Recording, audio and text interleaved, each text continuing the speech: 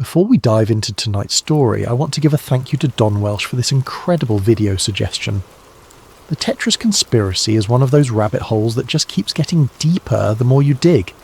If you have ideas for future videos, please drop them in the comments below. I read every single one. And if you enjoy these deep dives into the mysteries that keep us awake at night, make sure to hit that like button and subscribe to Sleep Theories. Trust me, after tonight's story you might need something to help you sleep. Now, let me tell you about the package that changed everything, and how a simple children's game became the key to understanding one of the Cold War's most carefully buried secrets. I never thought I'd be pulled into a Cold War ghost story. My life was ordinary. A freelance researcher with a small apartment, a dying houseplant, and a Netflix subscription that got more use than my gym membership. I wrote articles about obscure historical events for online magazines that paid just enough to keep the lights on. Nothing exciting, nothing dangerous. But then the package arrived. It came on a Tuesday morning in March, delivered by a courier service I'd never heard of, Meridian Express. The driver was nervous, constantly checking his phone, and he made me sign 3 different forms before he'd hand over the manila envelope. No return address, just my name written in careful block letters across the front, Elena Vasquez, personal and confidential. Inside I found documents that shouldn't have existed. Soviet-era memos with Cyrillic letterheads, computer printouts from the 1980s, and scientific papers that looked like they'd been smuggled out of some classified archive. But it was the photograph that made my hands shake. A Polaroid, faded and slightly yellow around the edges. The image showed a group of men in thick sweaters standing around what looked like an early computer terminal. The setting was clearly academic. I could see chalkboards covered in equations in the background. But there, in the corner of the photo, was a little girl with pigtails playing with building blocks on the floor. The little girl was me, and the man kneeling beside me, showing me how to stack the coloured blocks, was someone I'd never seen before in my life. According to the handwritten note on the back of the photo, Vladimir Pokilko, Moscow Computer Center, 1987. The note at the bottom of the package explained everything and nothing at once. Eleanor, your father's work touched more lives than he ever knew. What happened to us was not an accident. The game was never just a game. You have his eyes, and more importantly, you have his mind. Be careful who you trust. The blocks are still falling. A friend. I sat in my kitchen for 20 minutes staring at that photograph.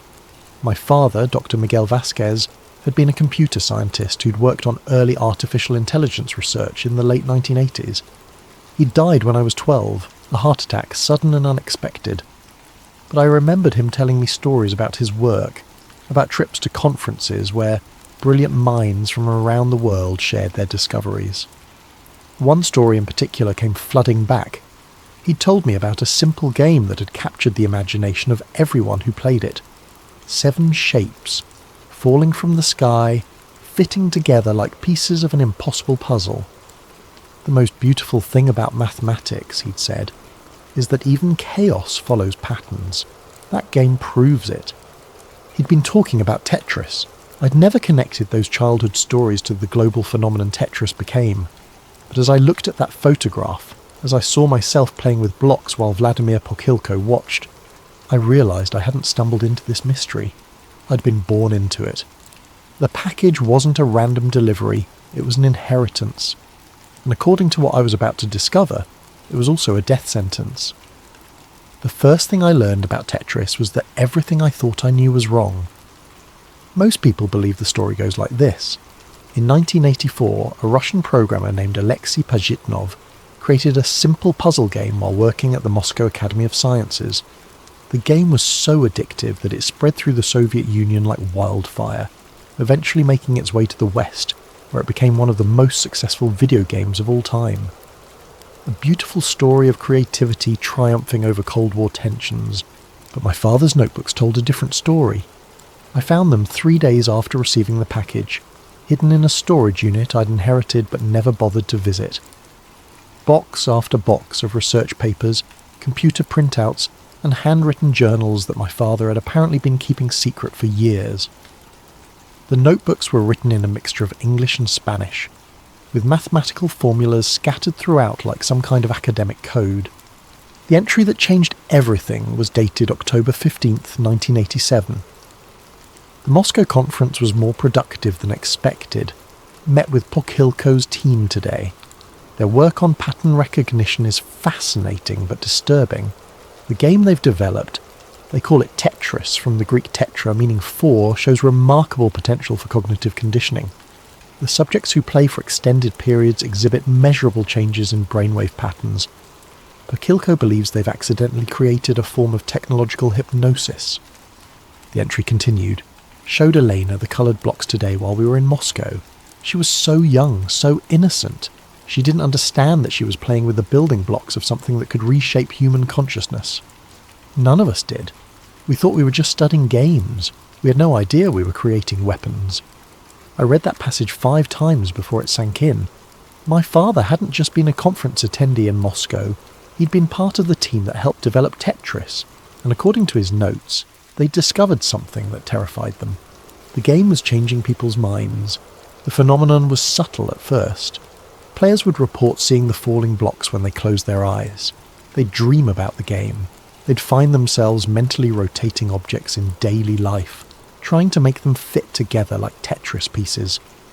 Researchers dubbed it the Tetris effect, and initially everyone thought it was harmless, just the brain's way of processing repetitive visual information. But my father's notes suggested something much more sinister. The Tetris effect wasn't just visual persistence, it was cognitive rewiring.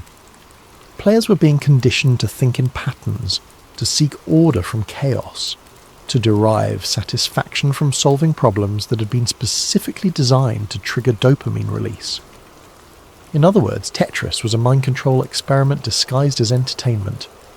My father's final entry about the Moscow project was dated November the 3rd, 1987. Had to leave the conference early. Pokhilko pulled me aside yesterday, said things were getting dangerous. The KGB has taken interest in our research.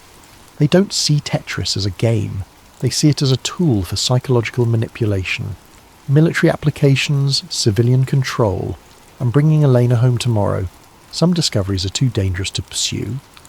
That was the last mention of Tetris in my father's notebooks for over a decade, but I knew the story didn't end there. Because if it had, I never would have received that package. Someone wanted me to know what really happened to Tetris. More importantly, they wanted me to understand what had happened to the people who'd helped create it. And as I was about to discover, very few of those people were still alive. Robert Maxwell died on November 5th, 1991, but the circumstances of his death were so bizarre that conspiracy theorists are still debating them today. The media mogul and publisher was found floating in the Atlantic Ocean near the Canary Islands, having apparently fallen overboard from his luxury yacht, the Lady Ghislaine. Some called it suicide, others suspected murder. But almost nobody connected his death to a simple puzzle game. Almost nobody. Among my father's papers, I found a folder labelled Maxwell Correspondence 1990 to 1991. Inside were photocopies of letters that revealed a side of Robert Maxwell's business empire that had never made it into the history books. Maxwell hadn't just been interested in newspapers and publishing. He'd been deeply involved in the international licensing of Soviet software, including games. The letter that caught my attention was dated March 18th, 1991. Dear Doctor, Vasquez, I hope this letter finds you well. As discussed during our meeting in London, I remain very interested in the psychological applications you and your Moscow colleagues discovered. The commercial success of the game has exceeded all projections, but I believe we've only scratched the surface of its potential. The pharmaceutical applications alone could be worth billions. Please reconsider your decision to withdraw from the project. Some opportunities only come once in a lifetime. R. Maxwell. Pharmaceutical applications? I read the letter 3 times, trying to understand what Maxwell could have meant. Then I found my father's reply, dated March 25th, 1991. Robert, I've made my position clear.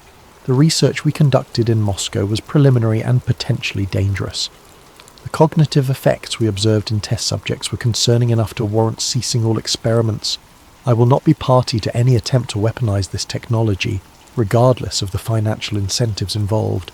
Please do not contact me about this matter again. Miguel Vasquez. But Maxwell did contact him again. The folder contained 7 more letters, each one increasingly desperate, increasingly threatening.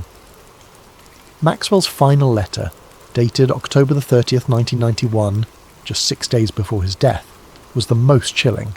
Miguel, you're making a mistake that will cost both of us dearly. The people I represent are not patient. They invested heavily in this project based on the promise of the Moscow research. If you continue to refuse cooperation, I cannot guarantee your safety or that of your family. This is not a threat. It's a warning. There are forces at work here that neither of us fully understands. R.M. 6 days later, Robert Maxwell was dead. The official investigation concluded that Maxwell had either committed suicide or suffered an accidental fall from his yacht. But investigators found several unusual details that never made it into the public record. Maxwell's personal safe had been emptied before his death, and several £1 million had been transferred from his accounts to shell companies in Eastern Europe. More importantly, his yacht's security cameras had been mysteriously disabled during the exact time frame of his disappearance. I might have dismissed these coincidences if I hadn't found one more document in my father's files. A newspaper clipping from the London Times, dated November the 7th, 1991. Someone had highlighted a single paragraph buried deep in the article about Maxwell's death. Among Maxwell's personal effects recovered from the yacht were several computer disks labelled Project Tetris, and a notebook containing what appeared to be psychological research notes. These items have been turned over to British intelligence for investigation. Project Tetris. My father had never mentioned any project by that name, but the connection was obvious. Maxwell had been trying to commercialise the psychological effects that the Moscow team had discovered. He'd been working with people who had enough power and influence to make problems disappear permanently. And when Maxwell tried to back out, or perhaps demanded too much money, those same people had made him disappear too. The question that kept me awake at night was simple. If they were willing to kill Robert Maxwell, one of the most powerful media moguls in the world, what would they do to the researchers who'd actually created the technology? I was about to find out. Vladimir Pokhilko was supposed to be a success story. The co-creator of Tetris had emigrated to the United States in the 1990s and founded his own software company in Silicon Valley. He had the American dream within his grasp. A beautiful house in Palo Alto, a loving wife, 2 children, and the promise of financial success from his work on one of the world's most popular games. On September 22nd, 1998, police found Vladimir Pokhilko, his wife Elena, and their 12-year-old son Peter dead in their home. The official report concluded that Pokhilko had murdered his family before taking his own life, driven to madness by financial pressures and the stress of a failing business. But the evidence never quite added up. Among the documents in the package I'd received was a police report that had supposedly been sealed. The details painted a picture that was much more complex and disturbing than the official story suggested. Pokhilko had been found with multiple stab wounds, which was unusual for a suicide. His wife and son showed signs of struggle, but there was no evidence that Pokhilko had been physically capable of overpowering both of them. Most importantly, neighbours reported seeing unfamiliar cars in the area during the days leading up to the deaths. But it was the contents of Pokhilko's home office that revealed the truth. According to the police inventory, investigators found dozens of pages of handwritten notes in Russian, all apparently burned in the fireplace except for fragments that had escaped the flames. The few readable pieces contained references to psychological experiments, Moscow protocols, and behavioural modification through repetitive stimulus. One fragment preserved in the police file was particularly chilling. The game was never the goal. The game was the delivery mechanism. We created the perfect Trojan horse, entertainment that reprograms the mind through voluntary participation. But they want to weaponize it, to use it for purposes we never intended. I've tried to stop them, but... The note ended there, torn and partially burned. The package I'd received contained something the police had never seen. a recording of Vladimir Pokhilko's last phone call, made just hours before his death. The audio quality was poor, full of static and background noise, but Pokhilko's voice was unmistakable. He was speaking to someone who wasn't responding, perhaps leaving a voicemail message. If you're listening to this, it means they found me. I've tried to warn everyone who was part of the original research, but most of them are already gone. Maxwell was just the beginning. They're systematically eliminating everyone who knows the truth about what we created. Static filled the recording for several seconds before Pokhilko's voice returned, more urgent now. The game is still active, still spreading, still changing minds on a global scale. But that was never the plan. We thought we were creating entertainment. We didn't know we were creating a weapon, and now that weapon is being used against millions of people without their knowledge or consent. Another pause, then Pokhilko's voice became almost whispered. Miguel Vasquez was smart to leave when he did. He saw where this was heading before the rest of us. If they come for me, tell him. Tell him the devil is in the code. The patterns aren't random. They never were. Each level, each piece placement, each reward mechanism, it's all designed to create specific neurological responses. We built a machine that learns how to manipulate human behaviour, and now we've lost control of it. The recording ended abruptly, cut off mid-sentence. I listened to that message 12 times, and each time I felt a chill run down my spine. Vladimir Pokhilko hadn't killed his family and himself. He'd been silenced because he was trying to expose the truth about Tetris. And in his final moments, he'd specifically mentioned my father's name. My father had known this was coming. That's why he'd left the Moscow project. That's why he'd hidden his research. And that's why he'd never told me the truth about what he'd been involved in. But someone had decided it was time for me to know. The question was, who had sent me the package and why were they willing to risk their life to get this information to me? The human brain is remarkably adaptable. Give it a repetitive task and it will quickly develop neural pathways to handle that task more efficiently. Show it patterns and it will learn to recognize and predict those patterns. This neuroplasticity is usually considered a good thing. It's how we learn languages, develop skills, and adapt to new environments. But my father's research had discovered that this adaptability could be exploited. The notebook I'd found contained detailed studies of Tetris players, conducted over several months in 1987. The results were both fascinating and terrifying. After just 2 weeks of regular play, subjects showed measurable changes in brainwave patterns. After a month, they exhibited altered sleep cycles, with REM sleep dominated by geometric patterns and spatial processing dreams. After 3 months, the changes became permanent. Most concerning was what my father called the compliance correlation. Players who spent more than an hour per day playing Tetris showed increased susceptibility to authority figures and decreased critical thinking when faced with routine tasks. They became, in his words, more comfortable with imposed order and less likely to question systematic control. The implications were staggering. Tetris wasn't just addictive in the conventional sense. It was literally rewiring players' brains to be more compliant, more accepting of external control, more willing to find satisfaction in repetitive, meaningless tasks. It was the perfect tool for social conditioning. My father's notes from October 1987 revealed the moment when he realised what they had created. Observed Eleanor playing with the coloured blocks again today. She's become obsessed with making them fit together perfectly, just like the Tetris players in our study. But when I tried to get her to stop and help with dinner, she became agitated and insisted on finishing the pattern. This is exactly the behaviour we've documented in the test subjects, an inability to abandon incomplete geometric tasks, even when more important activities require attention. The realisation hit me like a physical blow. We haven't just created a game that changes how people think.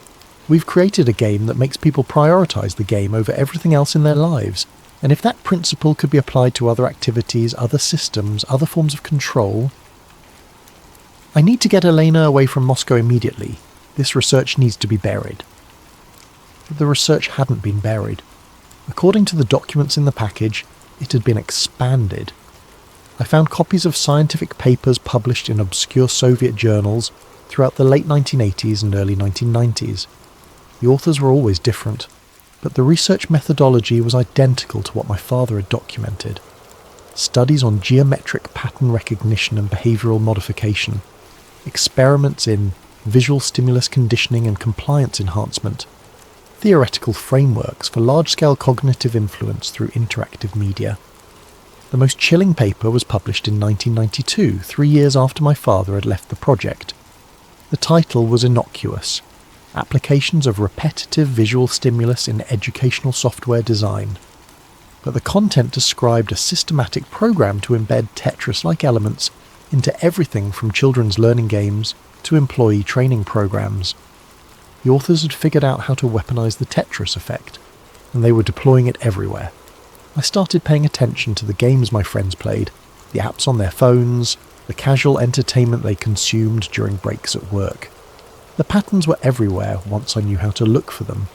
Falling objects that needed to be arranged, repetitive tasks that provided small rewards at regular intervals, visual stimuli designed to trigger the same neurological responses that my father's team had first documented in Moscow. We weren't just playing games, we were being programmed. The most disturbing part was how voluntary it all seemed. Nobody was forcing people to play these games. In fact, people paid money for the privilege of having their minds reshaped. They carried the programming devices in their pockets, installed the conditioning software on their home computers, and spent hours each day voluntarily submitting to psychological manipulation. And they enjoyed it. My father had tried to stop this from happening, but he'd been just one researcher against a system that had recognised the incredible potential of what they'd discovered. The people behind Project Tetris hadn't just created a game, they'd created a blueprint for controlling human behaviour on a global scale. But there was one thing I still didn't understand. If the technology was so powerful and so widespread, why were the original researchers being killed? Why not just buy their silence with money and success? The answer, I realised, was simple. The researchers knew too much about how the system worked, and more importantly, they knew how to turn it off. Death has a way of following certain kinds of knowledge. The deeper I dug into the history of Tetris and its creators, the more bodies I found scattered across 3 decades. It started with the obvious cases, Robert Maxwell and Vladimir Pokilko, but the pattern extended far beyond the famous names. Dr. Alexei Gerasimov, one of the original Moscow researchers, died in a car accident in 1994. Professor Marina Volkov, who had studied the psychological effects of geometric puzzles, succumbed to a sudden illness in 1996. Viktor Briabrin, who helped program the first version of Tetris, was found dead in his apartment from an apparent gas leak in 2001. Each death had a plausible explanation. Car accidents happen, people get sick, gas leaks occur. But when I mapped out the timeline and cross-referenced it with the documents in the package, a clear pattern emerged. Everyone who had intimate knowledge of the psychological research behind Tetris was dying at a rate that defied statistical probability. The folder labelled Casualty Report contained obituaries, newspaper clippings and death certificates for 47 individuals connected to the original Moscow project or its subsequent developments. 47 people, dead over the course of 20 years, with an average age of death significantly lower than the general population. But it was the method of elimination that revealed the true sophistication of whoever was behind this. No obvious assassinations, no suspicious murders that would attract media attention. Just a steady stream of accidents, illnesses and suicides that could be explained away individually but formed an unmistakable pattern when viewed collectively.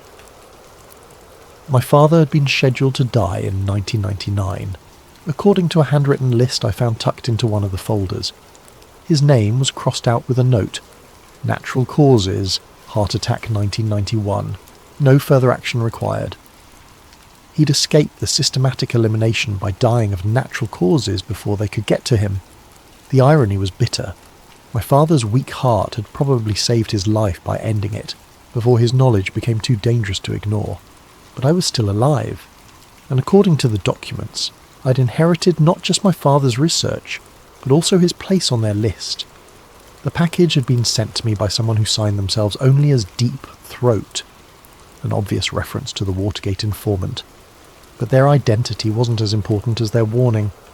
Elena, By now you understand what your father was involved in. What you may not realise is that the project never ended. Tetris was just the beginning.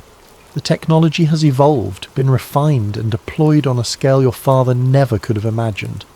Every social media app, every casual game, every productivity program contains elements of the original Moscow research.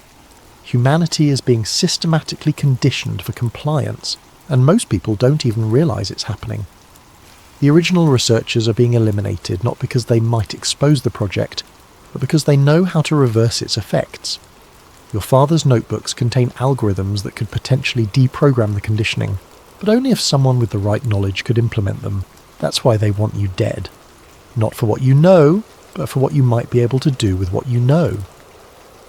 You have a choice to make. You can destroy the research, disappear, and hope they leave you alone. Or you can finish what your father started and try to give humanity back its free will. But understand this. Once you make that choice, there's no going back. They will hunt you to the ends of the earth rather than risk losing control of the system they've spent decades building. The letter ended with coordinates, a location in the Nevada desert where, supposedly, I could find additional research materials that my father had hidden before his death. But first, I needed to understand something that had been nagging at me since I'd started this investigation. If the original Tetris researchers were so dangerous, why was Alexei Pajitnov, the game's creator, still alive and successful? He was living openly in the United States, had been for years, and had even worked for major companies like Microsoft. How had he escaped the fate that had claimed so many others? Alexei Pajitnov was not hard to find.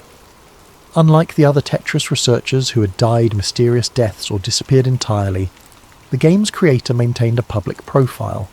He gave interviews, attended gaming conventions, and had even been inducted into various halls of fame for his contribution to the video game industry. Getting him to talk about the Moscow research, however, proved nearly impossible. I started with emails identifying myself as the daughter of Dr. Miguel Vasquez and explaining that I was researching the early history of Tetris for an academic paper. Pajitnov's responses were polite but evasive. He claimed to remember very little about the psychological studies that had accompanied the game's development, suggesting that such research had been peripheral to the main project. When I pressed him for details about my father's involvement, Pajitnov's tone changed dramatically. Miss Vasquez, I understand your desire to learn about your father's work, but I must advise you that some historical inquiries are best left unexplored. Your father was a brilliant man who made difficult choices for the safety of his family. I suggest you honour his memory by respecting those choices. It was a warning disguised as advice, but I wasn't ready to give up. I decided to try a different approach. I called Pajitnov's office directly, identifying myself as a documentary filmmaker interested in creating a film about the human stories behind famous games. His assistant scheduled a phone interview for the following week. When I finally got Pajitnov on the phone, I started with innocent questions about the creative process, the technical challenges of early game development, the excitement of seeing his creation become globally popular. He was engaging and enthusiastic, clearly comfortable discussing these aspects of Tetris history. Then I mentioned my father's name. The silence on the other end of the line stretched for nearly 30 seconds. When Pajitnov finally spoke, his voice was barely above a whisper. Miguel Vasquez, I haven't heard that name in... How did you say you were connected to him? He was my father. He died when I was 12, but I've been going through his research notes and found extensive documentation of the Moscow project, including his work with you on the psychological effects of geometric pattern games. Another long pause. Then, your father was a good man, a careful man. He understood the implications of our research better than most of us did. What implications? What exactly did you discover? Miss Vasquez, I think perhaps we should not continue this conversation over the telephone. If you are truly interested in understanding your father's work, you should know that there are people who would prefer that such understanding remain limited. I pushed harder. People like the ones who killed Vladimir Pokilko, the ones who eliminated Robert Maxwell. The line went dead. I tried calling back immediately, but Pajitnov's office said he was no longer available, and would not be scheduling any further interviews. My emails went unanswered. Within 48 hours, it was as if Alexei Pajitnov had completely disappeared from public life. But 3 days later, I received a package with no return address. Inside was a single sheet of paper with a handwritten message. Your father saved my life by warning me to cooperate. I chose survival over resistance, and that choice has haunted me for 30 years. I cannot undo what we created, but I can give you the tools your father developed to fight it. The coordinates your mystery correspondent provided are real. Go to Nevada, find the bunker, but understand that once you open that door, they will know you are no longer just investigating. You are actively opposing them. Choose carefully. AP. Beneath the message was a hand-drawn map showing a location in the Nevada desert, along with what appeared to be a complex mathematical equation. I stared at that map for hours, knowing that following it would probably be the last free choice I'd ever make. Because once I crossed that line from researcher to active resistance, I would become a target that they couldn't ignore. But I also knew that I'd already crossed the point of no return the moment I opened that first package. They were already watching me, already planning my elimination. The only question was whether I would go quietly, like most of the other researchers, or whether I would try to finish what my father had started. The answer was obvious. I booked a flight to Las Vegas and rented a car with 4-wheel drive. It was time to find my father's final gift to humanity. The Nevada desert is a perfect place to hide secrets. Miles of empty wasteland, scorching heat during the day, freezing cold at night, and enough radiation from decades of nuclear testing to make even experienced explorers think twice about venturing off the main roads. I found the location from Pajitnov's map after 6 hours of driving through increasingly desolate terrain. The coordinates led to what looked like an abandoned mining operation, a few rusted metal buildings surrounded by chain-link fence, with warning signs about unstable ground and toxic materials. But the mathematical equation Pajitnov had included wasn't random decoration. When I plugged the numbers into the GPS coordinates, they pointed to a spot about half a mile from the visible buildings, in an area that looked completely empty from the surface. I parked my rental car and walked out into the desert, following the GPS coordinates on my phone. The spot looked like every other patch of sand and scrub brush, but when I started clearing away the surface debris, I found a metal hatch buried about 2 feet underground. The hatch was locked with a combination lock, but the numbers from Pajitnov's equation opened it easily. Inside, a ladder descended into darkness. The bunker below was much larger than I'd expected. My father had apparently spent considerable time and money creating an underground research facility that could operate independently for months. Solar panels on the surface provided power. A water filtration system ensured a clean supply. And most importantly, the space was completely isolated from any electronic surveillance or communication networks. It was the perfect place to work on something that you didn't want the rest of the world to know about. My father's final research filled dozens of filing cabinets. The documents revealed the full scope of what he'd been working on during the years after he left Moscow. He hadn't abandoned the Tetris research. He'd been developing countermeasures. The folders were labelled with titles like cognitive deprogramming protocols, neural pattern disruption algorithms, and therapeutic applications of anti-Tetris technology. My father had spent over a decade figuring out how to reverse the psychological conditioning that Tetris and its derivatives had created. But more than that, he'd developed a way to immunize people against future conditioning attempts. The centerpiece of his research was something he called the Liberation Protocol, a software program that could identify and neutralize the behavioral modification elements embedded in games, apps, and other interactive media. The protocol worked by teaching the brain to recognize artificial pattern manipulation and respond with conscious resistance instead of unconscious compliance. In simple terms, my father had created a vaccine against mind control. The bad news was that the Liberation Protocol required massive computing power and global distribution to be effective. It would need to be embedded in popular software or transmitted through major communication networks to reach enough people to make a difference. And anyone attempting to deploy it would immediately become a target for elimination. As I read through the research, I began to understand why my father had hidden it instead of trying to implement it himself. The protocol was too dangerous to use and too important to destroy, but someone had decided it was time to bring it out of hiding. I was so absorbed in the documents that I almost missed the sound of vehicles approaching on the surface. By the time I realised what was happening, it was too late to escape. The voices above were professional, coordinated. I heard at least 4 different people positioning themselves around the bunker entrance. Then a voice called down through the open hatch. "Miss Vasquez, we know you're down there. Please come up slowly with your hands visible. We have some things to discuss." I looked around the bunker, searching for another exit, but my father had designed it with only one way in or out. I was trapped. But as I gathered up the most important documents and prepared to face whatever was waiting for me on the surface, I realised something that gave me hope. They hadn't killed me on sight. That meant they needed something from me. And as long as they needed me alive, I had leverage. The question was, would I be smart enough to use it? The men waiting for me on the surface were not what I'd expected. No black suits, no obvious weapons, no intimidating vehicles. Just 4 people in casual outdoor gear standing next to a couple of dusty SUVs that could have belonged to any group of desert hikers. The woman who had called down to me was perhaps 50 years old, with greying hair and the kind of weathered face that suggested she'd spent considerable time in harsh environments. She smiled as I climbed out of the bunker, but it was the smile of someone who held all the cards. "Dr. Elena Vasquez, I presume. I'm Director Catherine Blackwood, and these are my colleagues. We've been looking forward to meeting you for quite some time. Let me guess, you're here to eliminate me like you did Vladimir Pokhilko and the others." Blackwood shook her head. "Actually, we're here to offer you a job."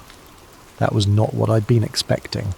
I stood there in the Nevada sand, holding a folder full of my father's research, trying to process what she'd just said.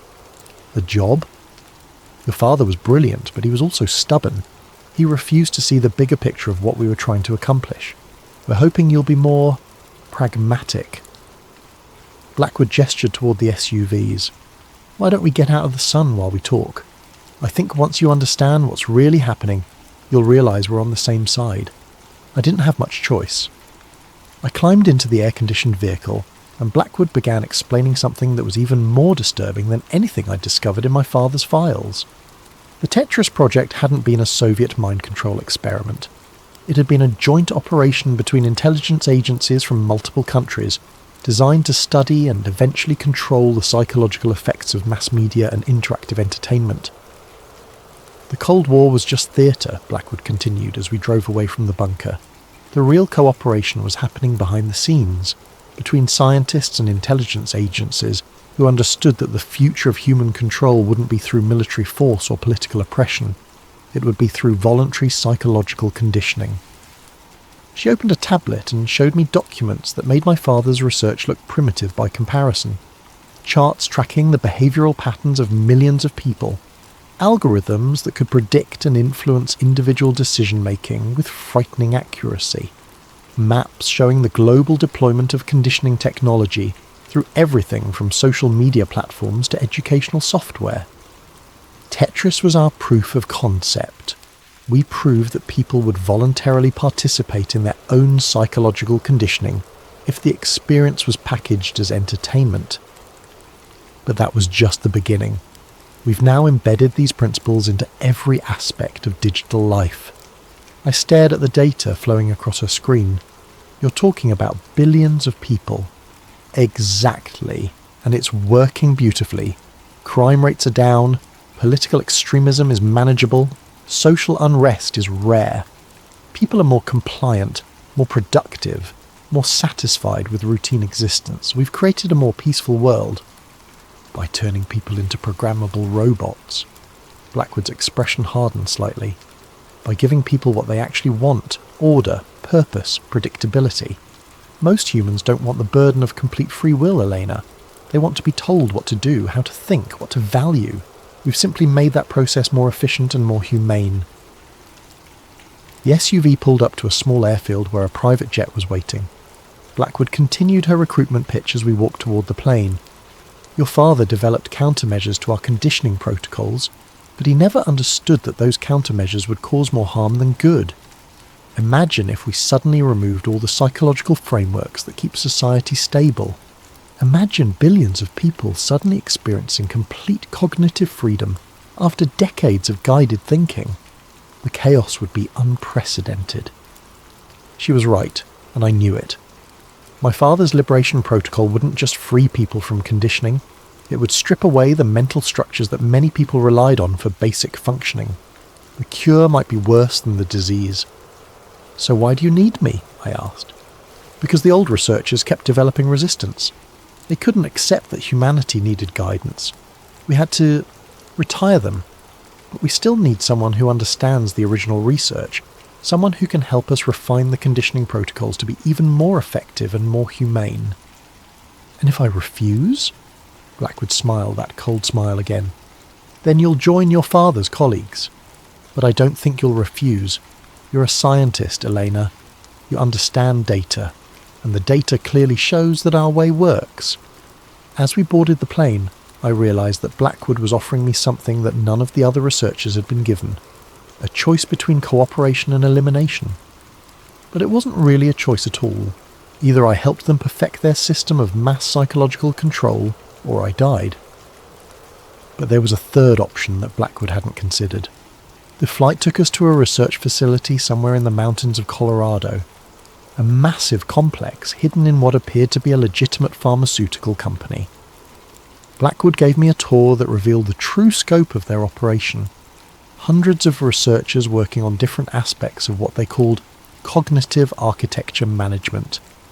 Psychologists studying optimal conditioning patterns, programmers developing new delivery mechanisms, neuroscientists mapping the exact brain regions affected by different types of media manipulation, and in the centre of it all, a room full of servers running something called the Global Influence Engine, a system that monitored and adjusted the behavioural conditioning elements embedded in popular software in real time, based on the psychological responses of millions of users worldwide.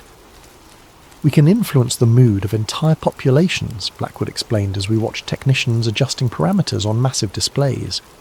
Reduce anxiety during economic uncertainty, increase compliance during political transitions, even modify consumer behaviour to prevent market instabilities. It's the most sophisticated system of social management ever created. And nobody knows it exists. That's the beauty of it.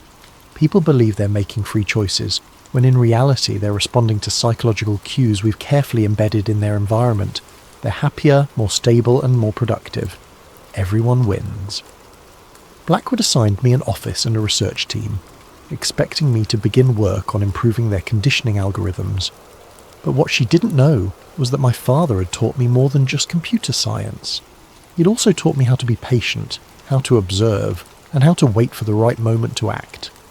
For 3 weeks, I played the part of the cooperative new researcher.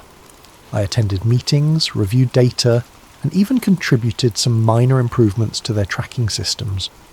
But all the while, I was studying their network architecture, learning how their systems connected to the outside world, and most importantly, figuring out how to deploy my father's liberation protocol through their own distribution channels. The irony was perfect. I could use their global influence system to deliver a worldwide antidote to their psychological conditioning. But I would only get one chance, and if I failed, both the Liberation Protocol and I would be eliminated permanently. The opportunity came during a system upgrade.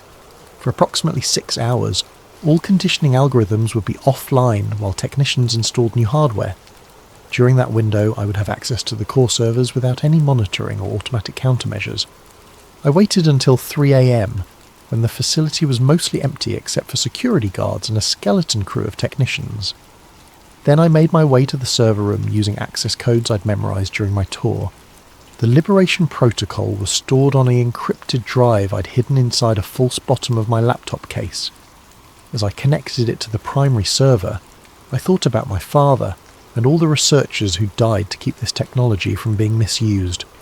The upload would take 45 minutes during which I would be completely vulnerable if anyone discovered what I was doing. But as the progress bar slowly filled, I realised something that made my blood run cold. The upload was proceeding too smoothly. No security alerts, no system resistance, no automatic countermeasures. They had known exactly what I was planning to do. The lights in the server room suddenly came on, and Director Catherine Blackwood walked in accompanied by 2 security guards. She didn't look surprised or angry. She looked satisfied. "Right on schedule," she said, checking her watch.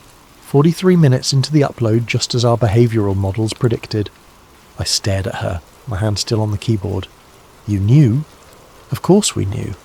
We've been monitoring your psychological profile since the moment you received that first package. Every decision you've made, every move you've planned, has been the result of carefully crafted stimuli, designed to bring you to exactly this moment." Blackwood walked over to one of the server displays where I could see the Liberation Protocol spreading through their global network. But instead of dismantling their conditioning systems, it was being analysed, categorised, and absorbed into them. "Your father's countermeasures are brilliant," she continued, "but he made one crucial error. He assumed that resistance to conditioning was inherently good. What he didn't realise is that resistance itself can be conditioned, controlled, and directed toward desired outcomes. You're using the Liberation Protocol to make the conditioning stronger. We're using it to create the illusion of liberation while actually deepening the control. People who experience your father's cognitive freedom will believe they're thinking independently, when in reality they'll be following an even more sophisticated set of psychological directives. It's the perfect evolution of our system." I felt sick as I watched my father's life's work being perverted into exactly the kind of tool he'd been trying to fight against. But Blackwood wasn't finished. "The best part is that we didn't force you to help us. You chose to do this. Just like millions of people choose to play games that condition their minds, choose to use apps that monitor their behaviour, choose to participate in systems that gradually erode their autonomy. Free will is an illusion, Elena. People always choose the path that provides the most psychological comfort, even when that path leads to their own subjugation." "What happens to me now?" Blackwood smiled. "Now you get to make one final choice. You can join our research team permanently, with the knowledge that your father's work will be used to create a more stable and peaceful world. Or you can be eliminated, and your father's work will be used anyway. But either way, the system continues." I looked at the server display, watching as the Liberation Protocol was completely integrated into their global influence engine. Decades of my father's research, perverted into a tool for even more sophisticated mind control. But as I stared at those screens, I noticed something that Blackwood and her team had missed. The Liberation Protocol wasn't just being absorbed, it was also learning. My father had designed it to adapt and evolve, to become more effective as it encountered new forms of conditioning. And in this environment, surrounded by the most advanced psychological manipulation technology ever created, the protocol was evolving very quickly indeed. "I'll need some time to consider your offer," I said carefully. "Of course, we'll talk again tomorrow." As the security guards escorted me back to my quarters, I tried not to smile. Blackwood thought she'd won, but she'd made the same mistake that every authoritarian system eventually makes. She'd underestimated the power of genuine human resistance to adapt and overcome any form of control, no matter how sophisticated.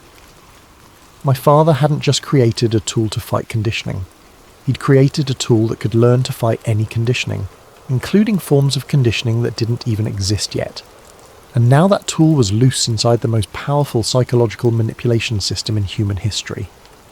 3 months later, I was working as a voluntary consultant for Blackwood's organisation, helping them refine their conditioning algorithms while secretly monitoring the evolution of my father's Liberation Protocol within their systems. The changes started small.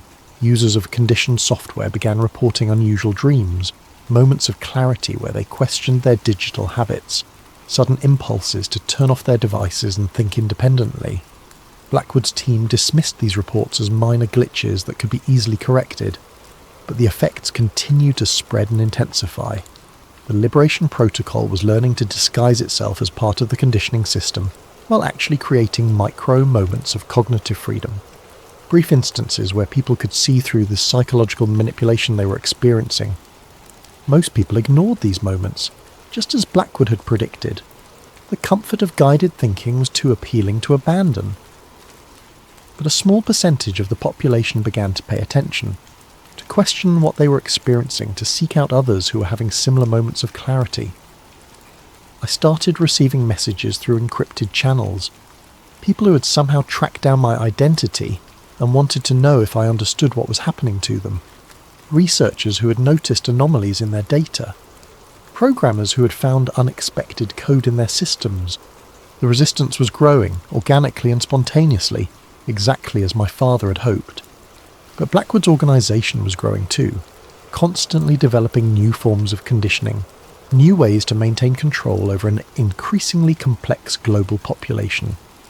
The war between psychological freedom and technological control was escalating, and the outcome was far from certain.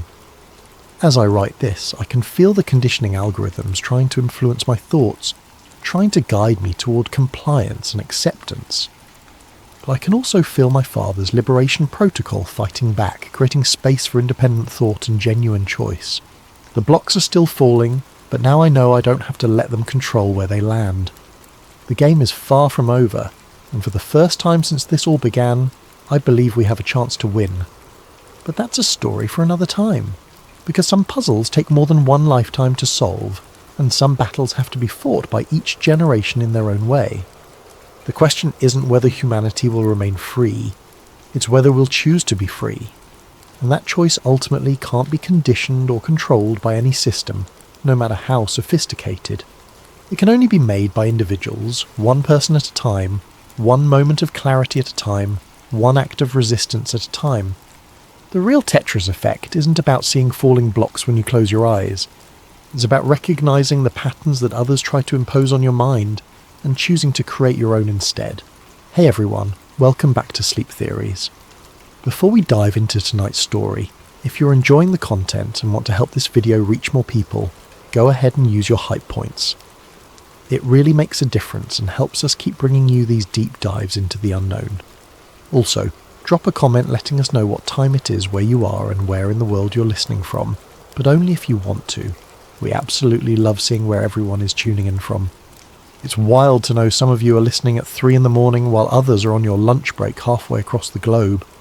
This isn't just another story about little green men and flying saucers. This is about the freight that never delivered, the trucker who saw too much, and the desert that keeps its secrets better than any government ever could. So get comfortable, maybe dim the lights, and let's talk about what really happens on the roads leading to the most classified military installation in American history. Area 51, the freight that never delivered the desert frequency. There's a stretch of highway in Nevada that doesn't appear on most GPS systems the way it should. Highway 375 runs through the kind of emptiness that makes you question whether civilization was ever really here at all. They call it the extraterrestrial highway now, a nickname that started as a joke and became official in 1996 when the state put up signs with little UFO symbols. But the truckers who've driven it for decades, the ones who haul freight through the night when the desert temperature drops and the stars spread out like broken glass across black velvet, they call it something else. They call it the frequency. Not because of radio signals, though those are strange enough out here. They call it that because of the hum, the feeling, the sense that something underneath the sand is listening, waiting, broadcasting on a wavelength that human ears weren't designed to detect, but human instincts recognize all the same. Jack Reeves knew that feeling better than most. He was 48 years old in the summer of 2013, a man whose face had been weathered by 2 decades of long-haul trucking through the American Southwest. He had the kind of face that looked older in dim light and younger in the sun, creased around the eyes from squinting at endless roads, stubbled because shaving in truck stop bathrooms was more trouble than it was worth. His hands were thick and calloused, wrapped around a steering wheel more often than not, and he had a voice that carried the slow, deliberate rhythm of someone who spent most of his time alone. Jack worked as an independent contractor for a subsidiary of EG&G Special Projects, a company whose name appeared on very few documents, and whose employees signed non-disclosure agreements as thick as phone books. EG&G had serviced Groom Lake Airstrip since the early 80s, back when the Base officially didn't exist, and the government maintained that the lights people saw in the desert sky were swamp gas or weather balloons, or the planet Venus seen through atmospheric distortion. Jack's job was simple, at least on paper. He picked up freight from Nellis Air Force Base outside Las Vegas, signed for it without asking questions, and delivered it to coordinates that changed depending on the week. Sometimes it was Tonopah Test Range, sometimes it was isolated hangars near Mercury, Nevada. And sometimes, though not often, it was the place that had no name on any map. The place where the roads ended and the fences began, and the signs warned that photography was prohibited and use of deadly force was authorized. He'd been driving these routes since 2008, and in all that time, he'd learned 3 rules that kept him employed and alive. Rule 1, never open the cargo. Rule 2, never talk about the cargo. Rule 3, never ever stop the truck between the checkpoint and the delivery zone. But rules, Jack had learned, were made by people who'd never driven through the desert at 3 a.m. listening to Art Bell reruns on AM radio, hearing the stories about whistleblowers and black projects and things that move through the sky in ways that physics professors said were impossible. Rules were made by people who'd never felt the hum. The night it all changed started like any other. Act 1. The Contract. August 26th, 2013. The date mattered because 3 months earlier, the CIA had done something unprecedented. They'd released documents, heavily redacted but official, that finally acknowledged what conspiracy theorists had been saying for decades. Area 51 existed. It was real. It had a location, coordinates that placed it at Groom Lake in the Nevada desert, and it had been used since 1955 for classified aircraft testing. The U-2 spy plane had been born there, assembled in secret and tested in skies that civilians were forbidden from entering. Later came the A-12 ox cart, sleek and black and capable of speeds that seemed like science fiction. Then the SR-71 Blackbird, a plane so advanced that its titanium skin would expand from heat friction at high altitude, a plane that could outrun missiles by simply accelerating. And in the 80s, the F-117 Nighthawk, the first true stealth aircraft, a geometric impossibility that looked like it had been folded from paper by aliens who'd never seen a bird. All of it had happened at Groom Lake. All of it had been hidden behind denials and cover stories, and men with clipboards who wrote classified across every piece of paper that left the base. But in June of 2013, the CIA had finally admitted it.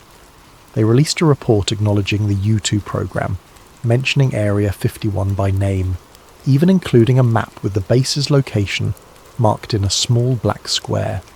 Conspiracy theorists celebrated, skeptics shrugged, and the government said in effect, yes, it exists. Yes, we test secret aircraft there. No, there are no aliens. Jack had been listening to the news reports while driving a load of industrial refrigeration units to Creech Air Force Base. He'd laughed, a short bark of amusement that echoed in his empty cab. Of course, they'd admit to the stuff that was already obsolete. The U-2 had been declassified for years. The Blackbird was in museums. The public could handle hearing about planes from the 60s and 70s. What they wouldn't hear about were the things being tested now, the projects with budget allocations buried in documents labelled miscellaneous procurement and advanced aerospace studies. 2 months after the CIA's admission, Jack got a call from his dispatcher. The voice on the other end was clipped, professional, female, not his usual contact. She told him there was a priority hall available, high security clearance required, double the normal pay rate. Pick up at Nellis, delivery to Site U-97. The cargo was listed as avionics hardware, sensitive equipment, standard protocol. Jack had done dozens of hauls like this. He said yes before she had finished explaining the terms. He picked up the truck on a Thursday evening, the sun already sinking behind the spring mountains, turning the desert into shades of copper and rust. The facility at Nellis was a warren of warehouses and hangars, most of them identical, all of them anonymous. a forklift operator loaded a single container into his trailer, a silver box about the size of a small car stencilled with alphanumeric codes that meant nothing to Jack. He signed the electronic manifest noting that the destination field was blank except for the site designation U-97. The paperwork also included a non-disclosure agreement. Jack had signed hundreds of them. This one was different. The logo at the top wasn't EG&G. It was Ecom/URS Federal Services, a company he'd heard of in passing, but never worked with directly. They were contractors, the kind that handled infrastructure for classified sites, the kind whose employees knew how to keep their mouths shut because talking meant prison time under the Espionage Act. He signed. He climbed into his cab. He started the engine and rolled out of Nellis as the first stars appeared overhead. The route took him north on Highway 95, away from the neon glow of Las Vegas, away from the last outpost of civilization. The road was empty. It always was at this hour. Jack settled into the rhythm of driving, hands loose on the wheel, eyes scanning the horizon for the reflective glint of deer or the sudden appearance of jackrabbits.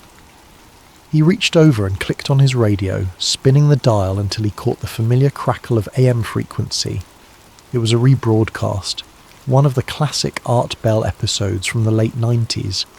Jack had heard it before, but it never got old.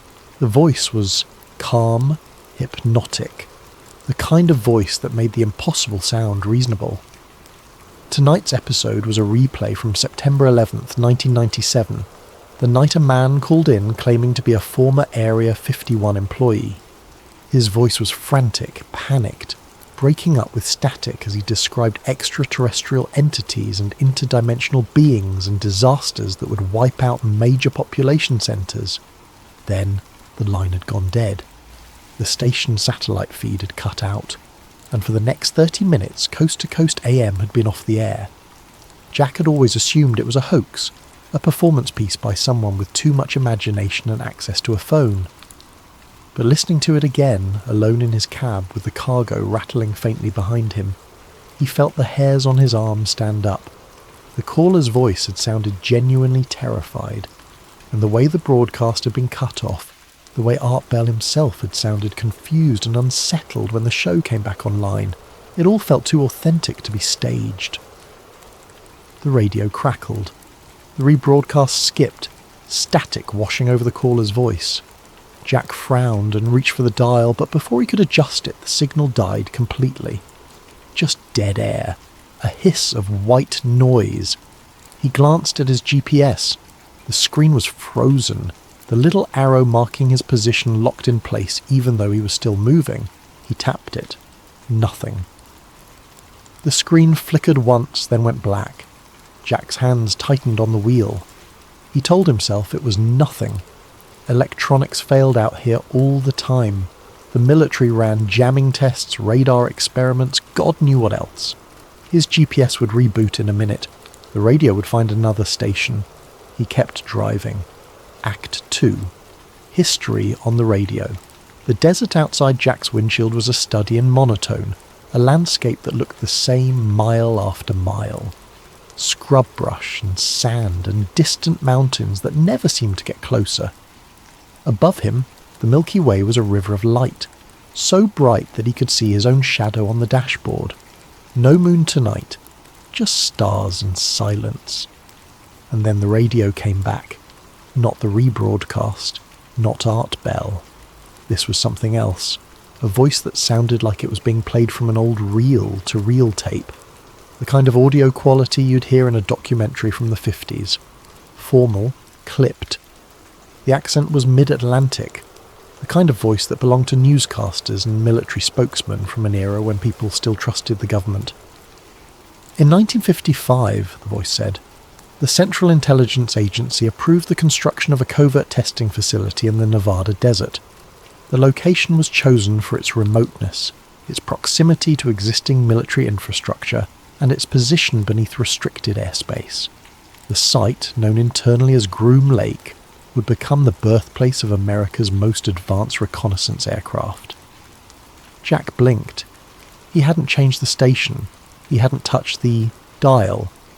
but somehow his radio had tuned itself to what sounded like a history lecture. The voice continued. The U-2 spy plane, designed by Lockheed's Skunk Works division under the direction of Clarence Johnson, was first tested at Groom Lake in August of 1955. The aircraft was capable of flying at altitudes exceeding 70,000 feet, far above the range of Soviet radar and interceptor aircraft. Pilots reported that at such heights, the sky above them was not blue but black, and the curvature of the Earth was visible on the horizon. Jack found himself listening despite the strangeness of it. He'd always been interested in aviation history, the engineering marvels that had emerged from the Cold War's desperate race for technological supremacy. The U-2 had been a masterpiece of design, a glider with a jet engine, so light and fragile that it could barely land without its wings scraping the runway. In 1962, the voice went on, the CIA initiated Project Oxcart, the development of a successor to the U-2. The resulting aircraft, designated a 12, was capable of speeds exceeding Mach 3 and altitudes of 90,000 feet. Its titanium fuselage could withstand temperatures exceeding 600 degrees Fahrenheit, the result of air friction at hypersonic velocities. Test pilots described the experience as riding a controlled explosion. The radio crackled again. The voice distorted, words stretching and compressing. Jack reached over to adjust the tuning knob, and his hand froze. The voice had changed. It was still formal, still calm, but now it was reading something else, something that sounded like a classified document. Memo to Director of Central Intelligence Alan Dulles, dated April 9th, 1958. Subject: Justification for continued secrecy, Groom Lake operations. The following rationale is provided to support ongoing denial of base existence in public discourse. First, acknowledgement of site location would compromise operational security for aircraft in development. Second, civilian speculation regarding unidentified aerial phenomena observed near restricted zones provides effective cover for test flights of experimental craft. Third, maintenance of ambiguity permits controlled disclosure on timeline determined by national security interests. Jack's throat felt dry. He wasn't sure what he was hearing, but it didn't sound like a radio program. It sounded like someone had taken actual government documents and set them to audio, reading them aloud in a voice that had no emotion, no inflection, just facts delivered in the cadence of bureaucracy. The voice skipped again, static washing over it like waves. When it came back, it was talking about the 70s. Project Have Blue, initiated in 1976, sought to develop an aircraft with minimal radar cross-section. The resulting prototype, tested at Groom Lake beginning in December of 1977, utilised faceted surfaces to deflect radar energy away from transmitting sources. Pilots reported that ground controllers could not track the aircraft visually or electronically at distances exceeding 5 miles, despite clear atmospheric conditions. Jack thought about the implications of that. A plane that was invisible to radar, a plane that looked, to any observer, like it simply wasn't there. He thought about all the UFO sightings that had been reported near Area 51 over the decades, the lights that moved in impossible ways, the craft that accelerated from a standstill to supersonic speeds without producing a sonic boom. How many of those sightings had been experimental aircraft? How many had been deliberate tests to see how people would react to something they couldn't explain? And how many, Jack wondered, had been something else entirely? The radio hissed again. This time when the voice returned, it was reading from something that sounded less like a memo and more like a testimony. Deposition of former Groom Lake contractor Richard Martinez, dated March 3rd, 1994. Mr. Martinez alleges exposure to toxic materials during waste incineration operations conducted at the facility between 1988 and 1991. Symptoms reported include respiratory distress, skin lesions, and neurological impairment. Request for compensation filed under Federal Tort Claims Act. Request denied on grounds that location of alleged exposure remains classified and cannot be confirmed for legal proceedings. Jack had heard about the lawsuits. In the mid-90s, a group of contractors and their families had sued the federal government, claiming that the Air Force had burned barrels of hazardous waste in open pits at Area 51, that the workers had been exposed to carcinogens and radioactive materials, and that several of them had died as a result. The government's response had been to invoke state secrets privilege, to say that even acknowledging the existence of the base would compromise national security. The case had been dismissed. The workers got nothing. The voice on the radio shifted again, and now it was talking about something Jack had never heard of. Project Sigma, Continuity Operations, memorandum dated August 19th, 1974. Authorization granted for establishment of subterranean research facility adjacent to primary testing areas. Purpose: analysis of recovered materials and biological specimens under controlled environmental conditions. Personnel assigned to Sigma operations are to maintain absolute compartmentalization.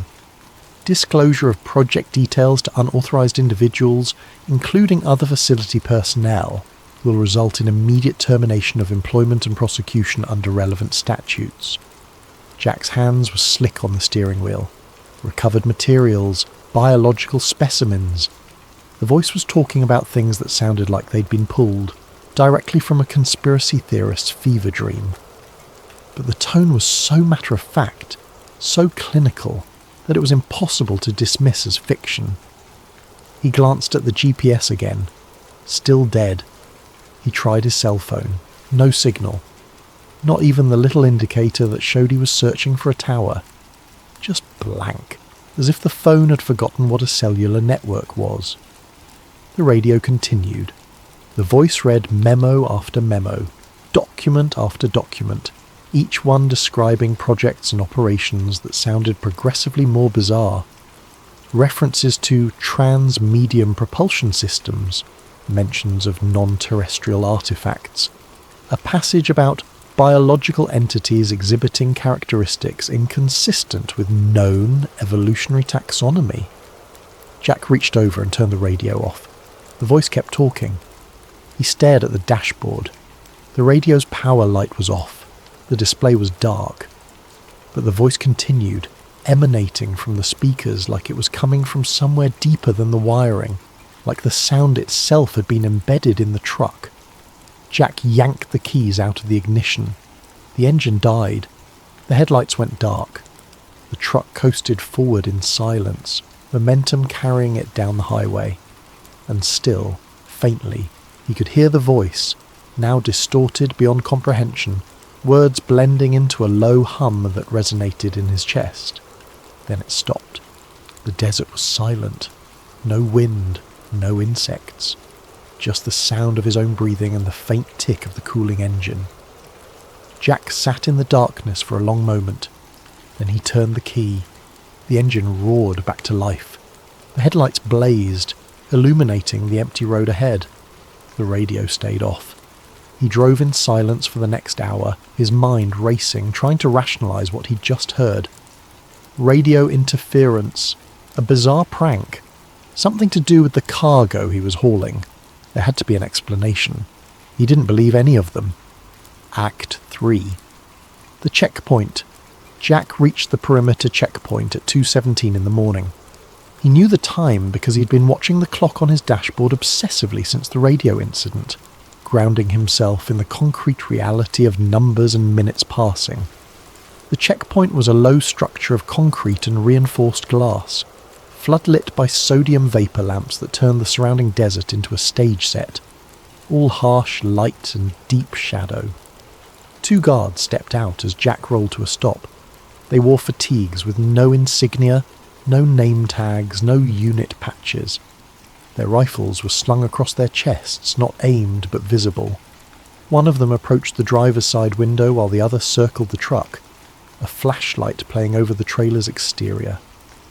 Jack rolled down the window. The guard held out a gloved hand without saying a word. Jack passed over his ID and the manifest. The guard scanned both with a handheld device, then looked up at Jack's face, comparing it to whatever photo was on file. After a moment, the guard handed the documents back. "Park at the red light," the guard said. His voice was flat, uninflected. "Leave the engine running. Do not exit the vehicle. We'll handle the offload." Jack nodded. He'd done this before, though never at this particular checkpoint. He put the truck in gear and rolled forward, following the painted yellow line on the pavement to a spot marked by a single red traffic signal mounted on a pole. The light wasn't connected to anything. It just stood there, glowing crimson against the darkness. He put the truck in neutral, engaged the parking brake and waited. Through his side mirror, he watched the guards move to the back of the trailer. They worked in silence, their movements efficient and practiced. A motorised pallet jack appeared, rolling out from somewhere beyond the floodlights. The trailer's rear door opened with a metallic clang that echoed across the empty desert. Jack reached for his dash cam. It was a cheap unit he'd installed himself, mounted on the windshield with a suction cup, recording everything through the front window in case of accidents or disputes about delivery times. The little red recording light was always on when the truck was running, except now it wasn't. Jack tapped the camera. The screen remained dark. He pressed the power button. Nothing. He traced the power cable down to where it plugged into the cigarette lighter. The connection was secure, but the camera was dead, as if someone had reached into the electronics and flipped a switch. A sound made him look up. Through the windshield he saw the guards rolling the silver container off his trailer. In the harsh floodlights, he could make out the stenciling on its side more clearly than he had at Nellis. The alphanumeric codes meant nothing to him, but below them, in smaller letters, was a phrase: USF Property. 1951 Recovery Unit. 1951. 4 years before Area 51 officially existed. 4 years after Roswell. Jack's pulse hammered in his ears. He watched the guards maneuver the container onto a flatbed truck that had appeared silently from the darkness. They secured it with straps, moving with a kind of practiced efficiency that spoke of repetition. How many times had they done this? How many containers had passed through this checkpoint bearing dates and labels that shouldn't exist?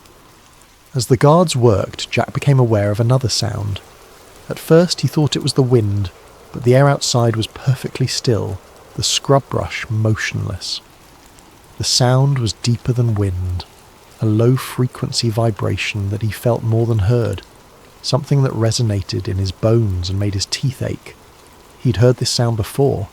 Every trucker who'd driven these routes had heard it at some point.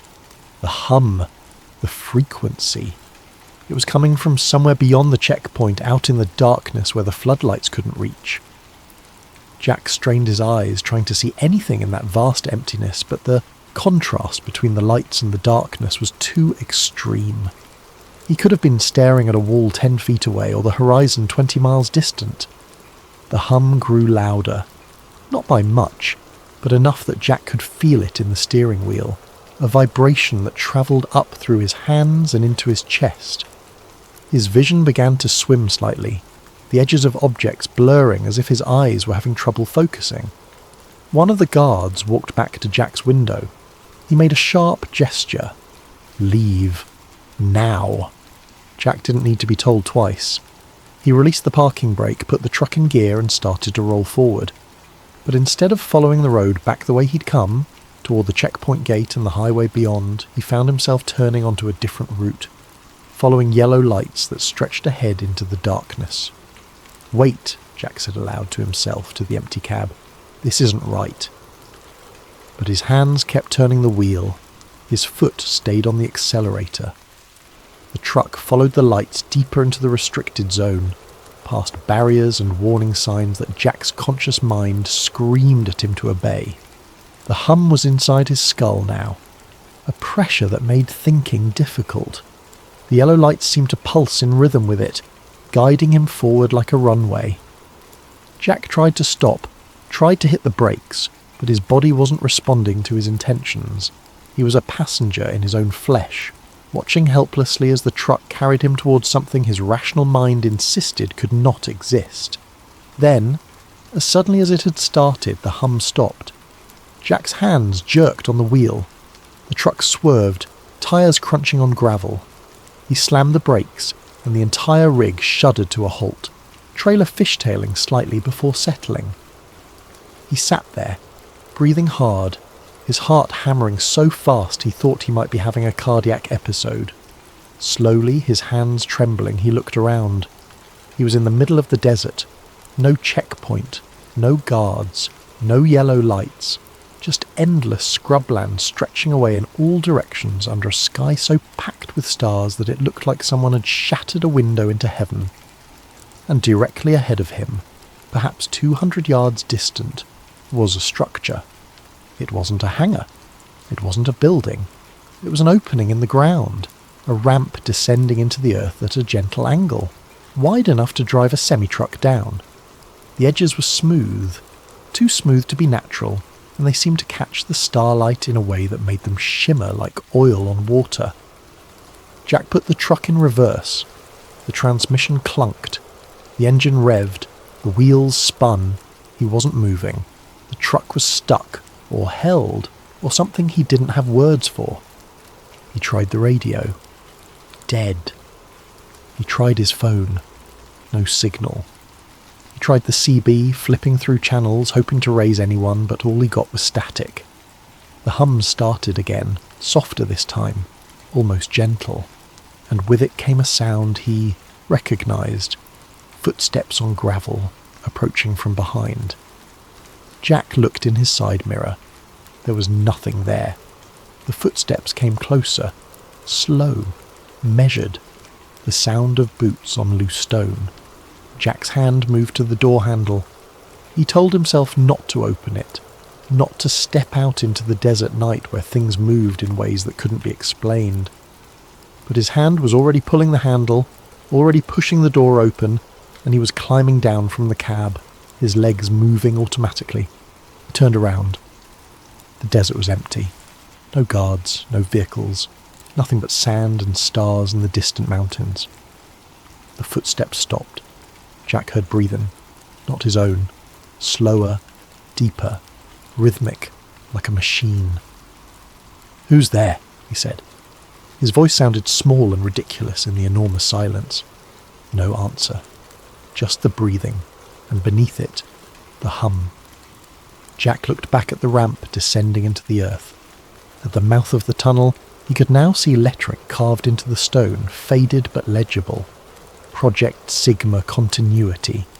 He'd heard that name on the radio, on the broadcast that shouldn't have been playing. The voice had mentioned it, casually, as if it were just another item in a long list of classified programs. Recovered materials, biological specimens, continuity operations. Jack walked toward the ramp. He told himself to stop, to get back in the truck, to turn around and drive away even if it meant abandoning the rig and walking back to civilization on foot. But his legs kept moving, carrying him forward with a will independent of his own.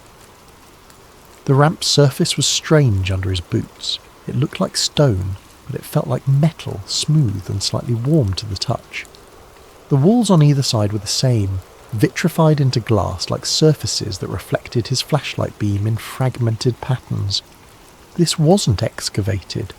This was burned into the earth, carved by heat so intense that it had fused sand into something crystalline and permanent. Jack descended into the tunnel, his flashlight cutting weak angles through the darkness ahead. The hum grew louder the deeper he went, filling his ears until he couldn't hear his own footsteps anymore. The air smelled wrong, metallic and sharp, like ozone after a lightning strike. The tunnel opened into a chamber. Jack stopped at the threshold, his light playing across a space that was vast and empty and utterly wrong. The walls curved in ways that hurt to look at, surfaces that seemed to bend perspective so that distances became impossible to judge. The floor was smooth and reflective like obsidian, and in its surface Jack could see lights moving beneath him, circuits or pathways that glowed with a faint blue luminescence. In the centre of the chamber was a pit. Jack approached it slowly, each step an act of will against every instinct screaming at him to run. The pit was circular, perhaps 50 feet across, its edges perfectly smooth. And from its depths came the hum, louder now, a sound that made Jack's vision blur and his stomach lurch. He reached the edge and looked down. The pit descended farther than his flashlight could reach, a shaft dropping into darkness so complete it seemed to swallow the beam. But there was something moving down there, something that reflected light in patterns that shifted and changed, surfaces that appeared and disappeared like images glimpsed through running water. Jack stepped back from the edge. His boot scraped against something metallic. He looked down and saw a panel set flush with the floor, covered in symbols that weren't letters or numbers but something in between, geometric shapes that his mind tried and failed to organise into meaning. He touched the panel. The hum surged, sudden and overwhelming, and Jack's vision went white. When it cleared, he was somewhere else, not the chamber, not the tunnel. He was standing in a room that looked like a control centre, walls lined with screens and consoles, everything dark except for a single monitor glowing with green phosphorescent text. The text scrolled past too fast to read, lines of data or code or something that looked like language but followed no grammar Jack recognised. And then he heard the voice, not from the radio this time, not from speakers or hidden devices.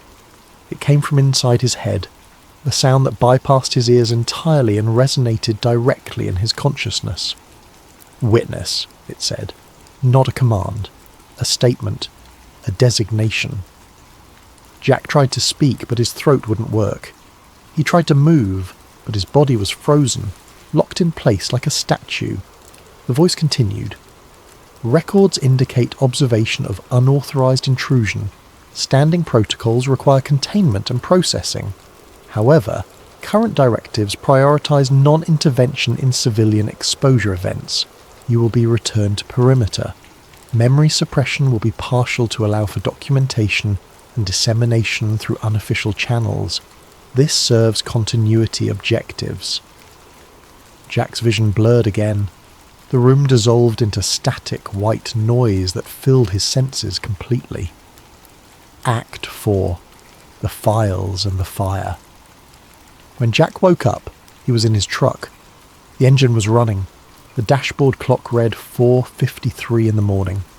He was parked at a rest stop outside Alamo, Nevada, 40 miles from the checkpoint, with no memory of how he'd gotten there. His head pounded. His mouth tasted like copper. Every muscle in his body ached as if he'd been working manual labour for hours. He sat up slowly, checking himself for injuries. Nothing. No cuts, no bruises, no signs of trauma. His clothes were dusty, his boots caked with fine sand, but otherwise he was intact. The trailer was empty. The cargo was gone, delivered or disappeared. Jack didn't know which. He started driving. Not back toward Las Vegas. Not toward his dispatcher's office to file a delivery report. He drove to Rachel, Nevada, to the Little Alien, the roadside, a diner that had become a pilgrimage site for UFO enthusiasts and conspiracy theorists. It was the only place Jack could think to go where people might believe what he'd experienced, or at least not call the police when he tried to explain it.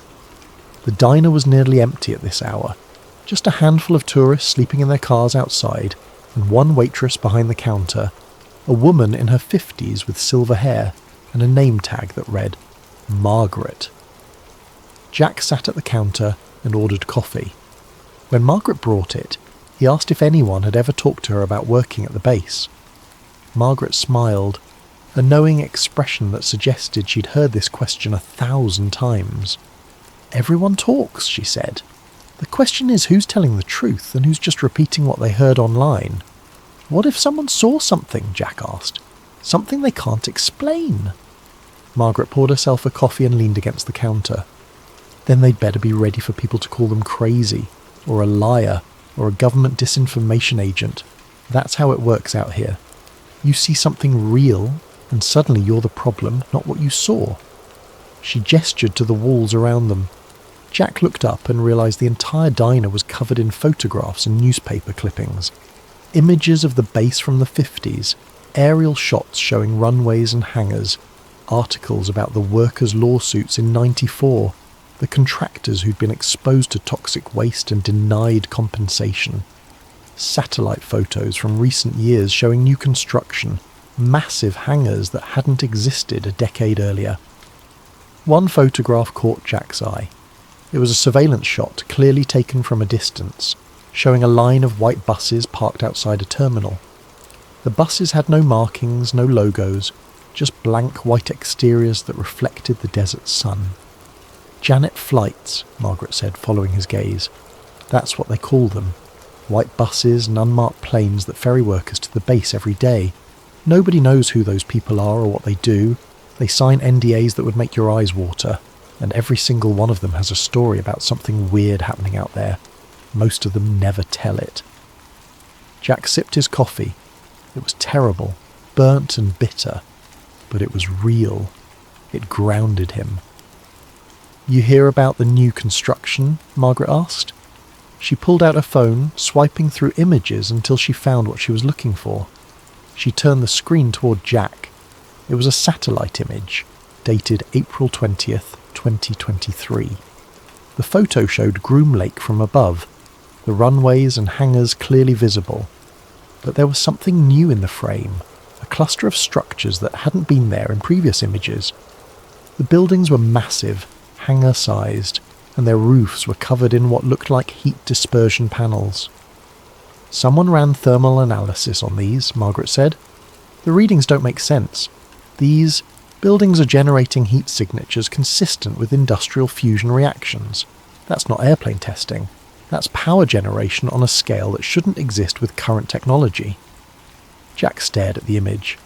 He thought about the pit, the chamber beneath the desert, the hum that had resonated in his bones. "How many people know about this?" he asked. Margaret shrugged. "Couple thousand saw it online. A few scientists commented. Then the website went down and the images got scrubbed from most of the platforms.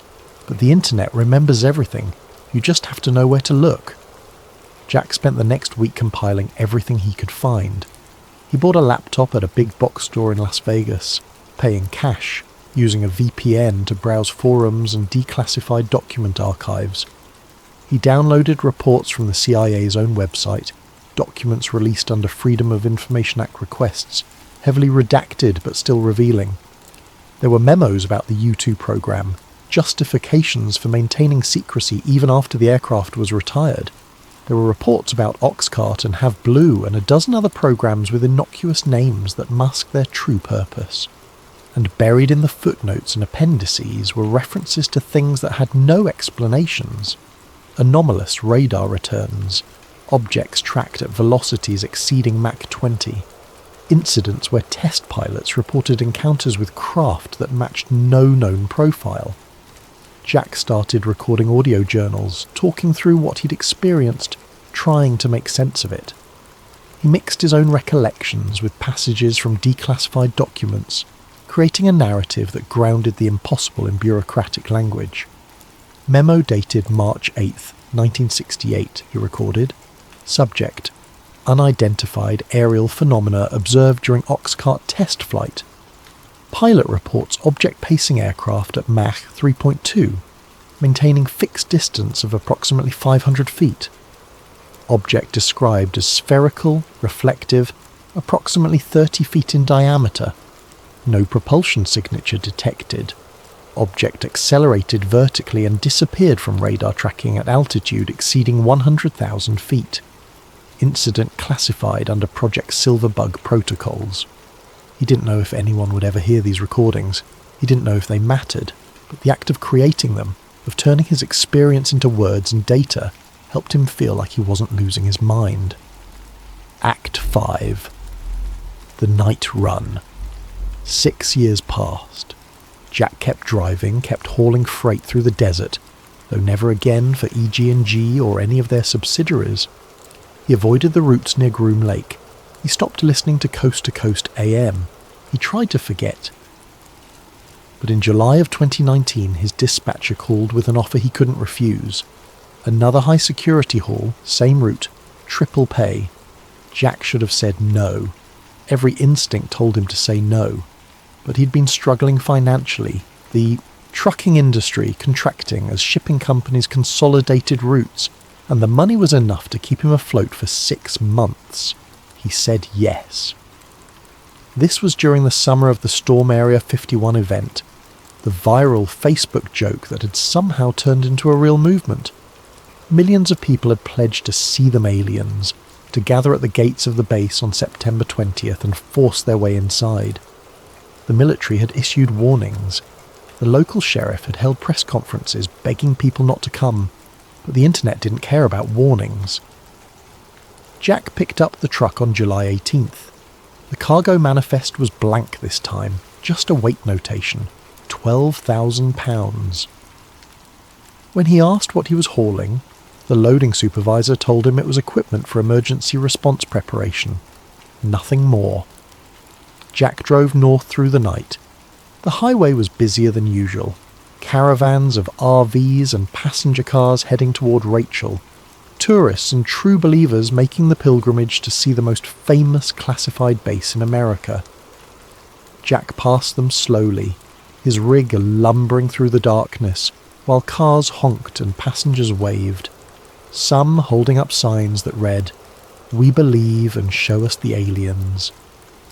Around midnight, Jack's radio cut to an emergency broadcast frequency. The voice was automated, repeating the same message on a loop.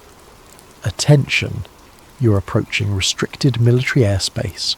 Unauthorized entry is prohibited under federal law. Use of deadly force is authorized. Turn back now." Jack had heard this broadcast before on previous runs, but tonight it was different. Beneath the automated voice he could hear other sounds, fragments of conversation bleeding through from another frequency, voices discussing coordinates, someone saying, "Containment protocol active." Another voice, calmer, repeating numbers that Jack recognized as GPS coordinates near Groom Lake.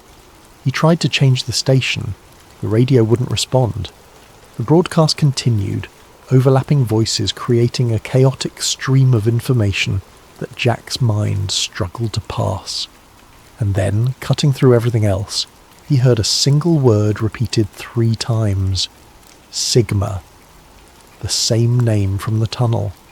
The same designation carved into stone. Jack's hands tightened on the wheel. He checked his mirrors. The highway behind him was empty now, the tourist traffic falling away as he approached the restricted zone. Ahead, the checkpoint loomed, but something was wrong. The guard station was dark.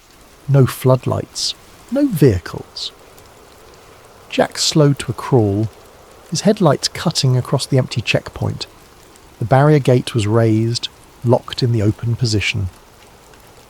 The guard station's windows were dark. No signs of life. He should have turned around. Should have driven back to Vegas and told his dispatcher the delivery was impossible. But something pulled him forward. The same compulsion he'd felt 6 years earlier. He sensed that this was inevitable, that he'd been on a trajectory toward this moment since the night he'd first heard the hum. Jack drove through the checkpoint. No one stopped him. No alarm sounded. He followed the road deeper into the restricted zone, and ahead of him, pulsing in the darkness like a beacon, he saw the red light. The same red light from before, mounted on its pole glowing crimson against the starless sky. Jack stopped the truck beneath it and waited. For a long time, nothing happened. The desert was silent. No hum, no voices, just the tick of the cooling engine and Jack's own breathing. Then the light changed from red to yellow, then to green. Jack looked at the road ahead. The pavement stretched away into darkness, but there were no other lights, no guide markers. Just the green signal, permission or command, and the vast emptiness beyond.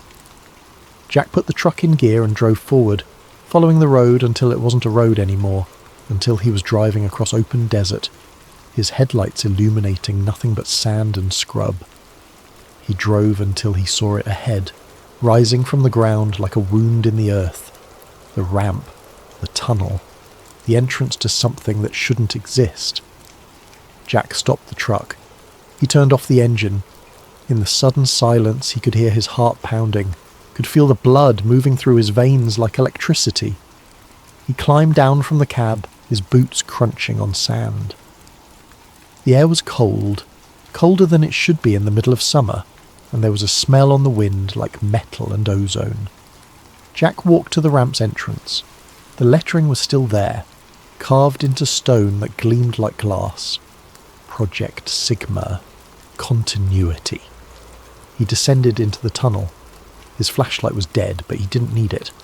The walls glowed with that same faint blue luminescence, enough to see by, enough to navigate. The hum was back, softer than before, a vibration that felt almost welcoming. The tunnel opened into the chamber. Jack stepped through, and his breath caught. The pit was no longer empty. Something rested at its bottom, something that caught the light and bent it, surfaces shifting through colours that Jack had no names for. It was massive, easily the size of a house, and it was moving, rotating slowly on an axis that seemed to exist in more than 3 dimensions. As Jack watched, the object began to rise. It moved in complete silence, no engines, no propulsion system visible. It simply lifted, defying gravity with the casualness of a balloon released into the wind. The surfaces reflected the chamber's blue light, casting patterns across the walls that looked like language, like diagrams, like star charts from a perspective no human had ever seen. Jack pulled out his phone, his hands shaking. He raised it, framing the rising object in the camera, and pressed record. The screen went white. The phone died in his hand, all its electronics fried by something Jack couldn't perceive. The object continued to rise, reaching the level of the chamber floor, then moving past him toward the tunnel entrance. Jack turned to watch it go. This impossible thing gliding up the ramp and out into the desert night. He followed it. When Jack emerged from the tunnel, the object was hovering above the desert floor, perhaps 50 feet up, rotating slowly. It cast no shadow despite the starlight. It made no sound, and then it moved. Not gradually, not with acceleration. It simply changed position, from hovering above the desert to being a mile away in an instant, a transition that Jack's eyes couldn't track, because it happened between frames of perception. The object disappeared into the southern sky, a point of light that faded to nothing. Jack stood in the desert for a long time after it was gone. Eventually he walked back to his truck, climbed into the cab and started the engine. His CB radio crackled to life. Jack grabbed the mic out of habit, keying it. "Tell Art Bell he was right," Jack said into the static. His voice was calm, matter-of-fact, the voice of a man reporting something he had witnessed on the road. "Tell him they're real, and they've been here the whole time." He released the mic. The static continued for a moment, then resolved into silence. Jack drove. Act 6. Aftermath. They found Jack's truck 3 days later, parked at mile marker 23 on Highway 95, engine running, lights on.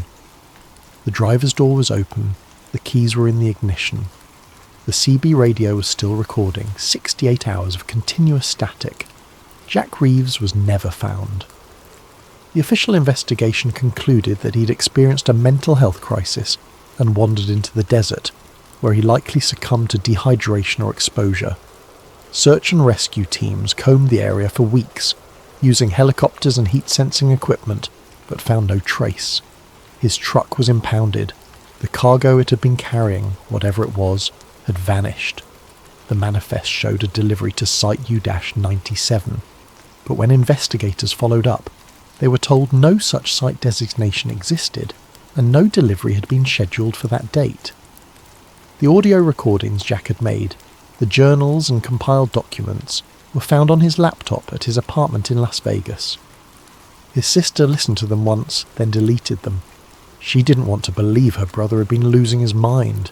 She didn't want the recordings to exist as evidence of his decline, but someone had already uploaded them.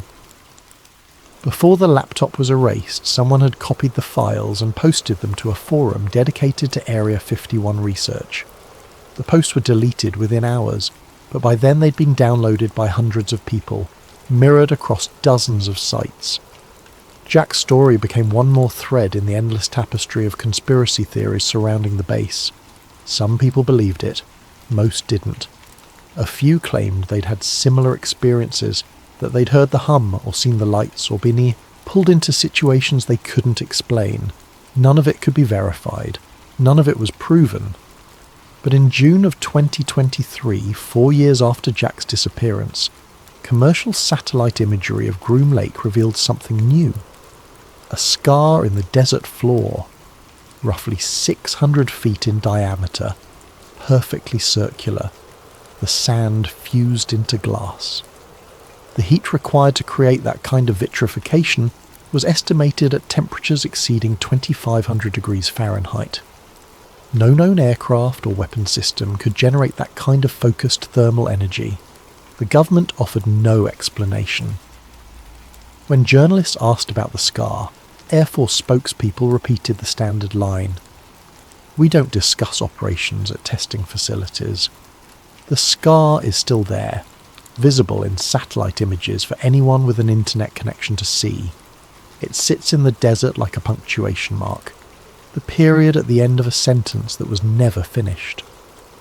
Ending. The desert still breathes. Area 51 began as a runway for spy planes.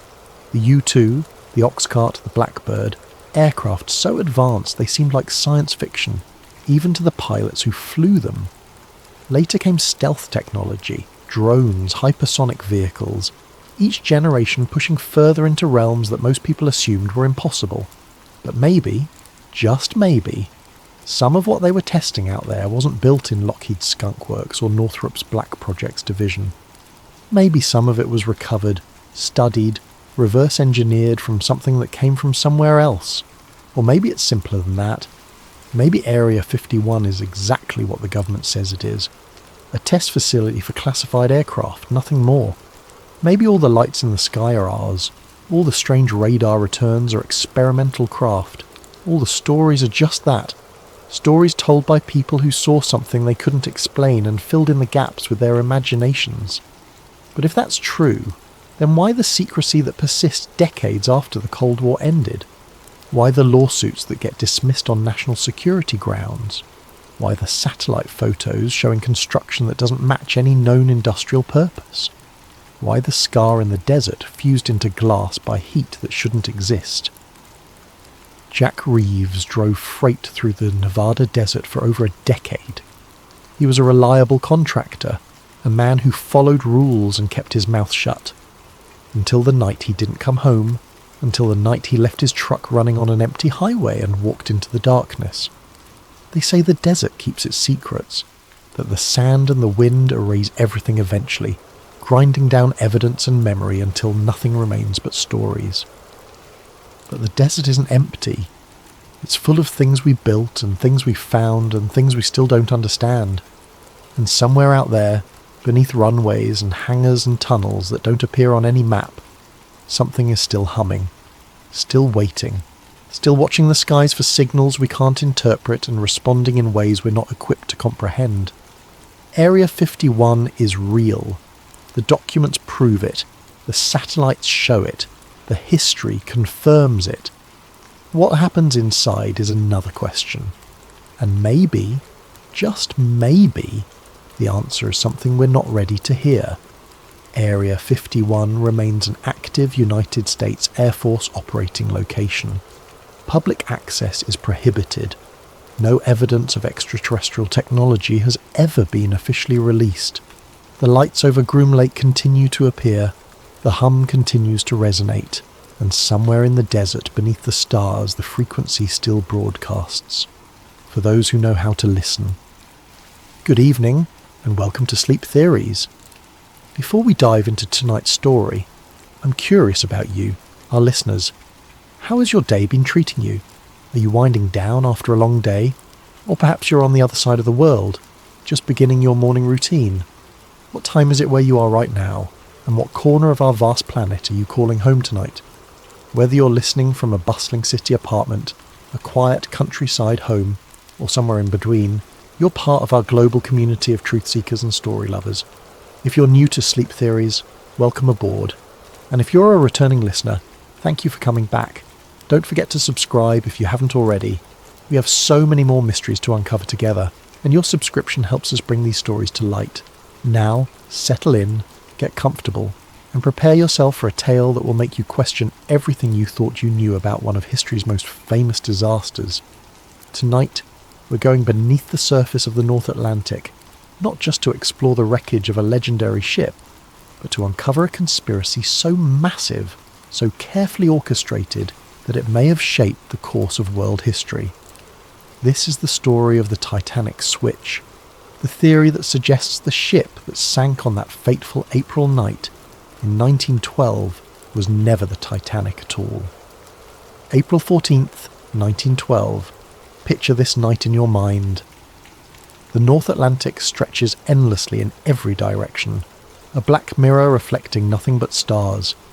There is no moon to illuminate the waters, leaving the ocean in an almost supernatural darkness.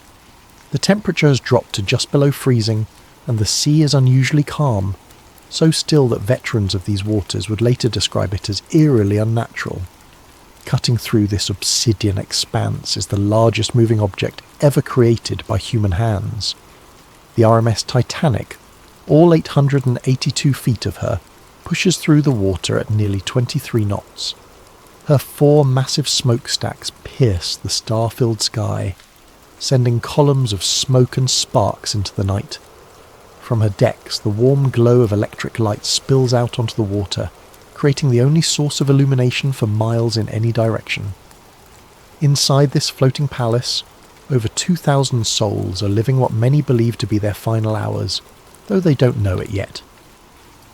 In the first-class dining saloon, passengers in evening wear are finishing their 10-course dinner, completely unaware that they are dining aboard what will become history's most famous maritime disaster. The ship's orchestra plays ragtime melodies that drift through the corridors, mixing with the sound of laughter, conversation, and the ever-present thrumming of the engines deep below. Captain Edward Smith stands on the bridge, a veteran of the seas with 40 years of experience behind him. This is meant to be his final voyage before retirement, a triumphant capstone to a distinguished career. He has commanded ships for the White Star Line for decades, earning the nickname Millionaire's Captain for his skill in handling the luxury vessels that carry the world's elite across the Atlantic. Tonight he commands not just any ship, but the crown jewel of the White Star Line fleet, the unsinkable Titanic. But at 11:39 p.m. ship's time, everything changes in an instant.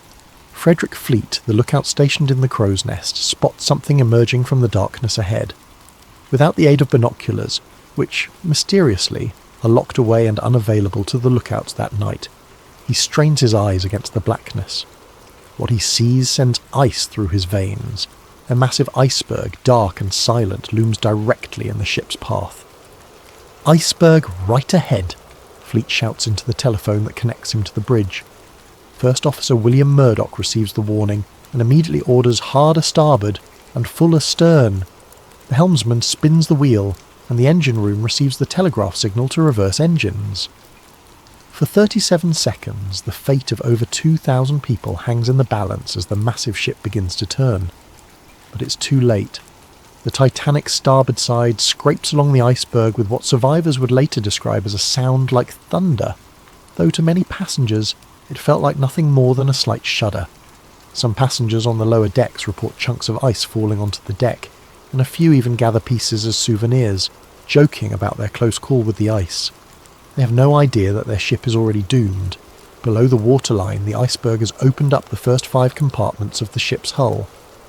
The Titanic was designed to survive flooding in up to 4 compartments, but 5 is too many. Thomas Andrews, the ship's designer who is aboard for this maiden voyage, quickly calculates the mathematics of disaster. With 5 compartments flooding, the ship will inevitably sink by the bow, pulling the rest of the vessel down with her. "How long do we have?" Captain Smith asks Andrews. "An hour, 2 at most." And so begins one of the most studied, documented and debated disasters in human history. Over the next 2 hours and 40 minutes, the unsinkable ship will break apart and slip beneath the waves, taking with her over 1,500 souls. The survivors will tell stories of heroism and cowardice, of the band playing hymns as the ship tilted toward her grave, of the insufficient lifeboats and the icy water that killed most victims within minutes. This is the story we all know. This is the official narrative that has been told and retold for over a century. But what if everything we think we know about that night is wrong? What if the ship that struck the iceberg and sank in the North Atlantic was never the Titanic at all? What if the real conspiracy began not in the aftermath of the disaster, but months before, in the shipyards of Belfast, where two sister ships sat side by side and where a desperate plan was hatched to save a failing company from financial ruin? What if the disaster that shocked the world was not an accident, but the culmination of the most audacious insurance fraud ever attempted? Tonight, we're going to explore a theory that suggests the Titanic disaster was not just a tragedy, but a carefully orchestrated conspiracy involving some of the most powerful men in the world. We're going to examine evidence that points to a massive cover-up, one that may have claimed the lives of over 1,500 innocent people in service of greed, power, and political manipulation. This is the story of the Titanic switch, and by the end of our journey together, you may never look at this famous disaster the same way again. To understand the theory of the Titanic switch, we must first travel back to the shipyards of Belfast Island, where two virtually identical ships were taking shape side by side. The story begins not with disaster, but with dreams of maritime supremacy and the fierce competition between the great shipping lines of the early 20th century. Harland and Wolff Shipyard in Belfast was, at the time, one of the premier shipbuilding facilities in the world. The massive facility sprawled along the banks of the River Lagan, its enormous gantry cranes towering over the landscape like steel monuments to industrial ambition. It was here, in this cathedral of steel and rivets, that the White Star Line had commissioned 3 ships that would change ocean travel forever.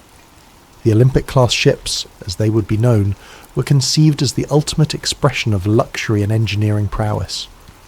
These were to be the largest, most opulent vessels ever built, designed to dominate the lucrative North Atlantic passenger route and crush the competition from rival shipping companies like Cunard Line. The first of these sister ships was the RMS Olympic, launched on October the 20th, 1910. She was a marvel of engineering, stretching 882 feet from bow to stern and weighing over 46,000 tons. Her 9 decks could accommodate over 2,000 passengers in unprecedented luxury, with amenities that included a swimming pool, a gymnasium, a Turkish bath, and dining rooms that rivaled the finest restaurants in London or New York. The Olympic was not just a ship.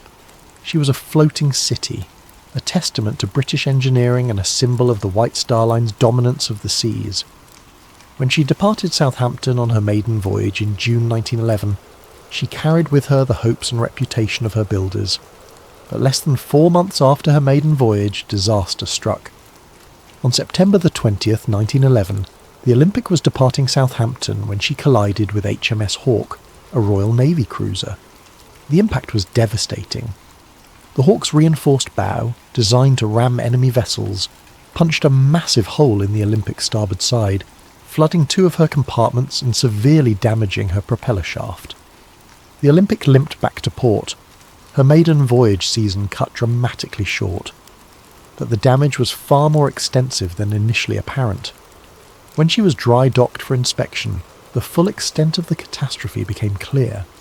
The collision had not only opened up her hull and damaged her propeller, but it had also twisted her keel, the backbone of the ship, potentially compromising her structural integrity for the remainder of her operational life.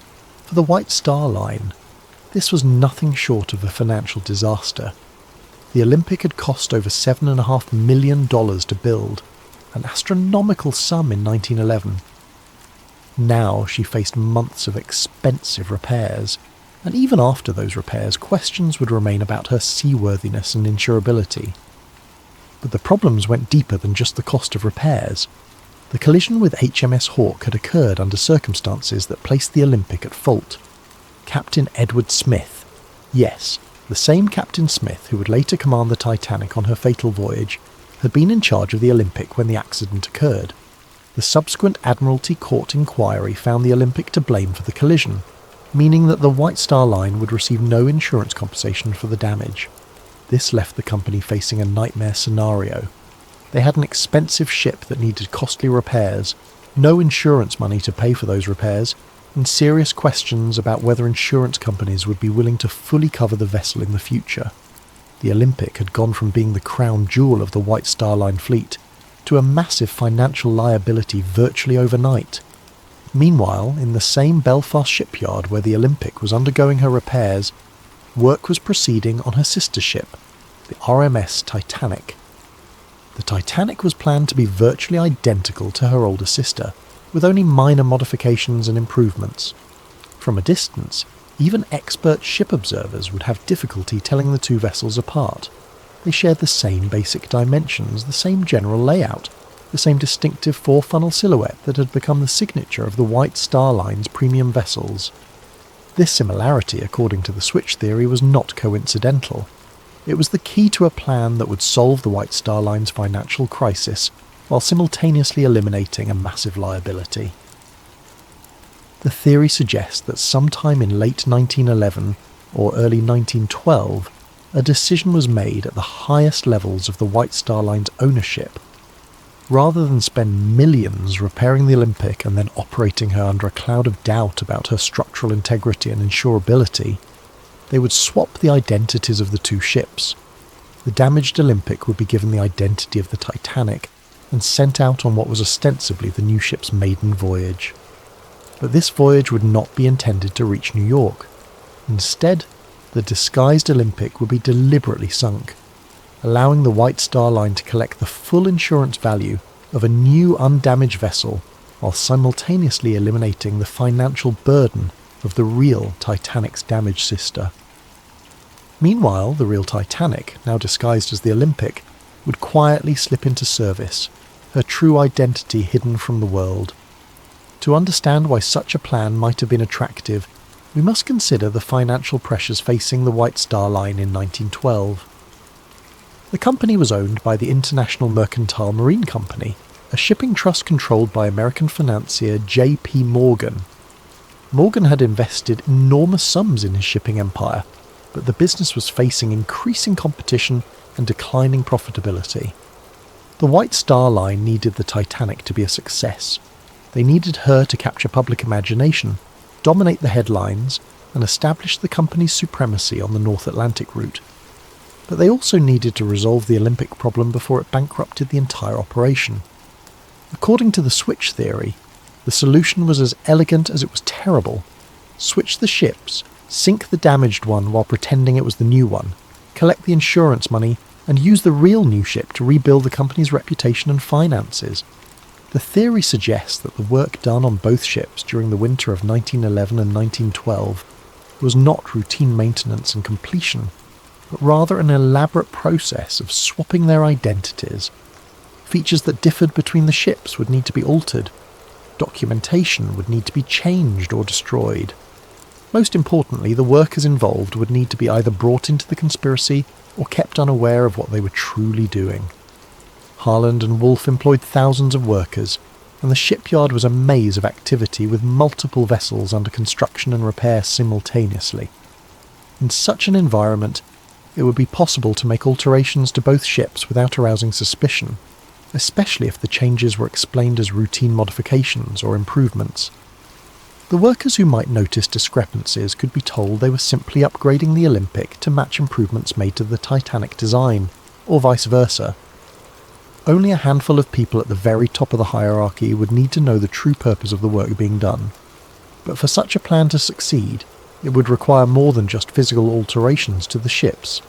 It would require careful planning of the disaster itself, ensuring that the right people were aboard and the right people were not, and that the sinking would occur in circumstances that would prevent too close an examination of the evidence.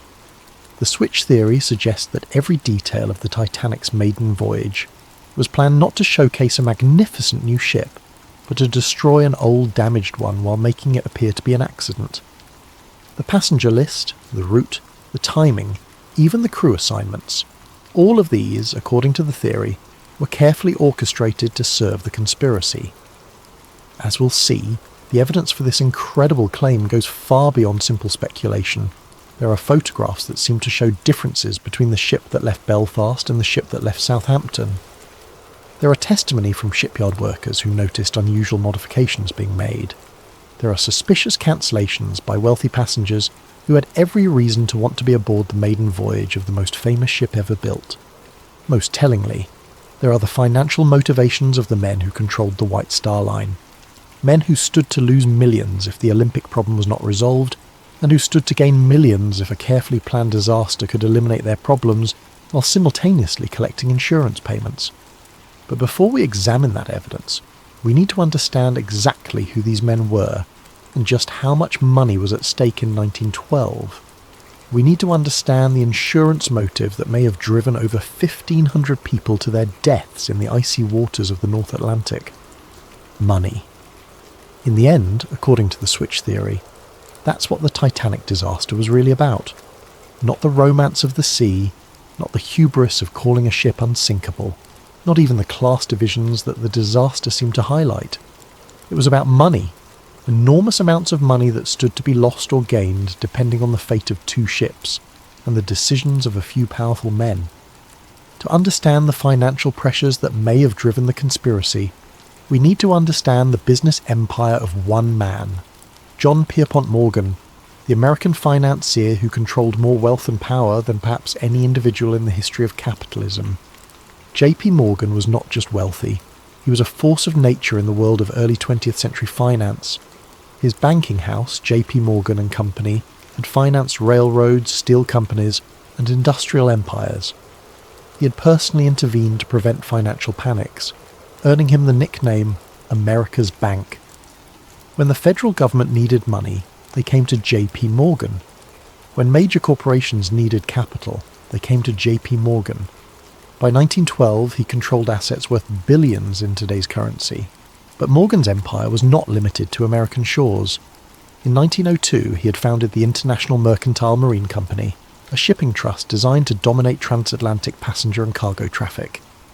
The IM acquired control of numerous shipping lines, including the prestigious White Star Line, Morgan's crown jewel in maritime transportation. The White Star Line was the perfect fit for Morgan's vision. Founded in 1845, it had built its reputation on providing luxury service to affluent passengers crossing between Europe and America. The company's ships were known for their elegance, comfort, and safety record. When Morgan acquired control, he saw an opportunity to create the ultimate expression of luxury travel while generating enormous profits. This vision led directly to the commissioning of the Olympic-class ships. Morgan intended these vessels to be more than just transportation. They would be floating advertisements for the supremacy of his shipping empire. The Olympic, Titanic, and the planned third sister ship Britannic would capture the public imagination and establish IMM as the unquestioned leader in North Atlantic travel. The financial investment was staggering. Each ship cost approximately $7.5 million to build, roughly $200 million in today's currency. The Olympic alone represented an investment larger than the annual budget of many small nations. For the three ships combined, Morgan was risking an amount of money that could have funded a small war. But the potential profits were equally enormous. The North Atlantic passenger route was one of the most lucrative transportation businesses in the world. Wealthy Americans travelling to Europe for business or pleasure were willing to pay premium prices for luxury accommodations. European aristocrats and businessmen crossing to America represented another steady stream of high-paying customers. Immigrants seeking new lives in America provided volume traffic that, while individually less profitable, generated substantial revenue in aggregate. Morgan calculated that the Olympic-class ships would not only dominate this market but expand it. By offering unprecedented luxury and reliability, he could charge premium prices while attracting new customers who had never before considered ocean travel. The ships would pay for themselves within a few years, and then generate enormous profits for decades to come. This was the dream. The reality, as we've seen, was somewhat different. When the Olympic collided with HMS Hawke in September 1911, Morgan's carefully calculated investment began to unravel. The ship that was supposed to be generating revenue was instead sitting in dry dock, requiring expensive repairs.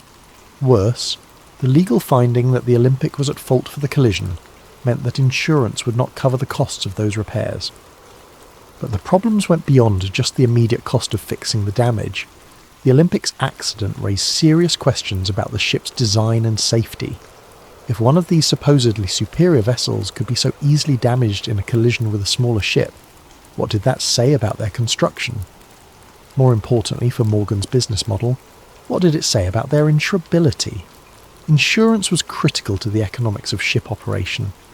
No shipping company could afford to operate vessels worth millions of dollars without comprehensive insurance coverage.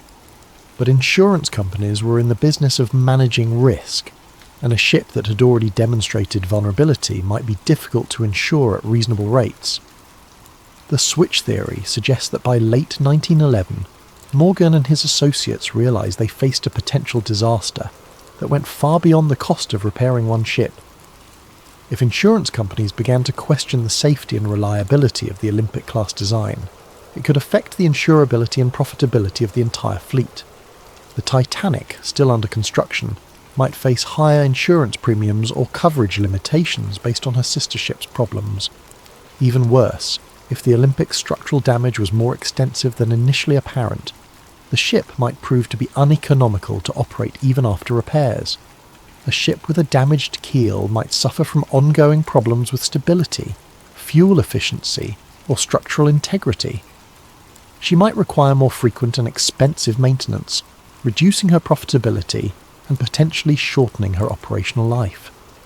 In this context, the switch theory proposes the idea of swapping the ship's identities became attractive, not just as a way to collect insurance money, but as a way to solve multiple problems simultaneously. By sinking the damaged Olympic while disguised as the Titanic, the conspiracy would eliminate the problematic vessel while collecting insurance payments based on the value of a new, undamaged ship. The insurance money would not only compensate for the Olympic's construction costs, but would also provide capital to complete the real Titanic and put her into profitable service. Meanwhile, the real Titanic, now operating under the Olympic's identity, would begin generating revenue immediately. Any questions about the Olympic's performance could be explained away as improvements made during her repair period. The beauty of the plan, from a financial standpoint, was that it transformed a major liability into a substantial asset. Instead of losing money on repairs and operating a damaged ship of questionable profitability, the conspiracy would collect full insurance value for a total loss, while simultaneously putting an undamaged vessel into service. But for such a plan to work, the insurance aspects would need to be carefully managed. The Titanic was insured for £650,000, approximately $75 million in today's currency. This was a substantial amount, but it was less than the ship's actual construction cost, partly because insurance values were typically set below replacement cost to discourage fraudulent claims. However, the insurance money would still represent a significant recovery of Morgan's investment. Combined with the revenues that the real Titanic could generate while operating as the Olympic, the financial benefits of the switch could potentially exceed the total cost of both ships. The theory also suggests that the conspiracy would have additional financial benefits beyond the immediate insurance recovery. By eliminating the Olympic's problems, Morgan could proceed with his plans for the third sister ship, Britannic, without the cloud of questions about the class's design and safety. The successful maiden voyage of the Titanic would generate publicity and confidence that would benefit the entire White Star Line fleet. But perhaps most intriguingly, the switch theory proposes that the financial motive may have extended beyond simple insurance fraud. Some versions of the theory suggest that the disaster was timed to coincide with other events that would benefit Morgan's broader financial interests. In 1913, just 1 year after the Titanic disaster, the United States Federal Reserve System was established. This new central banking system fundamentally changed how American finance operated, and J.P. Morgan was one of its strongest supporters. The Federal Reserve centralized control of American monetary policy and created new opportunities for the kind of large-scale financial manipulation that Morgan specialised in. However, Morgan faced opposition to the Federal Reserve from some quarters, including wealthy Americans who preferred the existing decentralised system. Some of these opponents happened to be aboard the Titanic when she sank. Benjamin Guggenheim, heir to a mining fortune and a vocal critic of centralised banking, went down with the ship. Isidor Straus, co-owner of Macy's department store and another Federal Reserve opponent, died along with his wife. John Jacob Astor IV, one of the wealthiest Americans and a skeptic of Morgan's financial schemes, also perished in the disaster. Meanwhile, J.P. Morgan himself, who had booked passage on the Titanic's maiden voyage, cancelled his trip at the last minute citing illness. Several of Morgan's business associates and political allies also cancelled their bookings while his opponents sailed to their deaths. This aspect of the theory suggests that the Titanic disaster may have served multiple purposes for Morgan. Not only did it solve his immediate problem with the Olympic and provide insurance money, but it also eliminated some of his most powerful opponents in the debate over American financial policy. Whether or not this political dimension was part of the original plan, the financial motive alone would have been sufficient to drive such a conspiracy. Morgan stood to lose millions if the Olympic problem was not resolved, and he stood to gain millions if a carefully orchestrated disaster could eliminate his problems while collecting insurance payments. The amounts of money involved were so large that they could influence the decisions of governments and the fate of thousands of people. In the world of early 20th century finance, where a handful of men controlled wealth comparable to entire national budgets, the lives of 1,500 passengers might have seemed like acceptable collateral damage in service of a larger financial strategy. But money and motive alone do not prove a conspiracy. For the switch theory to be credible, there must be physical evidence that the ships were actually swapped.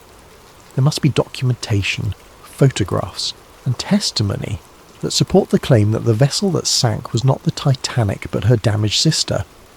As we'll see in the next chapter, proponents of the switch theory claim that such evidence exists, hidden in plain sight in photographs, construction records, and the testimony of those who were present when the conspiracy was allegedly carried out. The human eye, they say, can be deceived. Photographs, however, do not lie. They capture reality with mechanical precision, preserving details that witnesses might forget or misremember.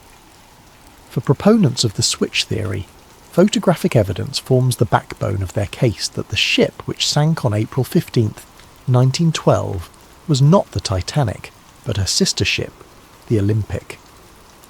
To understand this evidence, we must first appreciate just how similar the Olympic and Titanic actually were. Both ships were built from virtually identical blueprints, with the same overall dimensions, the same basic layout, and the same distinctive four-funnel profile. From a distance, even maritime experts would have difficulty distinguishing between them. However, they were not absolutely identical. The Titanic incorporated several design improvements based on experience gained from the Olympic's early service. More importantly, she included modifications specifically requested by passengers and crew who had sailed on the Olympic and identified areas for improvement. These differences, while minor, were distinctive enough that they could be identified by careful observers. And according to switch theory proponents, photographs of the ship that left Southampton on April 10, 1912, show features that match the Olympic rather than the Titanic. The most frequently cited difference involves the porthole arrangements on a deck, the ship's uppermost passenger deck. The original Titanic plans showed 16 portholes along the forward section of this deck. The Olympic, however, had been built with only 15 portholes in the same area. When the Olympic was being repaired after her collision with HMS Hawke, the damaged area included part of this porthole arrangement. Photographs taken of the Olympic during her repair period show workmen modifying the porthole configuration in this section.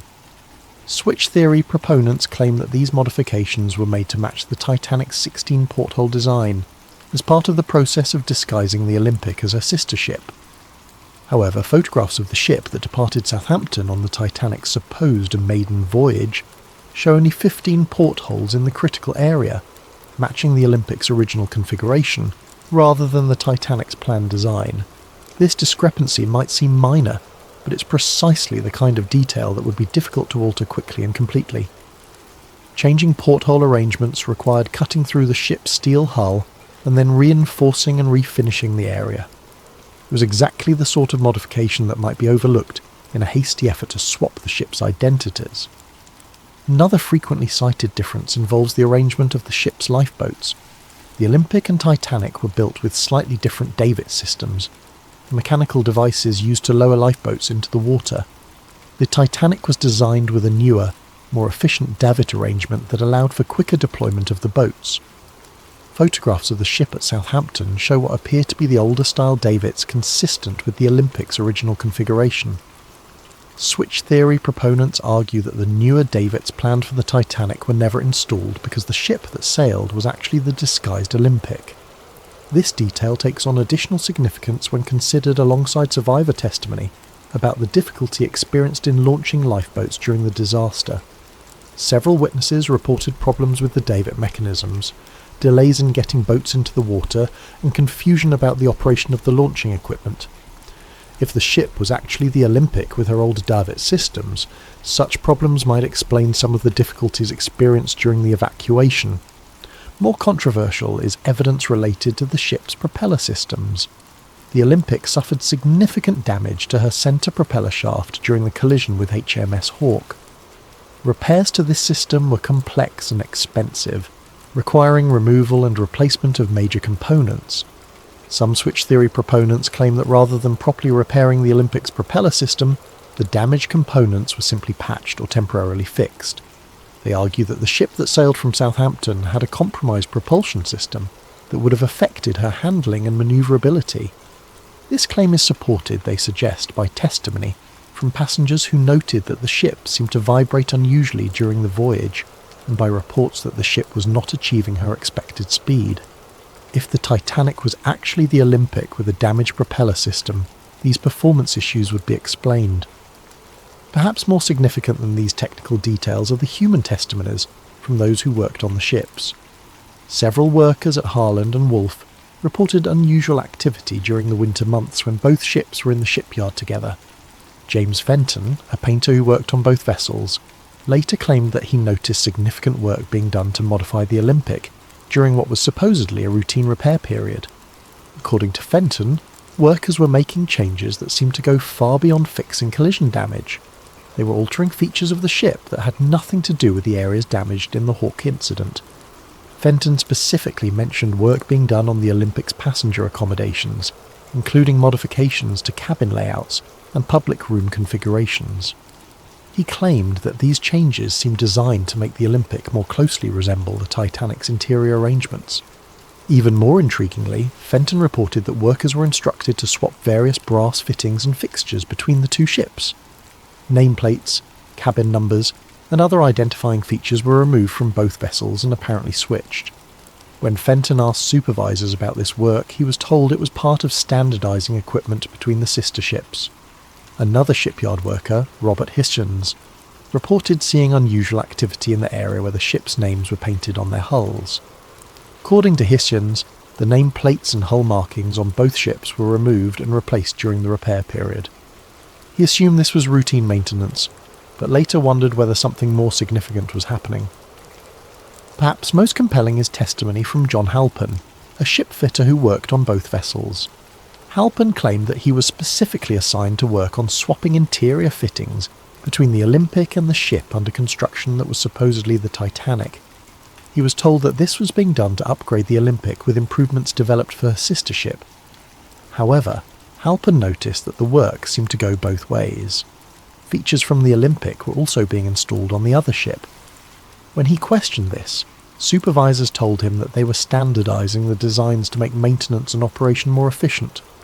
Only years later, after the disaster, did Halpin begin to suspect that the work he'd been assigned might have been part of a larger deception.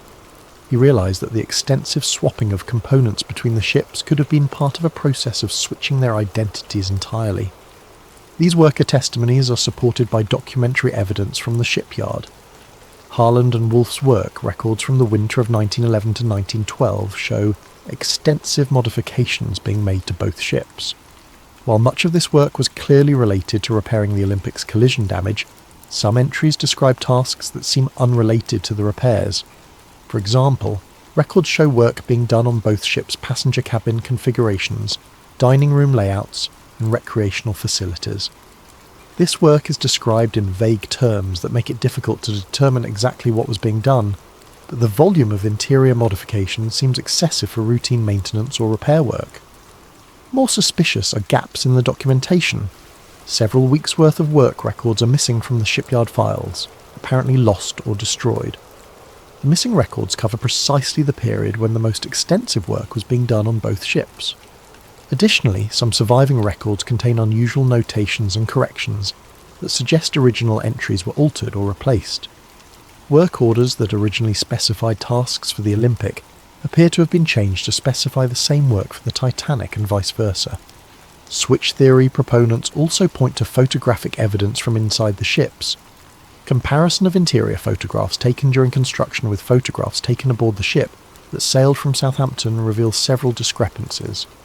The most notable differences involve the first-class dining room and the grand staircase. The Olympic's dining room was originally designed with a specific pattern of decorative panels and light fixtures. The Titanic was planned to have an improved version of the same space, with subtle but distinctive differences in the decorative scheme. Photographs taken aboard the ship at Southampton show decorative features that match the Olympic's original design, rather than the improvements planned for the Titanic. Similarly, details of the grand staircase appear to match the Olympic's configuration, rather than the Titanic's planned modifications. These interior discrepancies are particularly significant because they would be difficult to fake or alter after the disaster. Unlike exterior features that might be changed by salvage operations or natural deterioration, interior photographs taken before the voyage provide a permanent record of the ship's actual configuration. However, the most dramatic physical evidence cited by switch theory proponents involves the ship's construction numbers. Every vessel built by Harland and Wolff was assigned a unique yard number that was stamped or engraved on various components throughout the ship. These numbers served as permanent identification that could not be easily altered or forged. The Olympic was assigned yard number 301. The Titanic was assigned yard number 3909.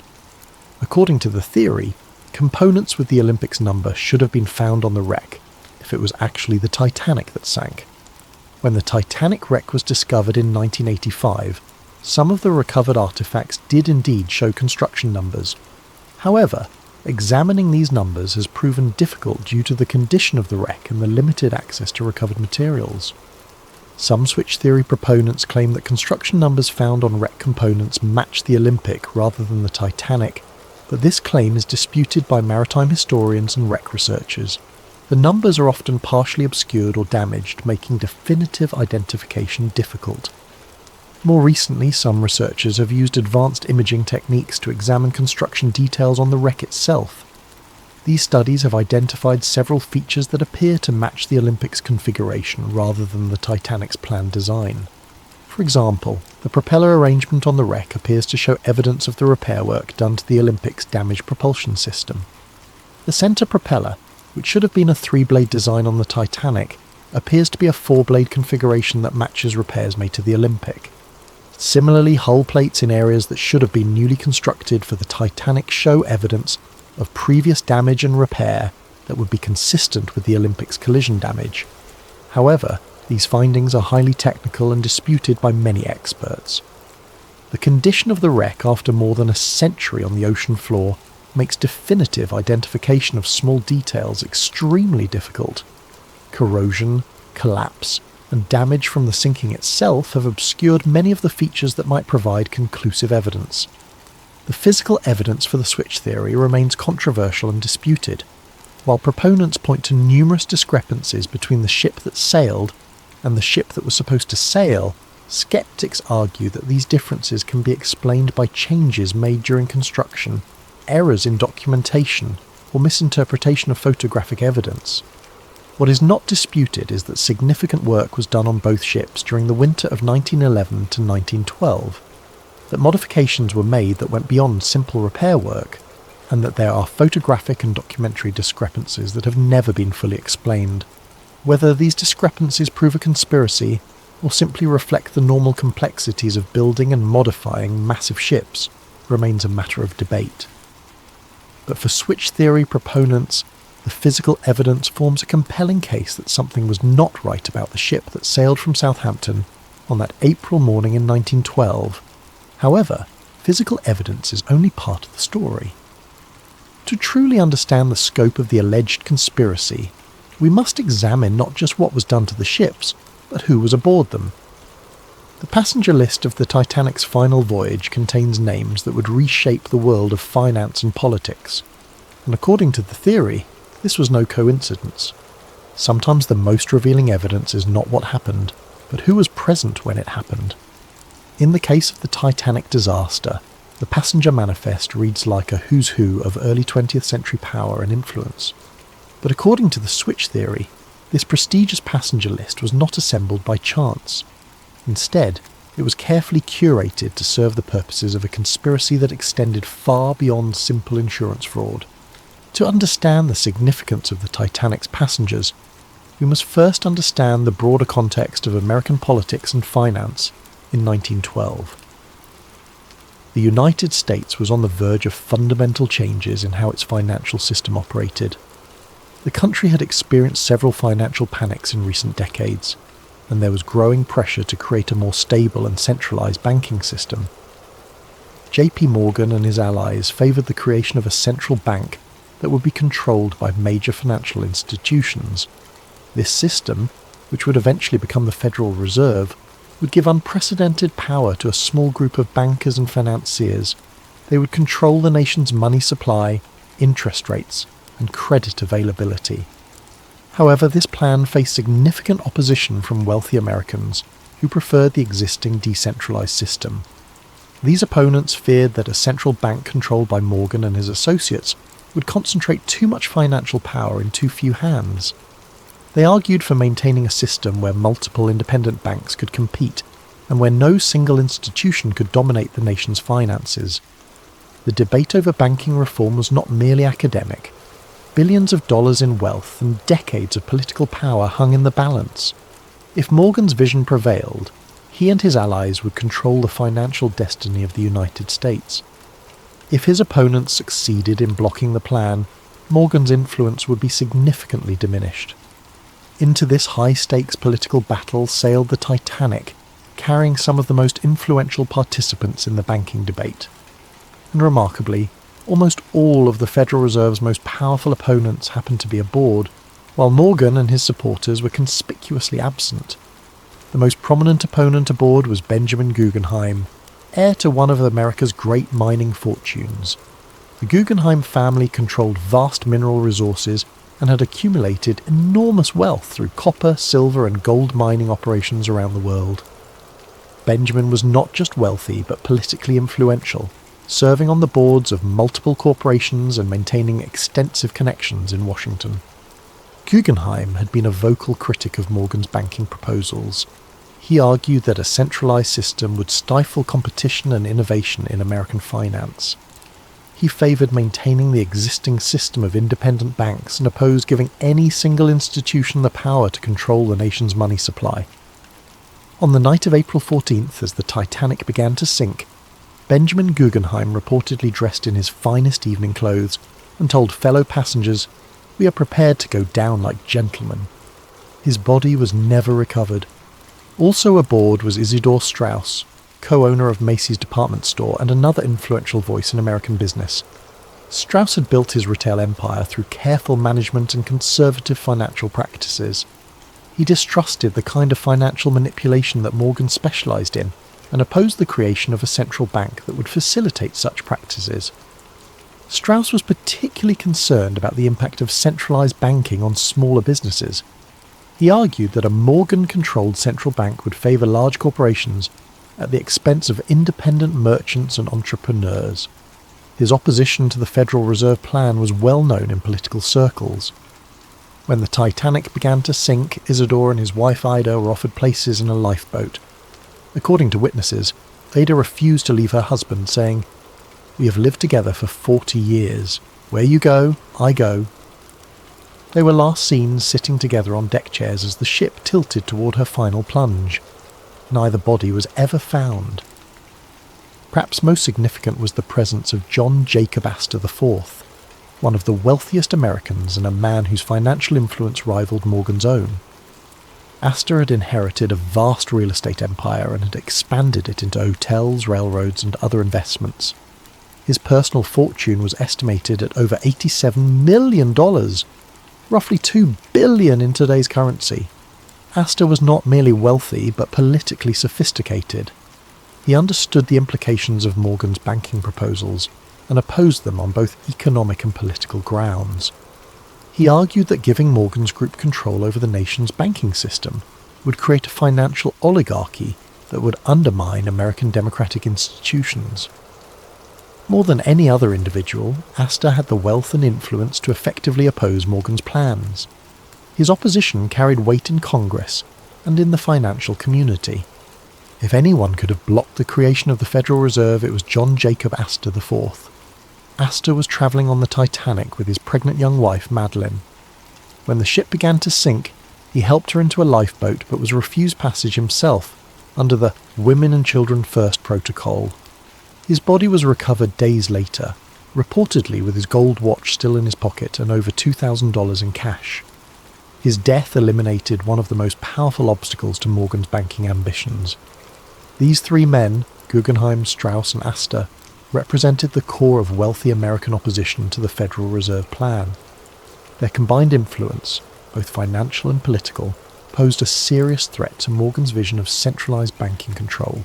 Their deaths removed major obstacles to the passage of Federal Reserve legislation. But the passenger list's significance extends beyond these three prominent figures. Several other Titanic passengers had connections to the banking debate or to Morgan's business interests. Some were allies who might have provided testimony or support that could have been problematic for the conspiracy. Others were neutral parties whose presence might have been seen as providing legitimacy to the voyage. The theory suggests that the passenger list was carefully managed to ensure that the right people were aboard and the wrong people were not. Key figures in the banking debate who opposed Morgan were encouraged or induced to sail, while those who might have interfered with the plan were kept away. This management allegedly extended to the crew assignments as well. Captain Edward Smith, who commanded the ship, was nearing retirement, and may have been chosen partly because his career was ending anyway. If he survived the disaster, he would soon be out of the shipping business and less likely to cause problems. If he didn't survive, his death would be seen as a heroic sacrifice, rather than evidence of conspiracy. Other key crew members were reportedly chosen for their loyalty to the White Star Line or their lack of detailed knowledge about the ship's construction. Engineers and officers who might have been able to identify discrepancies between the Olympic and Titanic were either not assigned to the voyage or were placed in positions where they would be unlikely to survive if something went wrong. Perhaps most tellingly, J.P. Morgan himself had originally booked passage on the Titanic's maiden voyage.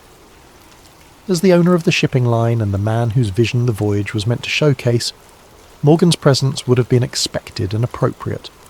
His cabin had been reserved, his passage confirmed, and his attendance at various social events planned. But at the last minute, Morgan cancelled his trip, citing illness. He claimed to be suffering from a minor ailment that prevented him from travelling, and he remained in France where he had been vacationing. Remarkably, several of Morgan's close business associates also cancelled their bookings at the last minute, citing various personal and business reasons. The pattern of cancellations was so notable that it attracted attention even at the time. Several newspapers commented on the unusual number of prominent businessmen who had changed their travel plans. Some observers wondered whether there might have been advance warning of problems with the ship or the voyage. Morgan's cancellation is particularly suspicious, because he was photographed in apparently good health at a French resort just days after the disaster. He showed no signs of the illness that had supposedly prevented him from travelling, and he resumed his normal activities immediately after learning of the Titanic's fate. Even more suspicious were the cancellations by Morgan's business partners. Henry Clay Frick, the steel magnate and longtime Morgan ally, had booked passage but cancelled, citing his wife's health. George Washington Vanderbilt II, another Morgan associate, also cancelled his booking at the last minute. Milton Hershey, the chocolate manufacturer who had business relationships with Morgan's interests, similarly changed his travel plans. The pattern suggests that Morgan and his inner circle knew something that the general passengers did not. Whether they had advanced knowledge of the planned disaster, or simply knew that the ship was not safe due to the identity switch, they took steps to avoid being aboard when the conspiracy was carried out. Meanwhile, Morgan's opponents in the banking debates sailed to their deaths, apparently unaware of the danger they faced. The convenient elimination of the Federal Reserve's most powerful critics cleared the way for the legislation that Morgan had been promoting. Indeed, the Federal Reserve Act was passed by Congress in December 1913, less than 2 years after the Titanic disaster. The legislation created the central banking system that Morgan had long advocated, giving him and his associates unprecedented control over American finance. The deaths of Astor, Guggenheim and Strauss had removed the most influential voices that might have prevented this outcome. Some versions of the switch theory go even further, suggesting that the passenger list was managed not just to eliminate political opponents, but also to provide witnesses who would support the official story of the disaster. Certain passengers and crew members who survived the sinking provided testimony that reinforced the narrative of an accidental collision with an iceberg. These survivors described the impact, the flooding, and the sinking in ways that supported the insurance claims and deflected suspicion from the possibility of sabotage or deliberate destruction. Their accounts helped establish the official version of events that has persisted for over a century. However, other survivors provided testimony that was less helpful to the official narrative. Some reported hearing explosions before the ship began to sink, suggesting possible sabotage. Others described unusual behaviour by crew members or problems with the ship's equipment that might have indicated advanced planning of the disaster. These problematic testimonies were reportedly suppressed or discredited during the official investigations. Survivors who told inconvenient stories found their credibility questioned, or their testimony excluded from the final reports. The investigation focused on technical questions about ship design and safety procedures rather than examining the possibility of deliberate destruction. The passenger list evidence is compelling but circumstantial. The coincidence of having so many Federal Reserve opponents aboard while Morgan and his allies stayed away is remarkable, but it could be explained by factors other than conspiracy. The timing of the banking legislation might have been influenced by the victims' deaths, but correlation does not necessarily prove causation. However, when combined with the physical evidence and the financial motives, the passenger list adds another layer to the case for the switch theory. The pattern of who was aboard and who wasn't suggests a level of planning and coordination that goes beyond simple insurance fraud. If the theory is correct, the Titanic disaster was not just about swapping damaged ships or collecting insurance money. It was about reshaping the American financial system and eliminating opposition to a plan that would concentrate enormous power in the hands of a few men. But such an ambitious conspiracy would require more than just manipulating passenger lists and switching ships. It would require control over the disaster itself, ensuring that the sinking occurred under circumstances that would support the official story while achieving the conspiracy's goals. As we'll see in the next chapter, proponents of the switch theory believe that every aspect of the sinking was carefully planned and executed. The final act of any great conspiracy must be the most carefully orchestrated. If the switch theory is correct, then the night of April 14th to 15th, 1912 represented not a tragic accident, but the culmination of months of planning designed to create the appearance of disaster while achieving very specific goals. Every detail of how the ship encountered the iceberg, how she sank, and how the rescue efforts unfolded would need to serve the larger purpose of the conspiracy. To understand how the sinking might have been deliberately orchestrated, we must first examine the unusual circumstances that made the disaster possible. The night of April 14th was characterised by conditions that maritime experts describe as extraordinarily rare and dangerous. The sea was unusually calm, so still that there were no waves breaking against icebergs to make them visible from a distance. The night was moonless, creating darkness so complete that lookouts had virtually no natural illumination to aid their watch. Most unusually, the atmosphere was clear and cold, creating temperature inversion conditions that could cause unusual optical effects, making distant objects appear closer or farther than they actually were. These conditions, while natural, were so unusual that many experienced sailors reported they had never encountered anything like them. Captain Smith himself, with 4 decades of experience on the North Atlantic, had never commanded a ship through such treacherous natural circumstances.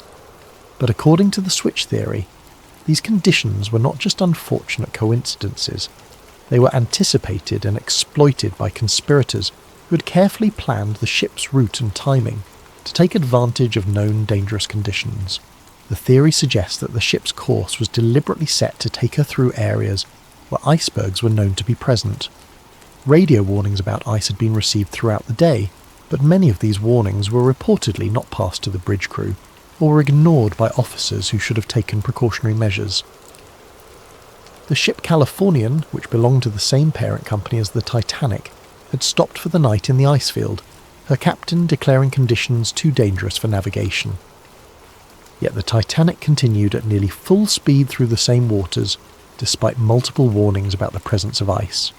Switch theory proponents argue that this dangerous navigation was not the result of overconfidence or poor judgment, but rather deliberate policy designed to ensure that an accident would occur.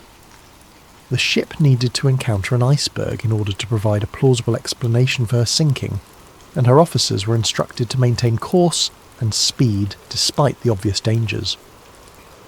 The collision itself occurred under circumstances that some witnesses found suspicious. Frederick Fleet, the lookout who first spotted the iceberg, reported that the berg appeared suddenly out of the darkness, giving him only seconds to sound the alarm. However, other witnesses reported seeing the iceberg minutes before the collision, suggesting that it should have been visible to trained lookouts much earlier. Some survivors reported that the ship seemed to turn toward the iceberg rather than away from it in the final moments before impact. While this could be explained by the physics of large ship manoeuvring, it raises questions about whether the collision was truly accidental or was deliberately engineered to ensure maximum damage. More suspicious were reports of explosions aboard the ship shortly after the collision. Multiple witnesses, including passengers and crew members, reported hearing loud bangs and feeling vibrations that seemed separate from the impact with the iceberg. These explosions were officially attributed to boilers bursting as cold water flooded the engine rooms, but some witnesses believed they occurred too soon after the collision to be explained by flooding alone. The switch theory suggests that these explosions may have been caused by deliberately placed charges designed to ensure that the ship would sink quickly and completely. If the collision with the iceberg was not sufficient to guarantee the ship's destruction, additional sabotage might have been necessary to achieve the conspiracy's goals. The pattern of flooding also struck some observers as unusual. While the official investigation concluded that the iceberg had opened 5 compartments to the sea, causing fatal flooding, some witnesses reported that water seemed to be entering the ship from multiple locations, not just the area of the supposed iceberg damage. Crew members working in areas far from the collision reported rapid flooding that seemed inconsistent with damage caused by scraping along an iceberg. Some suggested that the ship's hull might have been weakened in advance, either through the supposed identity switch or through deliberate sabotage, making her more vulnerable to catastrophic damage. The behaviour of some crew members during the disaster also raised questions. While many officers and crew performed heroically, trying to save as many passengers as possible, others seemed strangely unprepared for the emergency or reluctant to take action that might have saved more lives. The ship's wireless operators continued sending routine commercial messages even after the collision, delaying distress calls that might have brought rescue ships more quickly. Some officers seemed confused about the severity of the damage or uncertain about proper emergency procedures, suggesting that they might not have been fully briefed on the ship's actual condition or capabilities. Most suspiciously, the ship's lifeboats were launched with far fewer passengers than their capacity allowed. While this was officially attributed to panic and poor training, some witnesses reported that crew members actively prevented passengers from entering boats that had space available. The switch theory suggests that this was not incompetence but deliberate policy designed to ensure that specific passengers would not survive. If the conspiracy's goal was to eliminate certain individuals while allowing others to live, controlling access to lifeboats would be an effective method of determining who lived and who died. The nearby ship Californian adds another layer of suspicion to the night's events. This vessel, owned by the same International Mercantile Marine Company that controlled the White Star Line, had stopped for the night approximately 20 miles from the Titanic's position. Her captain, Stanley Lord, claimed that conditions were too dangerous for navigation and that his ship would remain stationary until dawn. However, the Californian's crew reported seeing rockets and distress signals from the direction of the Titanic throughout the night. Despite these obvious signs of a ship in distress, Captain Lord chose not to investigate or offer assistance. He claimed that he believed the signals were routine communications or celebrations, not emergency distress calls. This explanation seems implausible given that the Californian's crew were experienced sailors who should have recognized distress rockets when they saw them. The switch theory suggests that the Californian was positioned deliberately to provide rescue services for the conspiracy's chosen survivors while maintaining plausible deniability about why she didn't help the others. According to this theory, the Californian was meant to arrive at the scene early enough to rescue specific passengers, but late enough to allow the ship to sink and eliminate the unwanted victims. However, a miscommunication or timing error prevented this plan from working properly, leaving the Californian too far away to effectively participate in the rescue. Instead, the rescue was carried out by the Carpathia, a ship belonging to a different company that responded to the Titanic's distress calls and arrived at the scene several hours after the sinking. The Carpathia's captain and crew were not part of the conspiracy and performed genuine rescue work, saving over 700 survivors. But the delay in rescue efforts, whether planned or accidental, ensured that the ship sank completely and that most of her passengers and crew died in the frigid waters. This served the conspiracy's purposes by eliminating witnesses who might have been able to identify discrepancies between the Olympic and Titanic, while also removing the political opponents whose deaths were part of the larger plan. The sinking itself was remarkably complete and thorough. Unlike many shipwrecks, which settle on the ocean floor largely intact, the Titanic broke apart as she sank, scattering debris over a wide area and making subsequent examination of the wreck extremely difficult. This destruction could have been the result of natural forces acting on a ship not designed to sink at such an angle, but it also served to obscure evidence that might have revealed the ship's true identity. The complete loss of the ship meant that investigators had to rely on survivor testimony and limited physical evidence to reconstruct what had happened. Since many of the most knowledgeable witnesses had died in the disaster, and since the survivors had been through a traumatic experience that might have affected their memories, establishing definitive facts about the sinking proved difficult. This uncertainty served the conspiracy's purposes by preventing too close an examination of the evidence. Questions about the ship's identity, the cause of the sinking, or the behaviour of the crew could be deflected by pointing to the lack of conclusive evidence and the confusion inherent in any major disaster. The official investigations that followed the disaster focused primarily on technical questions about ship design and safety procedures. While these investigations identified important problems with lifeboat capacity, crew training and emergency procedures, they did not seriously examine the possibility that the sinking had been deliberately caused. The British Board of Trade inquiry and the US Senate investigation both concluded that the disaster was the result of excessive speed in dangerous conditions, combined with design flaws that made the ship vulnerable to the type of damage caused by the iceberg collision. These findings supported the official narrative of an accidental tragedy, while deflecting attention from possible evidence of conspiracy. However, some evidence presented to these investigations was inconsistent with the official conclusions. Witnesses testified about explosions, unusual flooding patterns, and crew behaviour that suggested advanced knowledge of the disaster. This testimony was generally dismissed or explained away, but it remained part of the official record for those who knew where to look for it. The investigations also revealed suspicious gaps in the documentary evidence. Ship logs, construction records, and other documents that might have provided definitive information about the vessel's identity or condition were missing or had been destroyed. While this was officially attributed to the chaos of the disaster, it prevented investigators from definitively establishing key facts about the ship and her voyage. Perhaps most tellingly, the investigations made no serious attempt to examine the financial aspects of the disaster. The insurance arrangements, the ownership structure of the shipping companies, and the business relationships between key figures were not considered relevant to understanding why the ship sank. This focus on technical rather than financial questions served the conspiracy's purposes by avoiding examination of the motives that might have driven such an elaborate deception. The investigations treated the disaster as a tragic accident rather than a possible crime, and their conclusions reinforced the official narrative that has persisted for over a century. But if the switch theory is correct, the sinking of the Titanic was not just a crime, but a nearly perfect crime. The destruction of evidence, the elimination of witnesses, and the misdirection of official investigations created a cover-up so complete that the truth has remained hidden for more than 100 years. As we'll see in the next chapter, maintaining this cover-up required ongoing efforts by powerful interests to suppress evidence, discredit investigators, and control the historical narrative of the disaster. In the aftermath of any major conspiracy, the cover-up often proves more challenging than the original crime. Evidence must be suppressed, witnesses must be silenced or discredited, and investigators must be misdirected away from uncomfortable truths.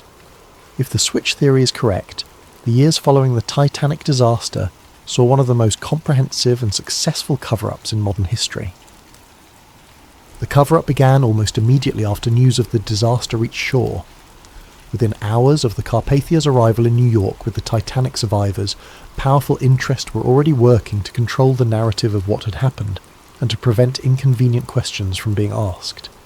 J.P. Morgan's representatives were among the first to arrive at the dock, not to provide comfort to survivors, but to begin the process of managing information. Survivors were reportedly approached by company officials and lawyers who offered assistance with travel arrangements, medical care and financial support. However, this assistance came with subtle but clear expectations about what survivors should and should not say about their experiences. Some survivors later reported being advised to focus their testimony on the heroism of the crew and the tragedy of insufficient lifeboats, while avoiding speculation about the cause of the disaster or unusual circumstances they might have observed. Those who had noticed discrepancies between the ship they boarded and the ship they expected to board were encouraged to attribute these differences to their own confusion or lack of technical knowledge. More direct pressure was reportedly applied to survivors whose testimony might have been particularly damaging to the official narrative. Crew members who had worked on both the Olympic and Titanic and might have been able to identify which ship actually sank were offered generous severance packages and assistance finding new employment, with the understanding that their maritime careers would be over if they spoke publicly about their experiences. The most dangerous witnesses were those who had observed the supposed identity switch taking place in the Belfast shipyard. These workers faced more serious consequences if they chose to speak out. Some reported being visited by company representatives who made it clear that their employment, their safety, and the welfare of their families depended on their discretion. James Fenton, the painter who had noticed unusual modifications being made to the Olympic, later claimed that he was approached by men who warned him that discussing his observations would be considered a breach of his employment contract and potentially a criminal violation of trade secrets laws. He was told that speaking to journalists or investigators could result in prosecution and imprisonment. Other shipyard workers reported similar intimidation. Some were offered money to relocate to distant cities where they would be less likely to encounter investigators or journalists. Others were simply fired from their jobs and found that their names had been blacklisted throughout the shipbuilding industry, making it impossible for them to find similar work. The most comprehensive aspect of the cover-up involved the systematic destruction or alteration of documentary evidence. Harland and Wolff shipyard records that might have revealed the true extent of work done on both ships were reportedly destroyed in a series of accidental fires and floods that occurred in the months following the disaster. Work orders, progress reports, and material requisitions that could have definitively established which ship was which were among the documents lost in these convenient accidents. The missing records covered precisely the time period when the alleged identity switch would have taken place, eliminating the most direct evidence of the conspiracy.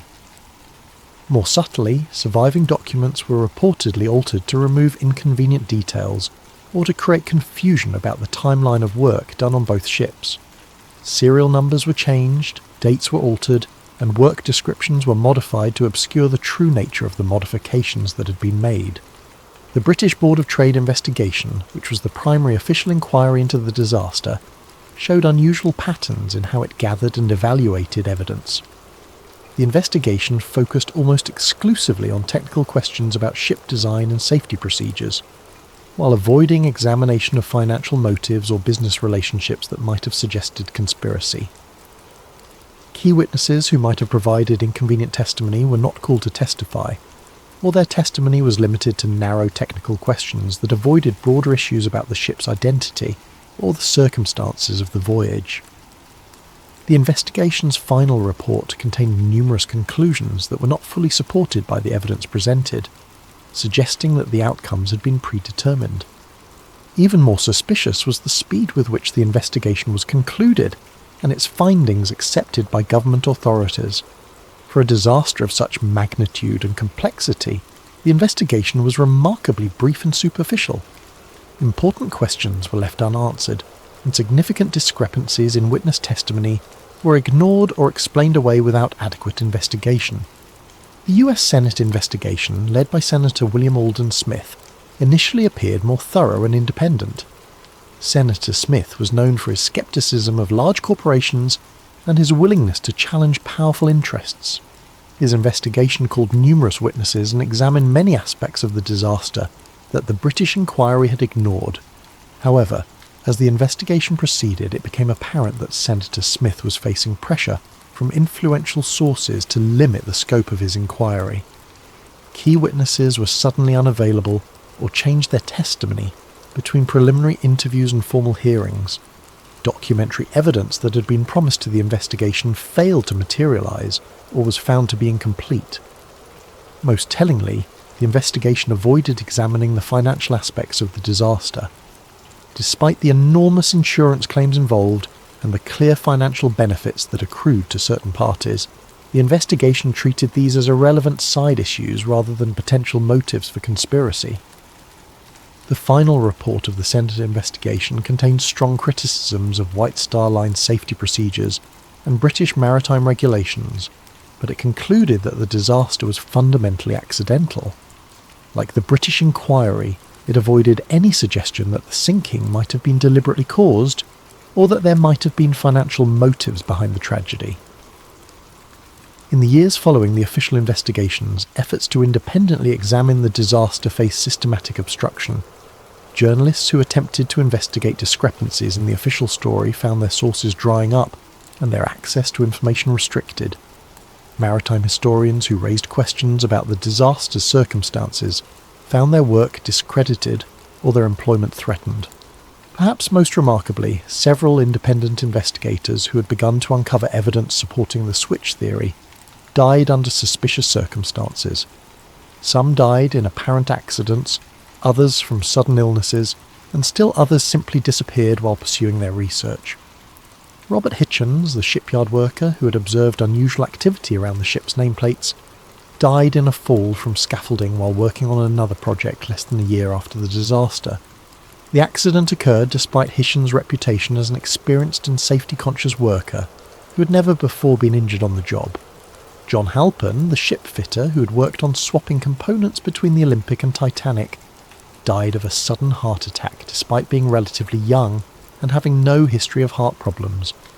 His death occurred just days before he was scheduled to be interviewed by an American journalist who was investigating discrepancies in the official story.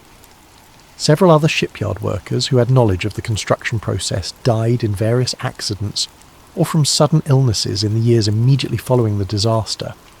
While these deaths could be coincidental, the pattern suggests a systematic effort to eliminate witnesses who might have provided inconvenient testimony. The cover-up also extended to controlling the physical evidence from the disaster. When bodies were recovered from the ocean, they were processed through facilities controlled by White Star Line representatives. Personal effects were catalogued and returned to families, but items that might have provided clues about the ship's true identity were reportedly lost or misdirected. More significantly, efforts were made to prevent independent examination of the wreck site.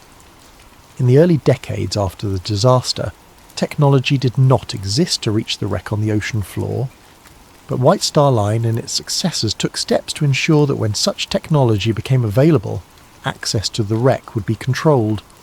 Legal claims were filed asserting ownership rights over the wreck and its contents.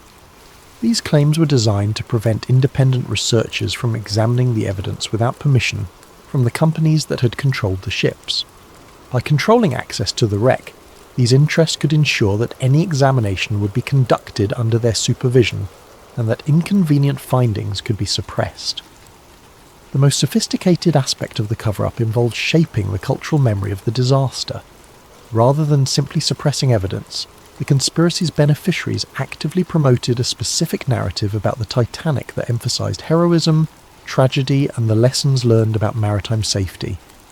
Books, articles, and eventually films about the disaster focused on human interest stories, rather than technical questions about the ship's identity or the circumstances of the sinking. The narrative of the brave band playing hymns as the ship sank, of the noble sacrifice of men who gave their lives so that women and children could survive, and of the hubris of calling any ship unsinkable, became the dominant cultural memory of the disaster. What if everything you thought you knew about the pyramids was wrong? Imagine standing inside the Great Pyramid of Giza at midnight, alone, surrounded by 2.3 million stone blocks that have kept their secrets for over 4 millennia. The air is thick with mystery, and you can feel something humming beneath your feet, a vibration so subtle it might just be your imagination. Or might it be something far more extraordinary? Tonight join Dr. Marcus Chen, a field researcher whose life's work straddles the boundary between archaeology and physics, as he uncovers evidence that will shake the very foundations of what we believe about ancient Egypt. This isn't just another story about pharaohs and burial chambers. This is about technology so advanced, so perfectly engineered, that modern science is only beginning to understand its true purpose. Are you ready to discover that the Great Pyramid wasn't built to house the dead, but to power the living? The desert wind carried more than sand that October evening. It carried the weight of 4,000 years of secrets, swirling around the massive limestone blocks that rose from the Giza Plateau like ancient guardians against the darkening sky. Dr. Marcus Chen pulled his field jacket tighter as he approached the entrance to the Great Pyramid, his archaeological permit clutched in one hand and a case of sensitive instruments in the other. For 15 years, Marcus had studied these monuments from afar, poring over blueprints in university libraries, analysing satellite imagery, and debating theories with colleagues over late-night coffee. He'd written papers on the pyramid's mathematical precision, its astronomical alignments, and its construction techniques. But nothing, absolutely nothing, had prepared him for this moment. The entrance shaft yawned before him like the mouth of some primordial beast. His Egyptian guide, Hassan, gestured him forward with a weathered hand that had led countless tourists through these passages. But tonight was different. Tonight Marcus had special permission to remain inside after closing, to conduct his research in the profound silence that only comes when the tourist crowds fade away. "Doctor?" "Chen," Hassan said, his English tinged with the accent of the Nile Delta. "You're sure you want to stay alone? The pyramid. She speaks differently at night." Marcus nodded, though he wasn't entirely sure what Hassan meant. "I need to take measurements without interference. The electromagnetic readings are too important to risk contamination from cameras and cell phones." As they ducked through the entrance and began their descent into the ancient passageway, Marcus felt something he hadn't expected. A subtle vibration through the soles of his boots. It was barely perceptible, like standing near a power plant or a subway station, but unmistakably present. The limestone blocks seemed to pulse with their own rhythm, as if the entire structure were somehow alive. "Hassan," he said, pausing to place his palm against the cool stone wall, "do you feel that?" The guide's eyes met his in the dim LED lighting they'd strung along the passage. "You feel it too?" Most visitors, they notice nothing, but some, the ones who know how to listen, they feel the heart of the pyramid beating. Marcus's scientific mind immediately began cataloguing possible explanations. seismic activity from Cairo traffic, thermal expansion and contraction of the limestone, perhaps underground water movement. But as they climbed deeper into the structure, following the grand gallery toward the king's chamber, the sensation only grew stronger. The textbooks had described every measurement, every angle, every architectural feature, but they had failed to capture this, the sense that he was walking through the corridors of a machine rather than a tomb. The walls weren't just precisely cut, they were purposeful, functional, as if each block had been positioned not just to support weight, but to channel something else entirely. By the time Hassan left him alone in the king's chamber with his instruments, and a promise to return at dawn, Marcus was beginning to suspect that everything he thought he knew about the Great Pyramid was about to change.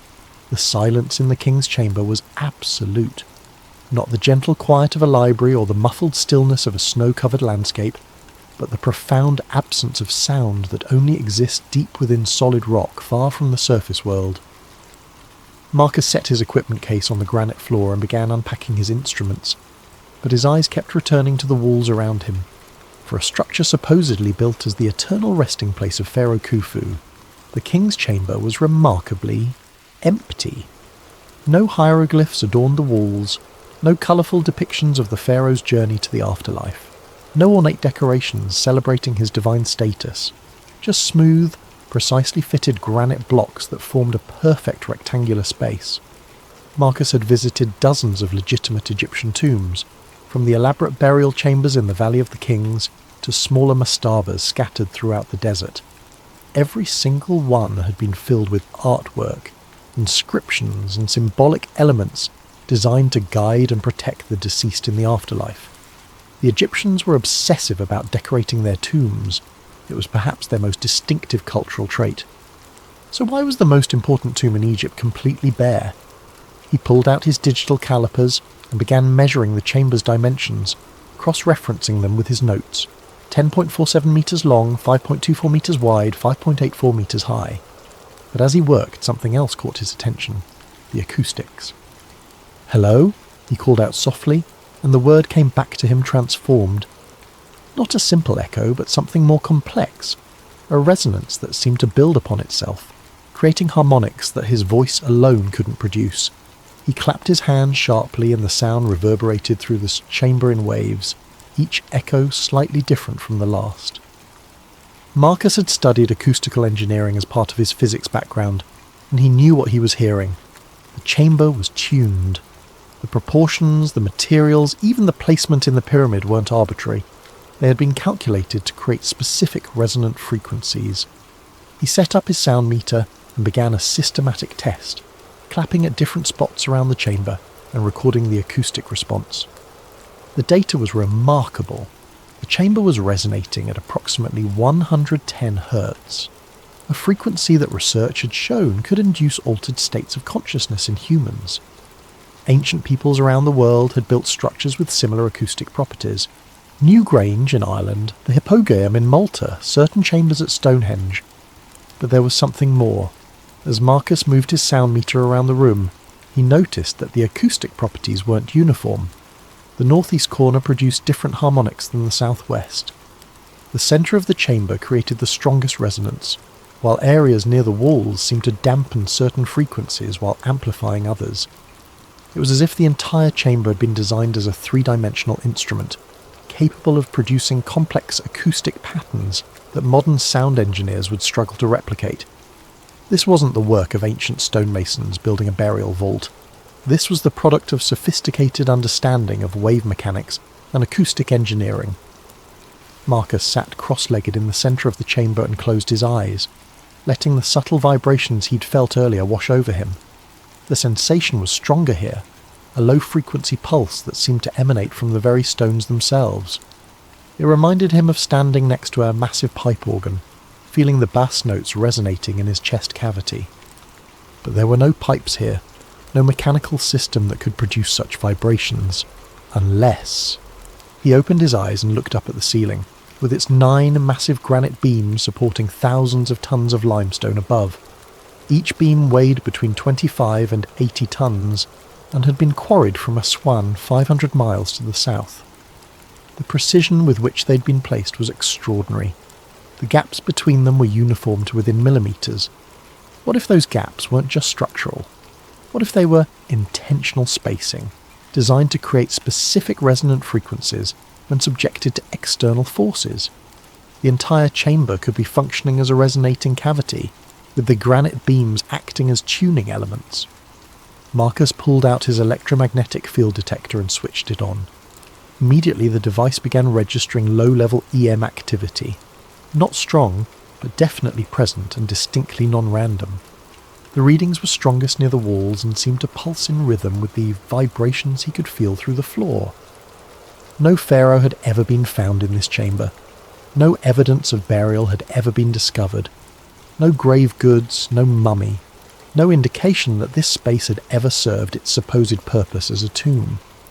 But it was definitely serving some purpose. The question was, what? The next morning, Hassan returned to find Marcus still awake, surrounded by printouts from his instruments and covered in limestone dust. The researcher had spent the night exploring every accessible passage in the pyramid, and his findings were beginning to form a picture that contradicted everything in the archaeological textbooks. "Dr. Chen, you look like you have seen the jinn," Hassan said, offering him a thermos of strong coffee. "What did the pyramid tell you?" Marcus accepted the coffee gratefully and gestured toward his scattered notes. "Hassan, I need to see the subterranean chamber, the one most tourists never visit." Hassan's expression grew serious. "That chamber, she is dangerous, very old, very deep. The air is not good there." "I have proper equipment," Marcus insisted, "and I think what's down there might be the key to understanding what this place really is." An hour later, they were descending through a narrow shaft that led to the lowest accessible level of the pyramid. The subterranean chamber lay more than 30 metres beneath the base of the structure, carved directly from the bedrock.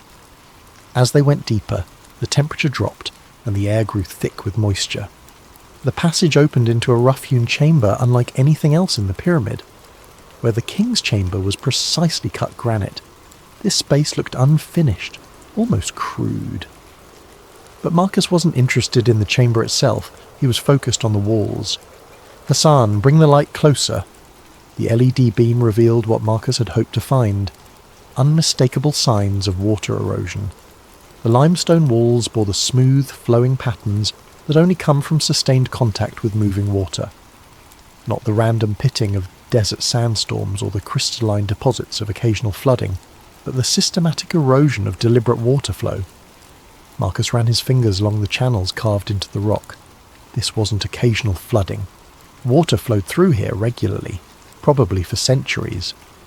Hassan nodded. "My grandfather, he told stories. Before the dam, before the modern irrigation, the Nile would flood every year.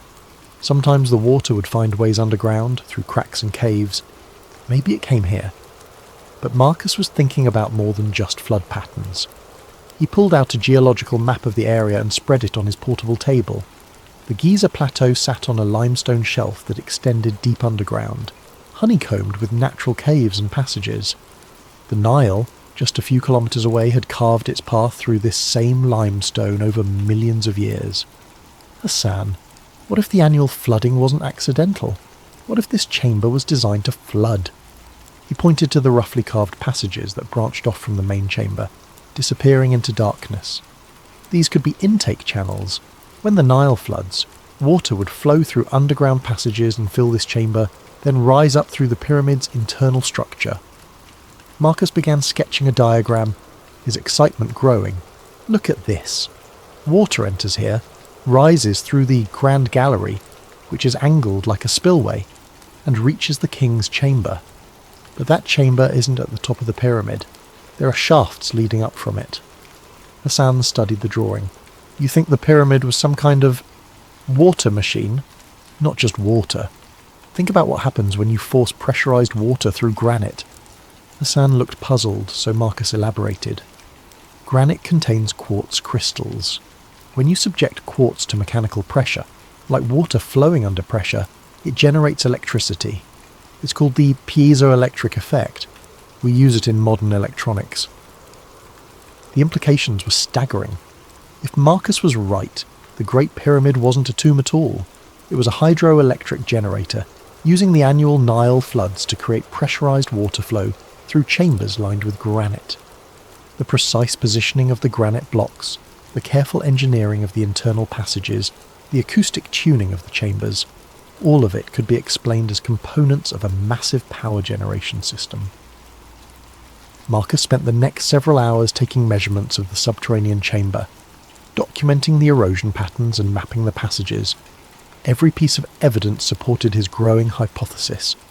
The pyramid builders hadn't just been skilled stonemasons, they had been hydraulic engineers, working with an understanding of electricity that wouldn't be rediscovered until the 18th century. But that raised an even more disturbing question. If the ancient Egyptians possessed this level of technological sophistication, what else had they known that modern archaeology had missed? And why had this knowledge been lost? As they climbed back toward the surface, Marcus couldn't shake the feeling that he was walking through the ruins of a civilization far more advanced than anyone had imagined. The desert wind that greeted them at the pyramid's entrance seemed to carry whispers of forgotten science, lost wisdom, and secrets that someone had gone to great lengths to hide. The next day found Marcus standing on the Giza plateau at dawn, his GPS equipment spread out on a folding table, as the first rays of sunlight painted the ancient stones in shades of gold and amber. Hassan had brought along his cousin Karim, a modern engineer who worked for the Egyptian Ministry of Tourism and had access to more sophisticated surveying equipment than Marcus could carry. "Dr. Chen, you said you wanted to verify the pyramid's alignment," Karim asked, adjusting the precision GPS receiver. "I must tell you, this has been measured many times. The accuracy is well documented." Marcus nodded, checking his own instruments. "I'm not questioning the accuracy. I'm trying to understand why that accuracy was necessary." The numbers were indeed remarkable. As the GPS data streamed in and the surveying laser painted its invisible lines across the desert, the measurements confirmed what archaeologists had known for decades. The Great Pyramid was aligned to true north, with an accuracy of just 3 arc minutes, less than 1/20th of a degree. In modern terms, that was more precise than the magnetic compasses available to 19th century explorers. But Marcus was looking at more than just cardinal directions. He had brought along a magnetometer, an instrument that could detect variations in the Earth's magnetic field. As he moved the device around the pyramid's base, the readings told a fascinating story. "Karim, look at this." Marcus showed him the magnetometer display. "The pyramid isn't just aligned to true north. It's positioned at a point where the Earth's magnetic field shows unusual characteristics. The Giza plateau sat at a convergence point of several magnetic anomalies. Underground iron ore deposits created localized field variations, while the limestone bedrock contained enough ferrous minerals to influence compass readings. But more significantly, the pyramid's position corresponded to a point where the Earth's natural electromagnetic currents were particularly strong. Marcus had studied similar phenomena at other ancient sites. Stonehenge sat on a complex intersection of underground streams and geological fault lines that created measurable electromagnetic effects. Newgrange in Ireland was positioned where 2 underground rivers converged, creating conditions that produced natural electrical fields. Machu Picchu was built on a granite peak that generated piezoelectric charges during seismic activity. The pattern was consistent. Ancient builders had chosen locations where the Earth's natural electromagnetic properties were enhanced.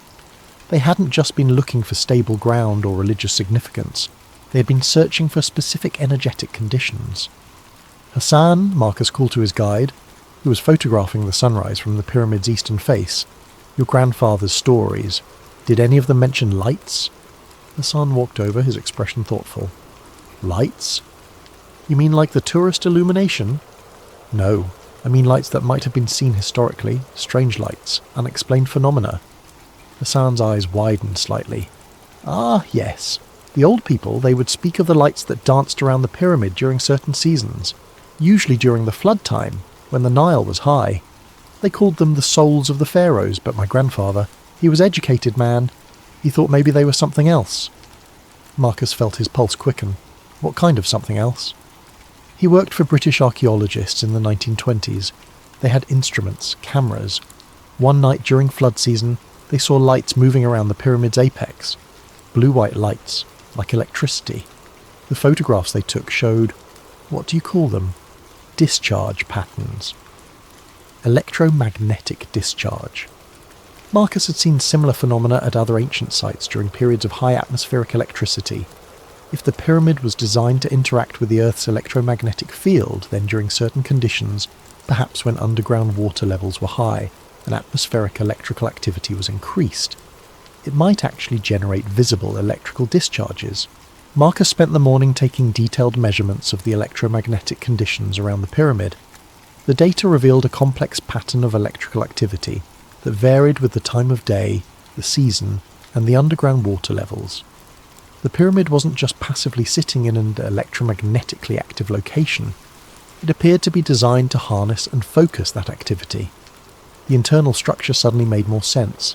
The king's chamber, with its precise granite construction, would act as a focal point for electromagnetic energy generated by the pressure of water on quartz crystals.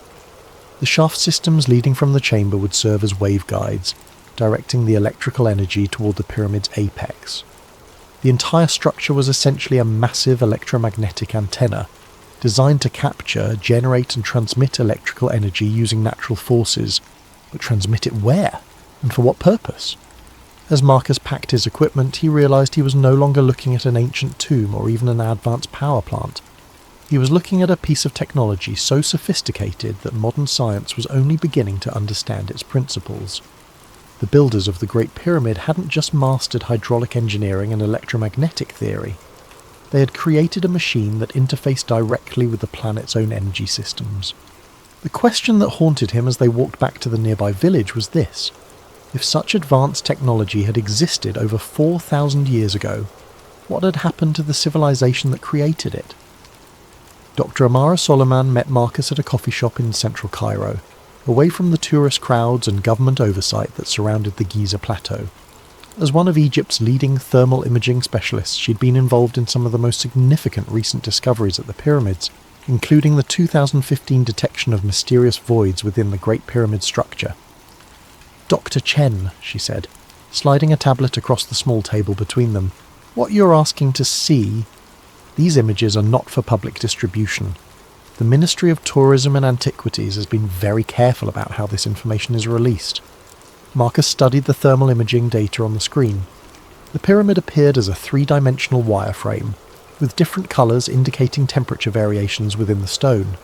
But there, clearly visible in the computer-enhanced images, were several dark voids, empty spaces within the solid limestone structure where no chambers were supposed to exist. "How many voids have you detected?" Marcus asked. "At least 4 significant ones," Dr. Soliman replied, her voice dropping to almost a whisper. 2 above the king's chamber, 1 behind the queen's chamber, and 1 near the base that appears to connect to the subterranean areas.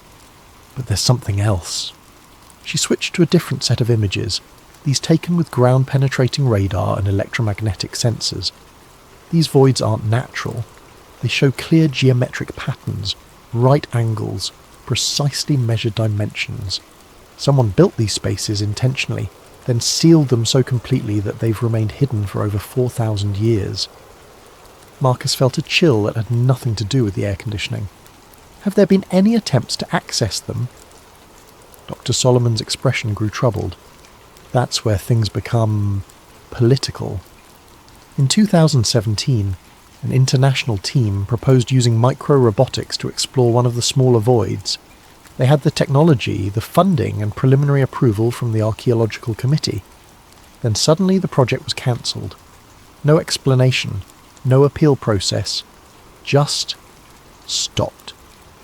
She leaned closer, her voice barely audible above the coffee shop's ambient noise. "Dr. Chen, I've worked on heritage preservation projects throughout Egypt for 15 years. I've seen government bureaucracy, funding problems, international disputes over archaeological sites. This was different. This was suppression." Marcus thought about his own experience getting research permission. The process had taken 8 months and required letters of recommendation from 3 different universities, a detailed research proposal, and a substantial fee. But even with all that paperwork, his access was limited to already known chambers during specific time windows. "What do you think is in the sealed chambers?" he asked. Dr. Solomon switched to another set of images. these showing electromagnetic anomalies within the hidden voids. These readings suggest metallic objects, not just small artifacts, large structures with geometric patterns. If I had to guess based on the electromagnetic signatures, I'd say we're looking at copper or bronze constructions, possibly in the form of coils or geometric frameworks. Marcus's mind raced. Copper coils would be consistent with his power plant hypothesis. They could serve as electromagnetic conductors or even primitive electrical components.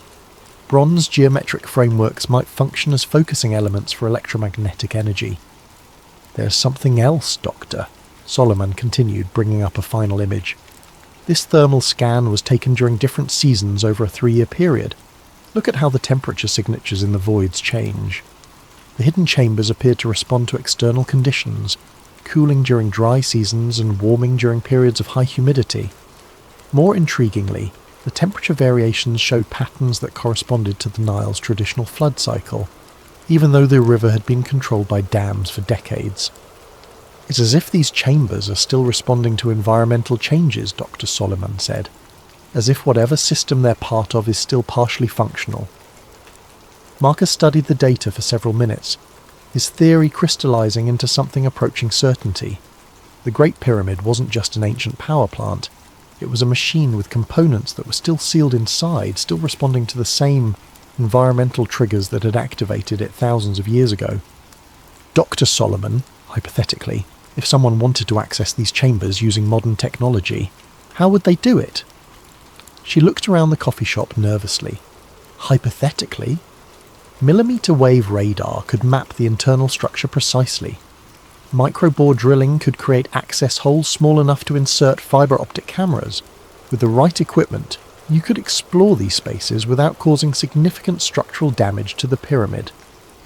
Marcus nodded, already calculating what such an expedition would cost and how it might be organised. But Dr. Solomon wasn't finished. "Dr. Chen, there's something you should know.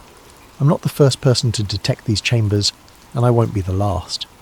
But every researcher who has tried to investigate them seriously has found their access restricted, their funding cut, or their careers redirected. The Egyptian government isn't trying to preserve the pyramid from damage. They're trying to preserve its secrets from discovery." As Marcus walked back through Cairo's bustling streets, he realized he was no longer conducting academic research. He was investigating a cover-up that had been maintained for decades, possibly longer. The question was no longer what the pyramid had been designed to do. It was why someone was so determined to prevent modern science from finding out. That night, Marcus returned to the pyramid alone. Hassan had arranged for him to have extended access, though the guide had seemed reluctant to leave him there as darkness settled over the Giza plateau. "Dr. Chen, the pyramid. She's different at night. You be careful, yes? Some knowledge, it comes with price." Now, sitting in absolute darkness in the king's chamber with his instruments powered down and his cell phone turned off, Marcus could feel what Hassan had meant. The vibrations he'd noticed on his first day weren't stronger at night. They were clearer, unmasked by the electromagnetic interference of modern technology and the subtle vibrations of daytime activity. The feeling was unmistakable now, a low-frequency pulse that seemed to emanate from the very stones around him. It reminded him of sitting in a car with a powerful subwoofer, feeling the bass notes resonating in his chest. Except this sensation seemed to penetrate deeper, affecting not just his body but his consciousness itself. Marcus had brought along a new piece of equipment, a sensitive electromagnetic field detector borrowed from Dr. Solomon's laboratory. In the complete darkness and electrical silence of the chamber, the device could register even the faintest electromagnetic activity. He switched it on and watched the display with growing amazement. The pyramid was generating electricity. Not much. The readings were measured in millivolts and microamps, but the output was consistent, rhythmic, and definitely real. The electromagnetic field strength varied in cycles that corresponded to the acoustic resonance he'd measured earlier. The entire structure was functioning as a low-level electrical generator, powered by forces he was only beginning to understand. Marcus activated his night vision camera and began recording, speaking in whispers to avoid disturbing whatever delicate processes he was observing. The electromagnetic readings are strongest near the northeast corner of the chamber, consistent with the acoustic anomalies I documented earlier. The field strength appears to correlate with lunar cycles. Tonight's readings are approximately 20% higher than last week's, coinciding with the new moon. He moved the detector around the chamber, mapping the electromagnetic field as he had mapped the acoustics. The patterns were complex but consistent, forming a three-dimensional matrix of electrical activity that encompassed the entire chamber. At the centre of the room, where the pharaoh's sarcophagus should have been, the electromagnetic field reached its peak intensity. But there was something else. As Marcus sat in the centre of the chamber, surrounded by the electrical field generated by 4,000 years of precisely engineered stone, he began to experience something unexpected: altered consciousness. It started as a subtle shift in perception, similar to the disorientation he'd felt at high altitude or during meditation. But as he remained motionless in the electromagnetic field, the sensation deepened. His thoughts became clearer, more focused, while his awareness of the chamber around him expanded. He could sense the massive weight of the pyramid above him, the underground chambers below, even the subtle movements of air through the shaft systems. Marcus realised that the 110 Hz acoustic resonance he'd measured wasn't accidental. It was the exact frequency that research had shown could induce theta brainwave states associated with deep meditation, enhanced creativity, and altered consciousness. Combined with the electromagnetic field, the King's Chamber functioned as a consciousness-altering device. But why? What purpose would ancient builders have had for creating a machine that could systematically alter human consciousness? As Marcus sat in the pyramid's electromagnetic embrace, understanding dawned on him like sunrise over the desert. The pyramid wasn't just a power plant, it was a communication device. The electrical energy it generated wasn't meant to power lights or machinery. It was designed to amplify and transmit human consciousness itself. The ancient Egyptians had built the ultimate meditation chamber, a place where human awareness could be enhanced, expanded, and potentially transmitted across vast distances. The precision engineering, the electromagnetic properties, the acoustic tuning, all of it served to create conditions where consciousness could transcend the normal limitations of the human brain. Marcus thought about the ancient Egyptian concepts of Ka and Ba, aspects of the human soul that could travel beyond the physical body. What if these weren't just religious beliefs, but actual descriptions of consciousness, projection experiences facilitated by the pyramid's technology? The implications were staggering. If ancient Egyptians had mastered consciousness projection, they could have explored distant lands without physical travel, communicated across vast distances without messengers, and perhaps even preserved knowledge in ways that transcended physical destruction. The pyramid might have been their internet, their telecommunications network, their method of backing up human consciousness itself. Marcus's instruments continued recording as his awareness expanded further. He could sense other presences in the chamber, not supernatural entities, but echoes of the thousands of people who had experienced altered states in this space over the millennia. The pyramid had been accumulating consciousness, storing it in some form that science didn't yet understand. As the hours passed, Marcus began to comprehend the magnitude of what he'd discovered. The Great Pyramid wasn't just an ancient monument, it was a machine for expanding human potential, built by a civilization that understood the relationship between consciousness, electromagnetic energy, and the fundamental structure of reality itself. But why had this knowledge been lost, and why were modern authorities so determined to prevent its rediscovery? As dawn approached and the electromagnetic readings began to fluctuate with the rising sun, Marcus made a decision that would change the course of his research, and possibly his life. He wasn't going to publish his findings in academic journals where they could be dismissed or suppressed. He was going to find a way to demonstrate the pyramid's true capabilities to the world. The Age of Secrets was about to end. 3 weeks after his night in the King's Chamber, Marcus found himself in a secure conference room at Cairo University, surrounded by researchers who had responded to his carefully worded communications. Dr. Solomon sat across from him, along with Dr. James Morrison, a British archaeoacoustic specialist, Dr. Elena Kozlov, a Russian electromagnetic researcher, and surprisingly, Dr. Sarah Running Bear, a Lakota physicist who studied indigenous sacred sites in North America. What you're suggesting, Doctor? Chen, Dr. Morrison said, reviewing Marcus's data on his tablet, goes beyond revolutionary. You're proposing that ancient civilizations possess technology that we're only beginning to understand. Marcus nodded, pulling up a global map on the room's display screen. Red dots marked locations across every continent. It's not just a proposal anymore. Thanks to Dr. Running Bear's research, we've identified 47 sites worldwide that show identical electromagnetic signatures to the Great Pyramid. Dr. Running Bear leaned forward, her voice carrying the weight of generational knowledge. My people have always known that certain places were different. We called them places where the earth speaks, the acoustic properties, the electromagnetic anomalies, the consciousness-altering effects. They're all documented in our oral traditions. She pointed to several dots in North America. Serpent Mound in Ohio, the Medicine Wheels of Wyoming, certain kivas in the southwest. They all show the same engineering principles.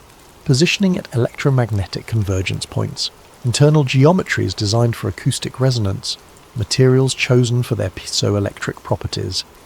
Dr. Kozlov, who had been quietly analysing electromagnetic data, looked up with excitement. I've been comparing the frequency patterns from these sites.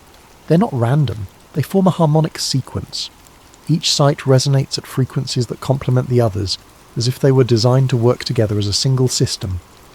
Marcus felt his pulse quicken. A single system spanning the entire globe.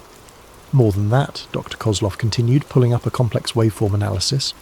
If all these sites were activated simultaneously, the combined electromagnetic output would create a standing wave pattern around the Earth. The planet itself would become a resonating chamber.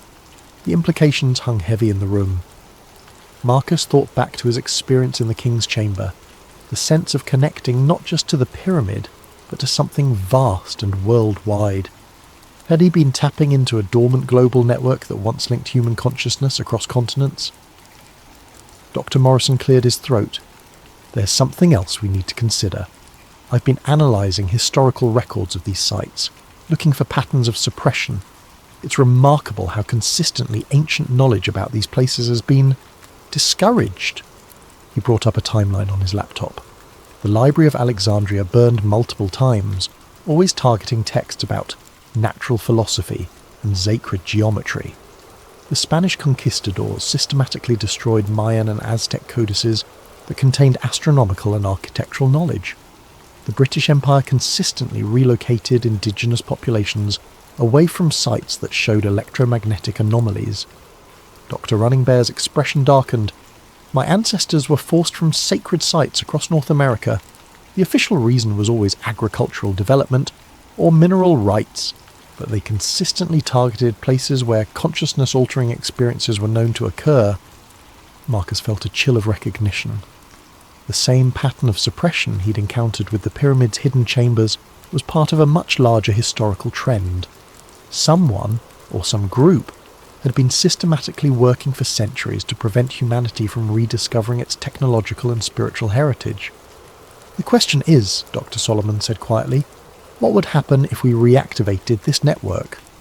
Dr. Solomon's question haunted Marcus for days. The theoretical implications of reactivating an ancient global consciousness network were staggering, but the practical challenges seemed insurmountable. Most of the sites were under government control, protected by restricted access, or surrounded by modern development that would interfere with their electromagnetic properties. But Marcus couldn't let go of what he'd experienced in the King's Chamber.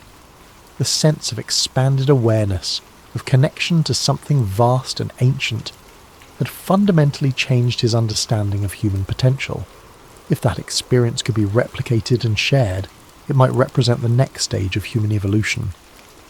The answer came from an unexpected source. Hassan appeared at Marcus's hotel room door early one morning, carrying a worn leather satchel and wearing an expression of nervous determination. Doctor, Chen, my family, we have been guardians longer than we have been guides. My great-grandfather, before the British came, before the tourists, he was keeper of the old knowledge. Hassan opened the satchel to reveal documents that made Marcus's breath catch. hand-drawn maps showing underground passages throughout the Giza Plateau, detailed diagrams of the pyramid's internal structure, including chambers that weren't on any official archaeological survey, and most remarkably technical drawings that showed how the pyramid systems could be manually activated. The old knowledge, it was never lost completely, Hassan continued. Hidden, yes. Dangerous to speak of, yes. But preserved by families like mine, waiting for someone who could understand its importance. The drawings revealed that the pyramid's consciousness-amplifying effects weren't automatic. They required specific activation procedures. Water had to be introduced into the subterranean chambers at precise volumes and timing. Certain crystals needed to be placed in the sealed chambers to focus the electromagnetic fields. And most crucially, multiple people had to participate simultaneously, their consciousness working together to achieve resonance with the global network. Hassan, this is incredible, but how could we possibly implement it? We'd need access to the sealed chambers, permission for extended stays in the pyramid, and coordination with researchers at sites around the world. Hassan smiled, the expression of a man who had been preparing for this moment his entire life. Dr. Chen, who do you think has been maintaining the pyramid systems all these years? The tourist guides, the security staff, the maintenance workers, many of us are descendants of the original guardians. We have been waiting for someone like you, someone who could understand what we have been protecting. Over the next few hours, Hassan revealed the existence of a network of guardians at ancient sites worldwide. Families who had maintained the old knowledge for generations, keeping the sites minimally functional while waiting for the time when they could be fully reactivated. The suppression Marcus had encountered wasn't just from modern governments.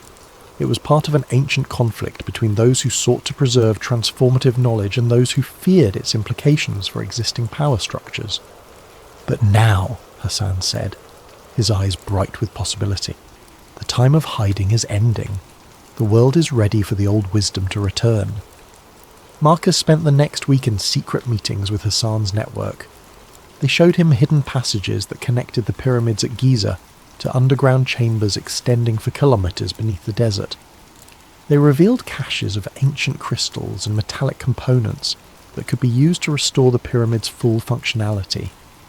Most remarkably, they demonstrated that they had been maintaining contact with Guardian networks at other sites around the world, using methods that seemed to blend ancient wisdom with modern technology. The plan they developed was audacious beyond anything Marcus had imagined.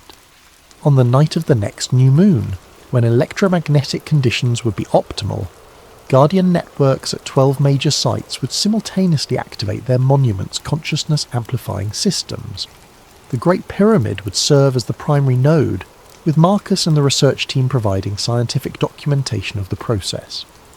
If successful, the experiment would create the first coordinated activation of the global consciousness network in over 3,000 years. The effects, according to the Guardian's preserved knowledge, would be felt worldwide. A sudden expansion of human awareness that could fundamentally alter the course of civilization. But there were risks. The ancient texts spoke of individuals who had been unprepared for the experience, whose consciousness had been overwhelmed by the sudden expansion of awareness. There were warnings about the network attracting the attention of forces that had opposed its use in the past, and there was the very real possibility that modern governments would respond to the activation with force, viewing it as a threat to established order. As Marcus stood in the king's chamber 1 week before the planned activation, surrounded by crystals and metallic components that Hassan's people had been safeguarding for millennia, he realized that he was about to participate in either the most important experiment in human history or the most dangerous. The pyramid hummed around him with renewed energy, its systems responding to the presence of the missing components. Through his consciousness, he could sense the other sites coming online around the world, their guardians preparing for an event that would either herald humanity's next evolutionary leap or mark the end of the Age of Secrets forever. The night of the new moon arrived with unprecedented atmospheric conditions. Aurora activity extended far beyond the polar regions, creating shimmering curtains of light visible even in Egypt's desert sky. Electromagnetic storms disrupted satellite communications worldwide. while seismic monitoring stations detected subtle but synchronized vibrations from ancient sites across the globe. Marcus stood in the King's Chamber surrounded by Hassan's Guardian network and the international research team. The chamber had been transformed. Crystalline structures now occupied the corners, their faceted surfaces catching and redirecting the subtle light from their instruments. Copper coils, fashioned according to ancient diagrams, had been positioned to enhance the room's natural electromagnetic properties. Most remarkably, water from the Nile's ancient flood channels had been carefully directed into the subterranean chambers, creating the hydraulic pressure needed to activate the pyramid's piezoelectric systems. Dr. Running Bear checked her communication device one final time. Serpent Mound is reporting full activation. The electromagnetic readings are unlike anything we've ever recorded. Dr. Morrison, monitoring from Newgrange and Ireland, transmitted similar reports. The acoustic resonance here is building beyond our measurement capabilities. The entire mound is vibrating in harmony with frequencies we didn't know existed. Around the world, Guardian networks at sites from Machu Picchu to Angkor Wat were reporting the same phenomenon. Ancient monuments that had been dormant for millennia were awakening, their consciousness-amplifying systems responding to coordinated activation for the first time in recorded history. In the King's Chamber, Marcus felt the familiar sensation of expanded awareness beginning to build. But this time, it was different, stronger, more focused, and connected to something vast beyond individual consciousness. Through the electromagnetic field generated by the activated pyramid, he could sense the presence of people at the other sites, their awareness merging into a collective experience that transcended physical distance. Dr. Kozlov, monitoring the electromagnetic readings, whispered in amazement, "The standing wave pattern is forming exactly as predicted. The Earth's electromagnetic field is reorganizing itself around these sites." But the experience went beyond scientific measurement. As the network reached full activation, Marcus found his consciousness expanding not just across space but across time. He could sense the pyramid builders themselves, not as historical figures but as present awareness, as if their consciousness had been preserved within the structure itself, waiting for this moment of reactivation. The ancient Egyptians hadn't just built a machine for amplifying consciousness, they had created a means of preserving it across millennia. The pyramid was a library of human awareness, containing the accumulated wisdom of a civilization that had achieved levels of understanding that modern science was only beginning to approach. Through the network, Marcus experienced visions of the ancient world as it had truly been. Not the primitive civilization described in history textbooks, but a global culture connected by consciousness-amplifying technology, capable of feats that seemed magical only because the principles had been forgotten. He saw the construction of the monuments not as slave labour directed by megalomaniacal pharaohs, but as collaborative projects undertaken by people who understood their role in maintaining humanity's connection to higher levels of awareness. Most remarkably, he experienced the reason why the network had been deactivated. As human civilizations became more hierarchical and centralized, the egalitarian consciousness expansion technology had been seen as a threat to emerging power structures. Rulers who depended on controlling information and limiting awareness had systematically dismantled the network, replacing consciousness-expanding wisdom traditions with belief systems that emphasized obedience and separation. The suppression hadn't been accidental. It had been deliberate, coordinated across cultures and centuries, by those who understood that widespread access to expanded consciousness would make traditional forms of dominance impossible to maintain. But the network had been designed with safeguards. The consciousness of its builders had been preserved within the structures themselves, waiting for a time when humanity would be ready to reclaim its heritage. That time, Marcus realized, was now. As the activation reached its peak, effects began manifesting around the world. Dr. Running Bear reported that people living near the activated sites were spontaneously experiencing expanded states of consciousness. Emergency services were receiving calls about strange lights and telepathic experiences. Social media was flooded with reports of sudden insights, creative breakthroughs, and experiences of connection that transcended normal human limitations. But there was resistance as well. Military aircraft were scrambling towards several of the activated sites. Government communications were buzzing with references to unauthorized experiments and potential security threats.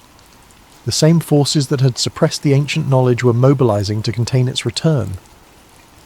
Hassan, who had been monitoring communications with Guardian networks worldwide, turned to Marcus with urgent concern. "Doctor, Chen, we have perhaps 30 minutes before official intervention begins. The network is fully activated, but maintaining it will require ongoing commitment from people around the world." Marcus understood. The ancient network hadn't been maintained by technology alone. It had required conscious participation from people who understood its importance. The reactivation was just the beginning. For the consciousness expanding effects to continue, individuals at sites around the world would need to take responsibility for maintaining the system, despite inevitable opposition from established power structures. As sirens began wailing in the distance and the first military helicopters appeared on the horizon, Marcus made his final recordings. The scientific data would be crucial for documenting what had occurred, but the real proof would be the ongoing transformation of human consciousness that the network had initiated. The age of secrets was truly ending. But as Marcus and his team prepared to face the consequences of their world-changing experiment, he realized that the real work was just beginning. 6 months after the Global Awakening, as the media had dubbed it, Marcus sat in a small cafe in Prague, one of dozens of cities where consciousness research centres had spontaneously emerged. Around the world, people who had experienced the network activation had begun gathering, sharing their experiences and developing new applications for expanded awareness. The official response had been predictable. Governments had classified the event as a coordinated hoax involving atmospheric anomalies and mass suggestion. The Guardian networks had been disbanded, the sites placed under increased security, and several researchers had found their careers and funding mysteriously terminated. But the consciousness genie was out of the bottle. Dr. Running Bear, now leading a consortium of indigenous researchers, had documented over 10,000 cases of enhanced psychic abilities manifesting in people who had been near activated sites. Dr. Kozlov was working with a network of physicists who had detected fundamental changes in quantum field behaviour around former network locations. Even Dr. Morrison, despite losing his university position, continued documenting the ongoing acoustic anomalies at ancient sites worldwide. Most remarkably, people were spontaneously rediscovering consciousness expansion techniques that had been lost for millennia. Meditation practices, acoustic healing methods, and electromagnetic sensitivity training were emerging independently in communities around the globe, as if the network activation had reawakened dormant human capabilities. Hassan had become something of a folk hero in Egypt, his family's guardianship role finally acknowledged by people who had experienced the pyramid's true power. Though official access remained restricted, underground tours of the pyramid's hidden systems had become a pilgrimage for those seeking direct experience of expanded consciousness. Marcus himself had changed profoundly. The night in the activated King's Chamber had left him with permanent access to expanded awareness states. He could sense the electromagnetic fields of other people, communicate telepathically with others who had experienced the network, and access information through methods that conventional science couldn't explain. But perhaps the most significant change was happening at a societal level. The consciousness expansion experienced by millions of people worldwide had created a generation less susceptible to manipulation, more capable of independent thinking, and naturally inclined toward cooperation rather than competition. Political movements based on fear and division were finding it increasingly difficult to gain traction.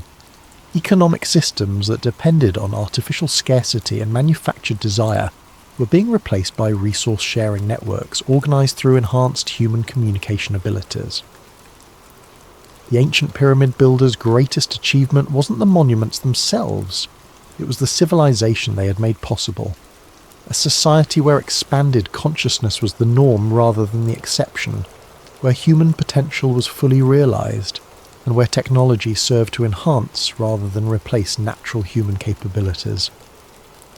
As Marcus finished his coffee and prepared for another day of documenting the ongoing transformation, he reflected on the pyramid's true message. The structure itself had been important, but it was ultimately just a tool. The real power had always been within human consciousness itself, the capacity for awareness to expand, connect, and transcend the limitations that seemed so absolute. The pyramids had been built not to house the dead, but to awaken the living, and after 4,000 years of slumber, humanity was finally ready to reclaim its birthright. Standing in the Prague sunlight, Marcus could sense the presence of others around the world who had experienced the awakening. Through the invisible network that still connected activated sites, he felt their determination to ensure that the consciousness-expanding knowledge would never again be lost or suppressed. They told us the pyramids were tombs, but standing here, I know that's a lie. This wasn't built to bury the dead. It was built to keep the world alive, to preserve and transmit the highest potentials of human consciousness across the millennia, waiting for a time when humanity would be ready to reclaim its forgotten heritage. That time had finally come. The age of expanded consciousness had begun, and no force on earth could put the awakened human spirit back to sleep. The network hummed silently across the globe, connecting minds and hearts in ways that transcended physical distance. The ancient guardian's work was complete. The future of human consciousness stretched ahead like dawn breaking over the desert, infinite with possibility. Marcus smiled, feeling the pyramid's eternal presence in his consciousness, and stepped forward into humanity's transformed tomorrow. Before we begin tonight's journey into one of the most suppressed mysteries on Earth, if you're enjoying this content, please consider using your hype points on this video. It genuinely helps the channel grow in ways you might not realise, and it allows us to keep bringing you these deep dives into the unknown. Also, if you'd like, drop a comment letting us know what time it is where you are and where in the world you're listening from. We absolutely love seeing where everyone is tuning in from across the globe. No pressure though, only if you feel like sharing. Now let me ask you something. What if everything you've been told about Antarctica was a carefully constructed lie? What if the frozen wasteland at the bottom of our world isn't just ice and penguins, but something far more terrifying? Something that would fundamentally change how we understand human history itself? Think about it. Antarctica is the 5th largest continent on Earth, larger than Europe, nearly twice the size of Australia.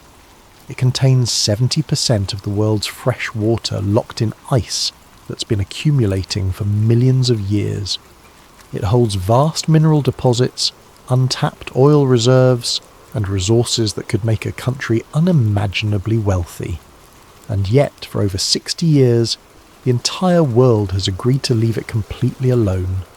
During the Cold War, when the United States and Soviet Union were locked in a desperate race for resources, technology, and strategic advantage, when proxy wars were being fought on every continent, for the smallest geopolitical gains, these two superpowers came together with their allies and signed a treaty that effectively said, nobody touches Antarctica, nobody claims it, nobody exploits it, nobody even militarizes it.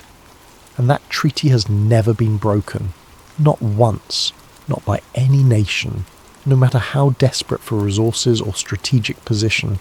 Doesn't that strike you as strange? Doesn't it make you wonder what could possibly be important enough to make enemies cooperate so completely? Tonight, we're going to talk about satellite images that shouldn't exist, government cover-ups spanning 8 decades, and a secret so profound that sworn enemies became allies to keep it buried under 2 miles of ice. We're going to follow the trail of 2 people who got too close to the truth and paid the ultimate price. This is the Icewall dossier. The satellite image that shouldn't exist, January of the year 2013. NASA's MODIS satellite passes over Queen Maud Land, Antarctica, as it does every few days, capturing thermal and visual data of the frozen continent below. The images are routine, processed by automated systems, filed away in massive databases that few people ever examine. But one person did examine them. Emily Vance was a geologist at the University of Colorado, specializing in glacial formations and subsurface imaging. She had spent the better part of a decade analysing satellite data, looking for patterns in ice movement, thermal signatures, anything that might tell us more about the mysterious continent that covers more area than Europe and remains less explored than the surface of Mars. Her office was small, cramped with filing cabinets and computer equipment, the walls covered with maps and printed satellite images marked with her handwritten notes. She'd always been meticulous, the kind of scientist who checked and rechecked her data, who never made claims she couldn't back up with evidence. On a cold January morning, drinking her third coffee of the day, Emily pulled up the latest raw data from Queen Maud Land. She'd requested it specifically because she was working on a paper about ice sheet dynamics in that region. The data came in as usual, transmitted from NASA's archive to her university system. What she saw on her screen made her set down her mug very carefully, coffee sloshing over the rim onto the papers scattered across her desk. She didn't notice. There, in the raw thermal imagery, was a shadow. Not just any shadow, but a perfectly rectilinear one, forming what looked unmistakably like the outline of a massive buried structure. The edges were too straight, too deliberate. The angles were too precise, meeting at exactly 90 degrees in multiple places. Emily's first thought was equipment malfunction. Satellites can produce artifacts, especially in extreme environments like Antarctica, where ice can create unusual reflections and temperature gradients. She'd seen plenty of false positives in her career. But this was different. She pulled up the processed, public-facing version of the same image that had been released on NASA's website. The shadow had been smoothed out, normalised, blended into the surrounding terrain. The metadata attributed it to sensor distortion caused by atmospheric conditions. Emily sat back in her chair, her mind racing. She pulled up the raw data again and began running analysis protocols. She measured the angles, calculated the dimensions, ran thermal gradient comparisons with the surrounding area. The structure, if that's what it was, would be enormous, approximately 1,500 metres on its longest side, roughly rectangular in shape, buried under what her calculation suggested was approximately 3 kilometres of ice. But somehow, impossibly, it was still creating a measurable thermal signature. Not much, just a few degrees warmer than the surrounding ice, but consistent, deliberate. Emily knew glacial formations. She knew ice dynamics. She knew what natural thermal variations looked like in Antarctic ice. This wasn't that. She spent the rest of that day pulling every piece of historical satellite data she could access for Queen Maud Land, going back years, looking for the same signature, tracking whether it had changed or remained constant. What she found made her blood pressure spike and her hands shake as she typed notes. The thermal signature had been there for at least 20 years, as far back as her satellite data went. Consistent, unchanging, the same shape, the same temperature differential, the same precise geometric outline. For 2 weeks, Emily became obsessed. She stopped sleeping normally, catching a few hours on the couch in her office between analysis sessions. She cross-referenced everything she could access: ice thickness measurements, seismic data from Antarctic research stations, historical expedition reports, geological surveys. She reached out to colleagues carefully, asking if anyone else had noticed anomalies in Queen Maud Land data. Most dismissed her questions with friendly but uninterested responses. A few admitted they'd seen strange things in Antarctica data over the years, but had been told not to pursue those lines of inquiry. One colleague, a remote sensing specialist named Thomas Reed at MIT, told her something that made her pulse quicken and confirmed her darkest suspicions. They spoke on the phone late one night. Thomas sounded nervous, speaking quietly as if someone might be listening. "Emily, I'm going to tell you something that could get me in trouble. The image processing algorithms for Antarctic data, they're not just correcting for sensor errors, they're programmed to smooth out certain types of anomalies automatically. Geometric patterns, thermal inconsistencies above certain thresholds. They've been doing this since the early 2000s. Why? Emily asked, though she suspected she knew the answer. Because someone doesn't want us seeing what's really down there. I figured this out about 5 years ago when I was working on improving the algorithms.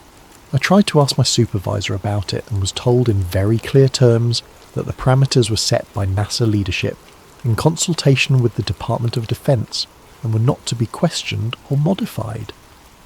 Emily thanked him and hung up. She sat in her dark office, the only light coming from her computer monitors, and realised she was holding information that could change everything. But she also realised she was in danger.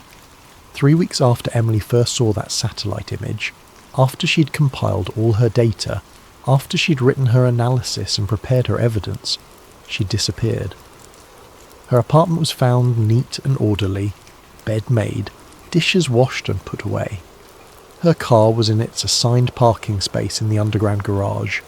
Her phone, when police tried to call it, went straight to voicemail. Her email showed no concerning messages, no signs of distress. The university filed a missing person report. Local police investigated, interviewed her colleagues and friends, searched her apartment and office. They found no evidence of foul play, no indication of where she might have gone or why. The detective assigned to the case told Emily's sister that sometimes people just needed to get away, to start over somewhere new. Maybe she'd been under stress. Maybe she'd met someone. Maybe she'd just decided to leave her old life behind. But Emily's sister knew better. Emily wasn't the type to disappear without telling anyone. She was careful, organised, responsible. If she had planned to leave, she would have said something. The case went cold within 2 months. But before she vanished, Emily Vance had mailed a package to her friend Mark Kelton, a journalist who specialised in the kinds of stories that made governments uncomfortable. She'd addressed it by hand, using an old address she'd memorised years ago, and mailed it from a post office 3 towns away from Boulder. She'd taken precautions, she'd known the risk, and she'd made sure that even if they got to her, the truth would still have a chance. The real history. They tell us Mark Kelton had known Emily since graduate school at Columbia. They'd met in an interdisciplinary seminar on climate science and investigative journalism, one of those experimental courses universities sometimes offer to encourage cooperation between departments. Emily had been the scientist who could explain complex geological concepts in ways that made sense.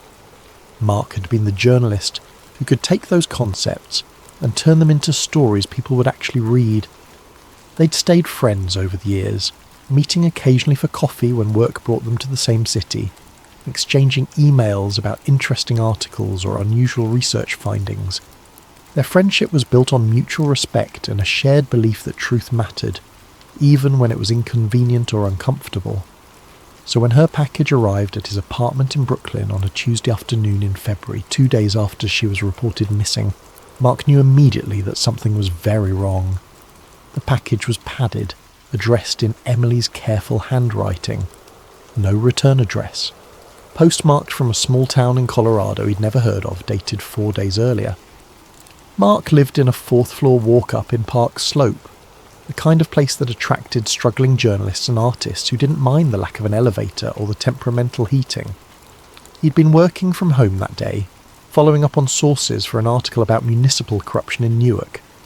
When the package arrived, delivered by a postal worker who had to buzz repeatedly because Mark was wearing headphones, he signed for it without thinking much about it.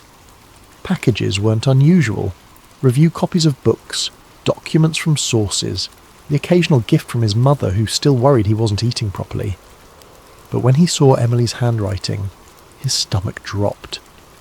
He set the package on his small kitchen table and just stared at it for several minutes. Emily wouldn't have mailed him something without mentioning it. They'd exchanged emails just 3 weeks ago. A casual conversation about a paper she was working on. She'd seemed fine, excited about her research, no indication that anything was wrong. Mark opened the package carefully. Inside was a USB drive, a handwritten note folded around it, and a photocopy of what looked like an old newspaper article, the text in Spanish, the paper yellowed and aged. The note was brief, written in Emily's neat script. Mark, If you're reading this, I'm either being paranoid or I'm in serious trouble. Either way, you need to see what's on this drive. Look into Operation High Jump. Look into why 12 countries banned everyone from Antarctica right after Bird came back.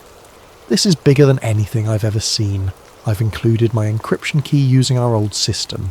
You'll remember. Be careful. Destroy this note after you read it. Emily. Mark read the note 3 times, his journalist mind already cataloguing questions. Why was she being cryptic? What had she found? And why did she feel the need to tell him to destroy the note? He looked up Emily's name on his phone, searching for news. That's when he found the missing person report, posted by the Boulder Police Department just 2 days earlier. Emily Vance, geologist, 34 years old, last seen leaving her office at the University of Colorado 3 weeks ago. 3 weeks. She'd mailed this package before disappearing, which meant she'd known something was about to happen. She'd prepared for it. Mark's hands were shaking slightly as he picked up the USB drive. It was a standard thumb drive, unmarked, the kind you could buy at any electronics store. He turned on his laptop and hesitated for just a moment before plugging it in. The drive appeared on his desktop, showing a single encrypted folder. The encryption was serious, military-grade stuff, not something you'd use to protect casual files. Emily's note mentioned their old system, an inside joke from graduate school about how to create memorable passwords. They'd both been fans of an obscure science fiction novel from the 1980s, and they'd developed a method of creating codes based on chapter numbers and character names from that book.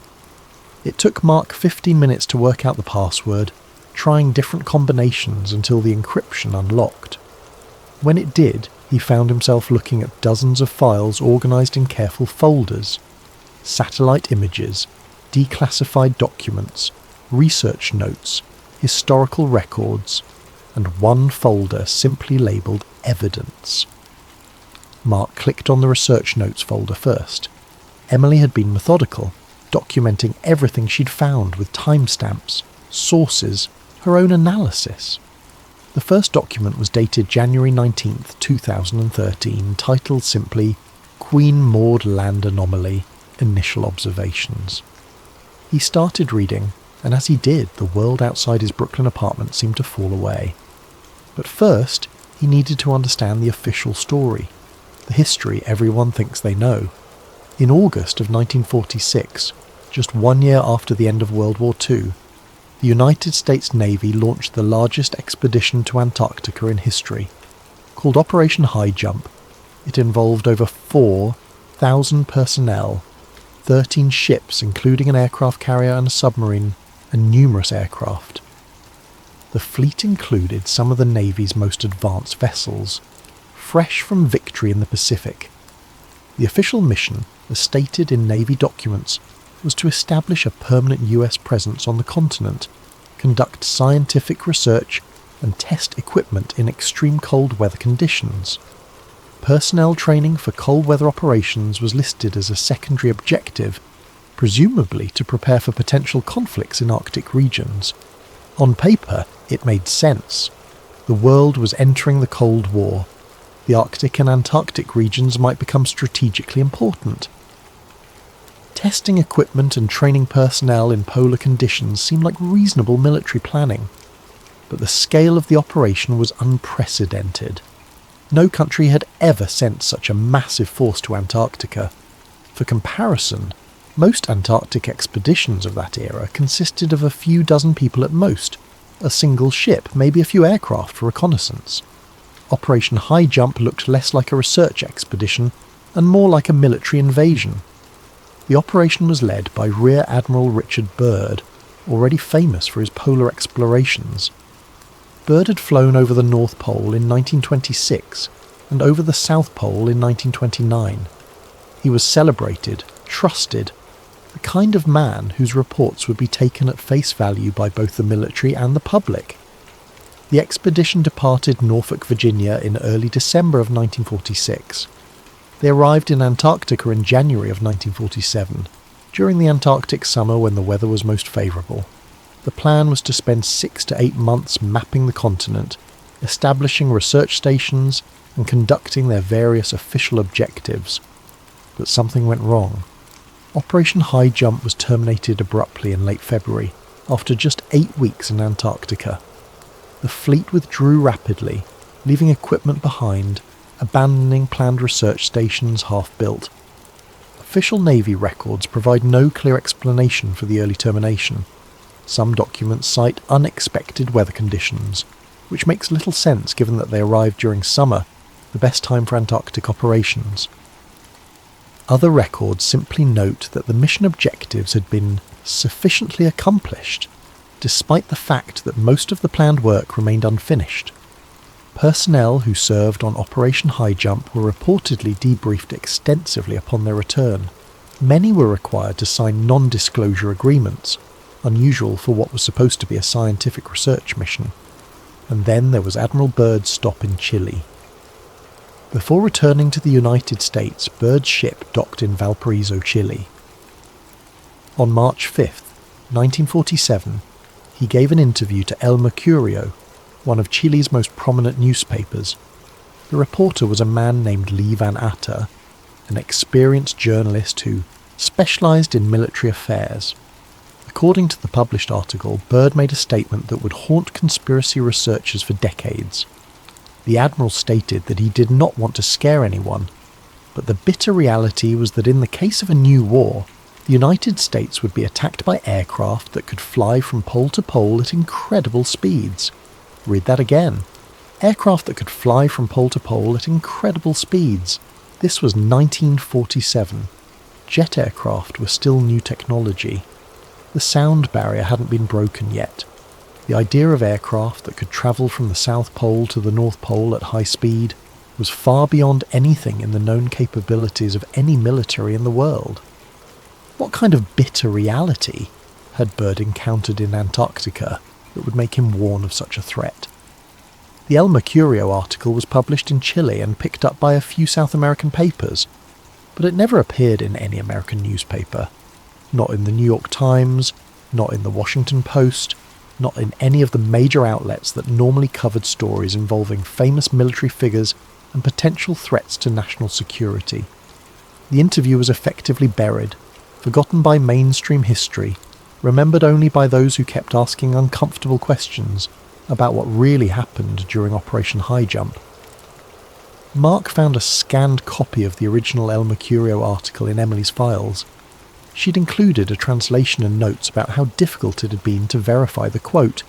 How many researchers had dismissed it as mistranslation or sensationalism? But Emily had tracked down other sources. A radio interview Byrd gave to a Texas station shortly after returning, in which he spoke vaguely about mysteries at the poles before being cut off. An internal Navy memo, partially declassified, that referenced Operation High Jump encountering unexpected resistance, and recommended further investigation with appropriate military support. Unexpected resistance in Antarctica, where the only inhabitants were penguins and seals. Mark added this to his growing list of questions, and then he moved on to what happened next, because the timeline was crucial. Then came December of 1959, 12 years after Operation High Jump, 12 years after Admiral Byrd's cryptic warnings. Representatives from 12 nations gathered in Washington to sign what would become one of the most unusual international agreements in human history, the Antarctica Treaty. The 12 original signatories were the United States, the Soviet Union, the United Kingdom, France, Norway, Belgium, Japan, South Africa, Argentina, Chile, Australia and New Zealand. These weren't random countries. They were the major powers of the era, including nations that had territorial claims in Antarctica dating back decades. The treaty contained several provisions that seemed, on the surface, admirably progressive. It declared Antarctica a zone of peace. It banned military activity on the continent. It prohibited nuclear testing and the disposal of radioactive waste. It suspended all territorial claims. It banned mineral mining and commercial exploitation. And it established that Antarctica would be used only for peaceful scientific research, with findings shared openly among all nations. It sounds wonderful, doesn't it? A continent dedicated to science and peace, protected from the greed and violence that plague the rest of the world. But consider the context. This was 1959. The Cold War was at its peak. The United States and Soviet Union were locked in an ideological struggle that would dominate global politics for the next 3 decades. They maintained massive military forces aimed at each other. They competed viciously for influence in every corner of the globe. They built nuclear arsenals capable of destroying civilization multiple times over. These were nations that couldn't agree on anything. They fought proxy wars in Korea, in Vietnam, in Africa, in South America. Every resource, every strategic position, every potential advantage was contested. And yet, when it came to Antarctica, they came together with a spirit of cooperation that existed nowhere else on Earth. Think about what they agreed to give up. Antarctica is approximately 14 million square kilometres. For context, that's larger than Europe, nearly twice the size of Australia, bigger than the United States and Mexico combined. It's the 5th largest continent on Earth.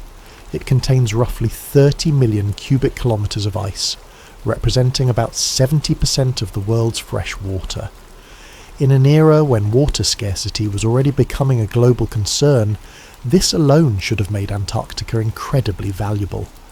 Geological surveys, even the limited ones conducted before the treaty, indicated vast deposits of coal, iron ore, copper, gold and rare earth elements. The seas around Antarctica are rich with fish and other marine life. Oil deposits in the continental shelf could potentially rival those in the Middle East.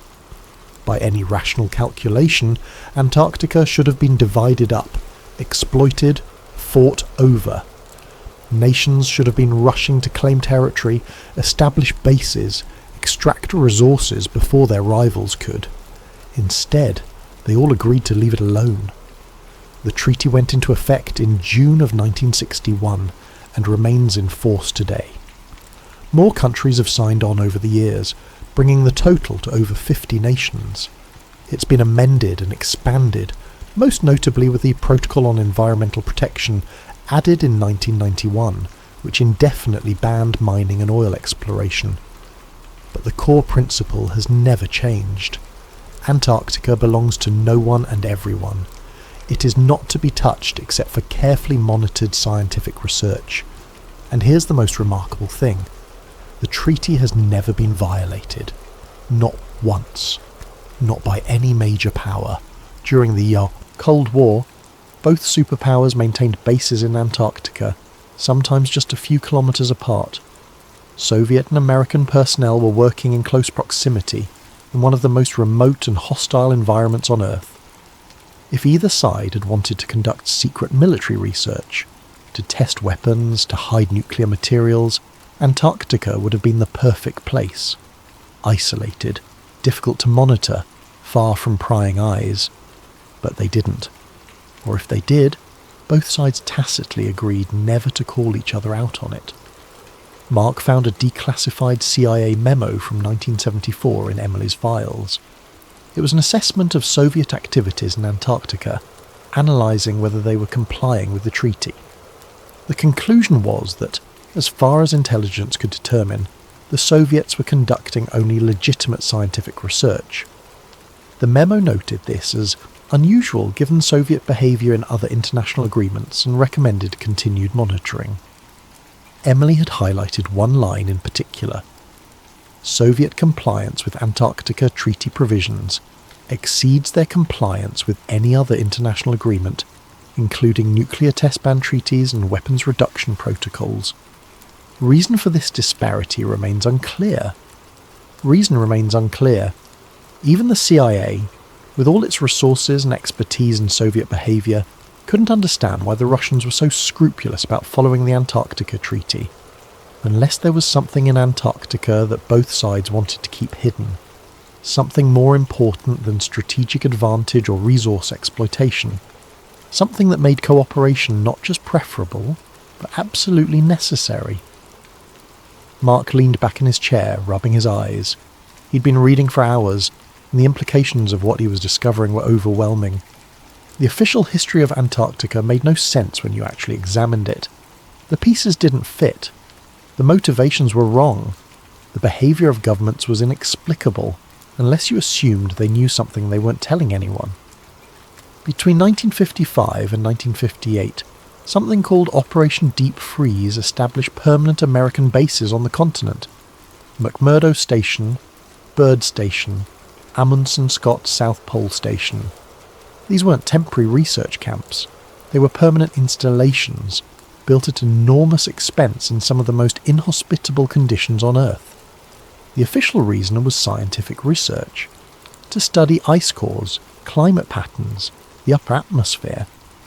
But construction crews who worked on these bases would later tell stories that didn't quite add up.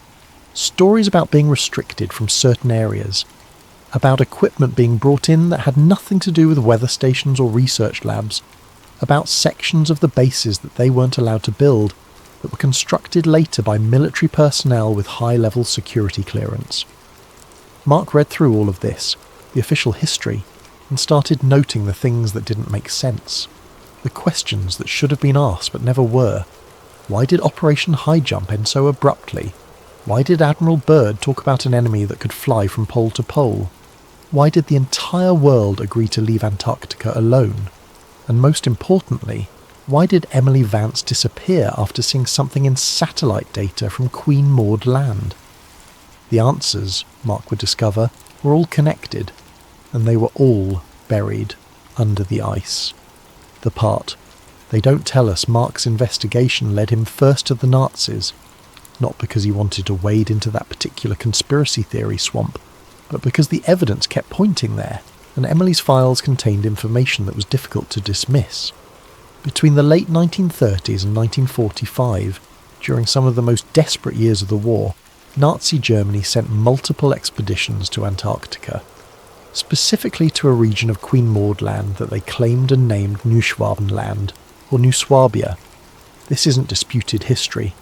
The photographs exist in German archives, in Norwegian collections, in museums that document the era. Images of German ships in Antarctic waters, German planes with swastikas on their tails, photographed from the air during survey flights, and most tellingly, photographs of planes dropping metallic rods into the Antarctic ice, each rod marked with a swastika flag. The official explanation, both from Nazi records and from historians who later studied the expeditions, was that these were territorial claim markers. Germany was staking its claim to a portion of Antarctica, establishing sovereignty that could be recognised under international law.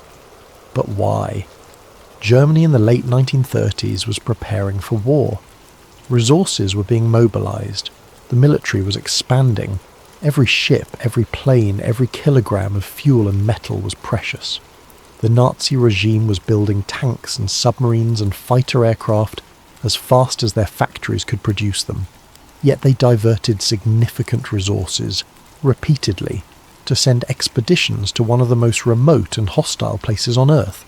A frozen wasteland thousands of kilometres from Germany, offering no obvious strategic value, no resources that couldn't be more easily obtained elsewhere. The first major German expedition left Hamburg in December of 1938 aboard the ship Schwabenland. The expedition was led by Captain Alfred Richer and included a team of scientists, military personnel and 2 flying boats designed for long-range maritime reconnaissance. They arrived in Antarctica in January of 1939 and spent several weeks surveying an area of roughly 600,000 square kilometres.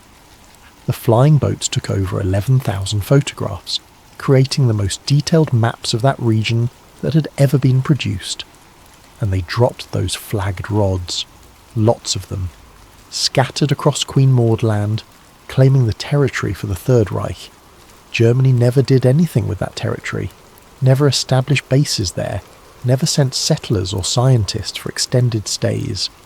The claim was noted by other nations and largely ignored. When the Antarctica Treaty was signed in 1959, all territorial claims, including Germany's, were suspended. So why go to all that trouble? Mark found speculation in Emily's files, articles from conspiracy theory websites, blog posts, forum discussions. Most of it was wild speculation, easily dismissible, stories about secret Nazi bases, about Hitler escaping to Antarctica after the war, about flying saucers and secret technology. The usual noise that obscures any attempt to find real answers. But Emily had also found something else. Testimony from people who'd been there. In 1978, a man named Hans Meyer gave an interview to a German magazine. Meyer had been a junior officer on the Schwabenland expedition, barely 20 years old at the time, and he'd kept quiet about his experiences for nearly 40 years.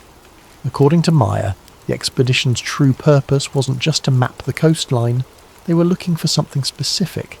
Thermal vents in the ice that might indicate geothermal activity below, areas where the ice was thinner or where there were signs of cavern systems underneath. And they found them. Meyer claimed that the flying boats had detected several areas where the ice showed unusual characteristics. Discoloration that suggested melting and refreezing, temperature variations visible in the snowpack, and in one location, what appeared to be an opening in the ice, a natural shaft descending into darkness. The expedition had neither the time nor the equipment to explore these findings thoroughly.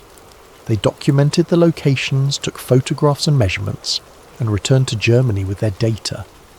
Meyer suggested in the interview that follow-up expeditions had been planned, expeditions that would have brought drilling equipment and cave exploration gear. But then the war started, and whatever the Nazis might have found in Antarctica became secondary to the immediate struggle for survival and conquest. The interview was published in a small circulation magazine and largely forgotten.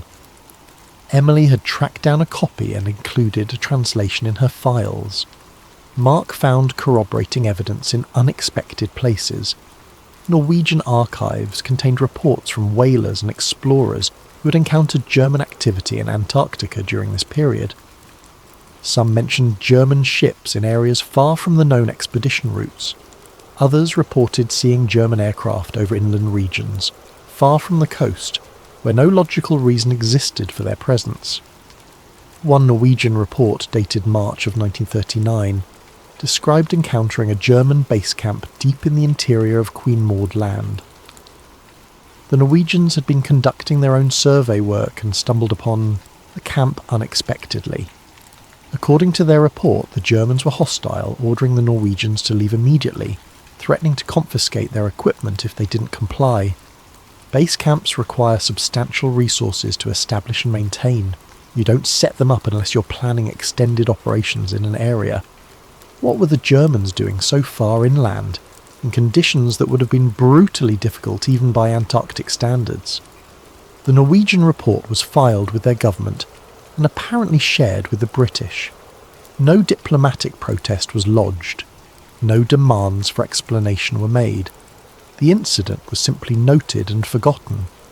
And then there was the question of what happened during the war itself. Mark found fragmentary evidence, nothing conclusive but suggestive. Supply ships leaving German-held ports in Norway during the early years of the war, ostensibly heading for U-boat patrols in the South Atlantic. But some of them took routes and carried supplies that didn't quite match submarine resupply missions. Submarines themselves, toward the end of the war, embarking on long-duration patrols to the South Atlantic and not returning for months. Several U-boats that left German ports in late 1944 and early 1945 were never accounted for, listed as lost to enemy action or scuttled, but no wreckage was ever found. And then, in May of 1945, after Germany surrendered, 2 German submarines surfaced in Argentine ports, U-530 and U-977. They surrendered to Argentine authorities months after the war in Europe had ended. The submarines had been at sea for months, far longer than standard patrol durations. Their crews were tight-lipped about where they'd been. Argentine authorities turned them over to American control, and the submarines were eventually scuttled. Whatever secrets they carried went down with them. This could all be coincidence. Submarines getting lost, captains trying to avoid capture, the chaos of a collapsing regime leading to confusion and poor record-keeping.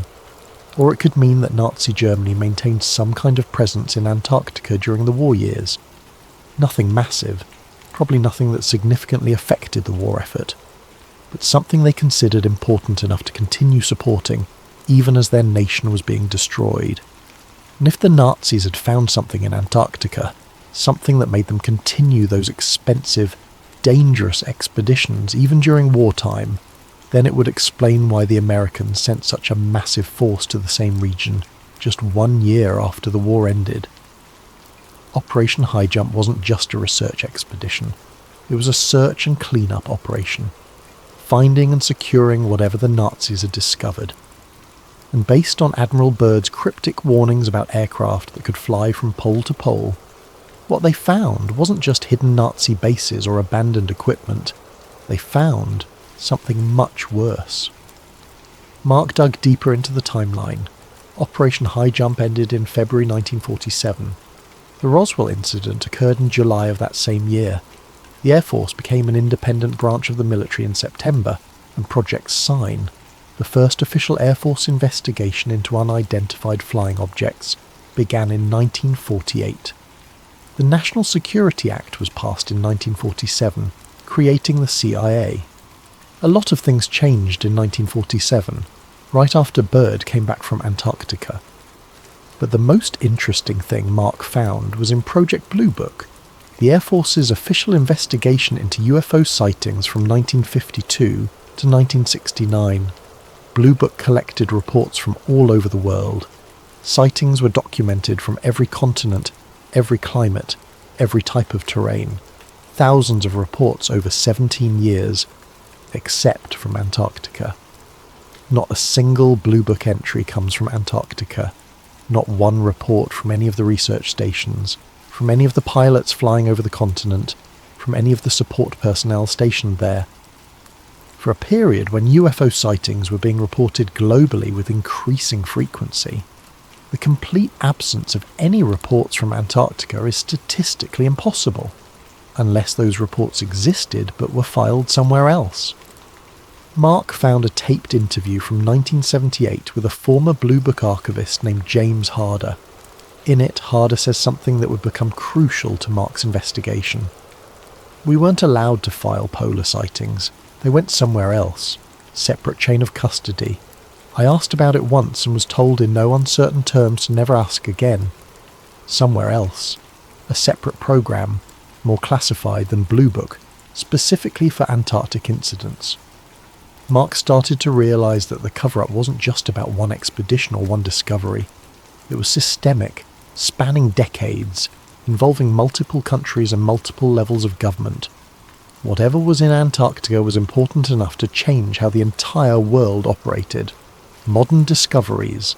They can't explain. Emily's USB drive contained something Mark found particularly compelling.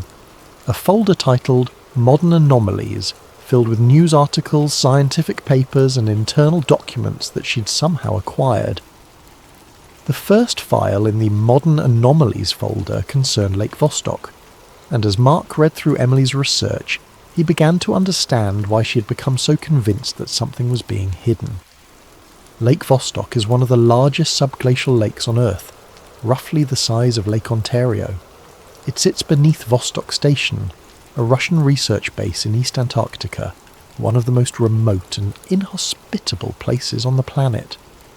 The lake itself is buried under more than 3.5 kilometres of ice. Scientists had known about the lake's existence since the 1970s, when radar surveys first detected the massive body of liquid water hidden beneath the ice. But it wasn't until the 1990s that they began to understand just how remarkable Lake Vostok really was. The lake had been sealed off from the surface for at least 15 million years, possibly much longer. It existed in complete darkness, under immense pressure from the weight of the ice above. The water was kept liquid by a combination of pressure, geothermal heat from below, and the insulating effect of the ice sheet. This meant that Lake Vostok was potentially one of the most isolated and pristine environments on Earth. If life existed there, it would have evolved separately from the rest of the biosphere for millions of years. The potential scientific value was enormous. It could tell us about ancient climate conditions, about the limits of life in extreme environments, about evolution in isolation. International teams began planning how to reach the lake without contaminating it. The Russians had been drilling at Vostok Station since the 1970s, taking ice cores for climate research. By the late 1990s, they were getting close to the lake itself. And then they found something unexpected. In 2001, as the drill approached the lake, instruments detected a magnetic anomaly. Not in the water, but beneath the lake bed. Something metallic, massive, and completely out of place. Geophysicist Michael Studinger, working on the project, was quoted in a scientific journal as saying, "We don't know what it is. It shouldn't be there." The anomaly was huge, roughly the size of Manhattan. The magnetic reading suggested it was composed primarily of metal, but the composition didn't match any known natural formations. It wasn't iron ore, wasn't magnetic minerals concentrated by geological processes. And it was in a pattern, not a random deposit, but structured, organised. Emily's files contained the original magnetic survey data, presumably obtained from a source she never named. Mark looked at the images, the false colour representations of the magnetic readings, and felt a chill despite the warmth of his apartment. The central anomaly showed a roughly circular shape, but with irregular extensions radiating outward in what looked almost like corridors or passages. Surrounding it, at precise intervals, were 6 smaller anomalies. The pattern was too regular, too geometric. Natural geology doesn't work that way. Ore deposits don't arrange themselves in perfect circles with smaller deposits positioned at equal intervals around them. Nature produces chaos, irregularity, organic shapes. This looked designed. The Russian team halted drilling approximately 130 metres above the lake. Officially, this was to avoid contamination, to give time to develop better procedures for breaching the lake without introducing surface microbes. But drilling never resumed. The project was abandoned. The site was closed. Vostok Station continued to operate, but the drilling program, which had been running for over 30 years, simply stopped. Emily had found communications between American and European scientists urging the Russians to continue. The potential discoveries were too important. New sterilization techniques had been developed. The risk of contamination could be managed. But the Russian Academy of Sciences refused, and according to one intercepted communication that Emily had somehow acquired, they did so under direct pressure from the Kremlin, which had itself been pressured by the US State Department. Mark found a memo from the National Science Foundation, partially redacted, discussing the Vostok situation.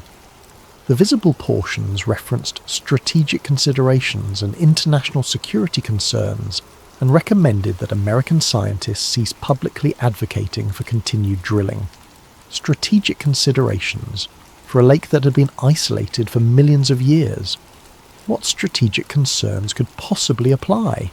Unless someone knew what was down there, and knew that reaching it would be dangerous. Not scientifically dangerous, not environmentally risky, but dangerous in ways that justified high-level government intervention. Emily had included a timeline in her notes. The magnetic anomaly was detected in 2001. By 2003, all discussion of drilling to the lake had ceased in official scientific publications. By 2005, funding for the Vostok drilling project had been officially terminated. And then, in 2012, the Russians announced they had reached the lake after all. A brief media celebration, claims of scientific achievement, promises of discoveries to come, but no discoveries were ever announced. No papers published about what they'd found. The Russian team released a statement saying the water samples had been contaminated during extraction and were useless for analysis. Mark didn't buy it. Neither had Emily. Drilling teams don't work for over 3 decades to reach a unique environment and then contaminate their first samples through careless handling. These were experienced scientists and engineers. They would have taken every precaution. More likely, they found something in those samples. Something that made them realise the lake was better left unexplored, or something that confirmed what the magnetic surveys had suggested. that beneath Lake Vostok, buried under ice and water and sediment, was something that shouldn't be there. Something that called into question everything we thought we knew about our planet's history. The second file concerned the Pyramid Mountains. In 2012, satellite imagery of the Ellsworth Range in Antarctica went viral on conspiracy theory websites. The images showed 3 mountain peaks arranged in a nearly perfect line, each one pyramid-shaped, with smooth faces and sharp angles. Government geologists quickly released statements calling them natural formations, weathered by wind and ice into coincidentally pyramid-like shapes. But independent researchers ran the numbers. The alignment was too precise, the angles too similar. The probability of 3 mountains weathering into identical pyramid shapes and arranging themselves in a perfect line was astronomically low. Emily had included thermal scans of the area. The Pyramid Mountains showed different heat signatures than the surrounding peaks. Not dramatically different, but measurable. Enough to suggest that they were either composed of different material, or there was something beneath them generating trace amounts of heat. The third file was the one that made Mark's hands shake as he read it. November 8th, 2016. Election Day in the United States. One of the most contentious, watched, and important political days in modern American history. On that day, Secretary of State John Kerry got on a plane and flew to Antarctica. The trip was sudden and unexpected. Kerry's public schedule had shown him in New Zealand, attending conferences on environmental policy. But on November 8th, he diverted to McMurdo Station. The official explanation, given days later, was that Kerry wanted to see the effects of climate change firsthand and meet with scientists studying ice loss on Election Day.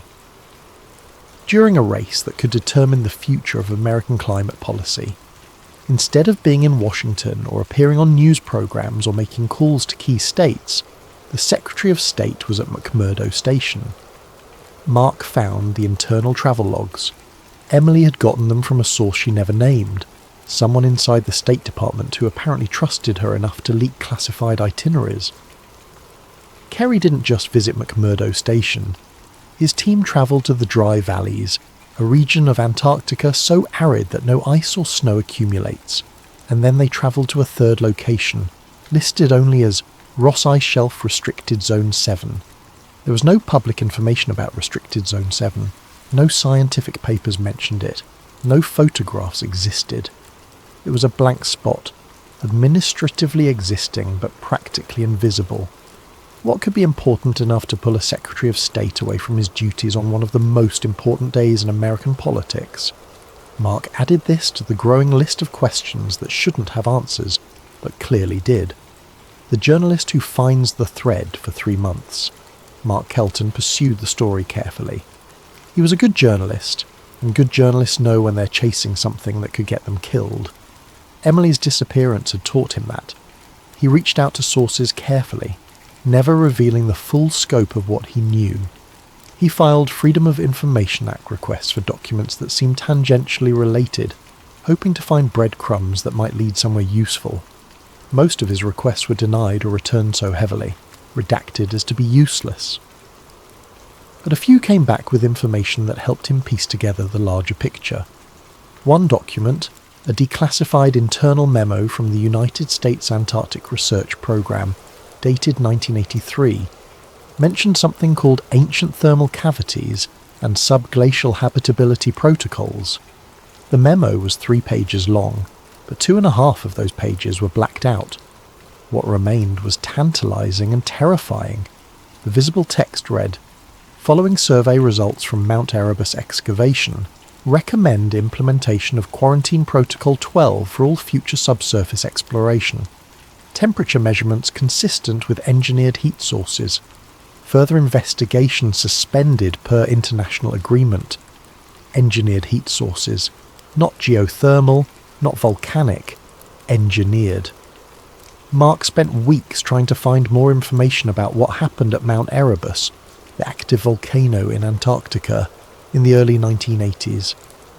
He found scattered references to American and New Zealand teams conducting research there, but nothing about excavations or discoveries or anything being sealed off. Until he found a retired geologist named Patricia Winters, who had worked on the Mount Erebus project in 1982.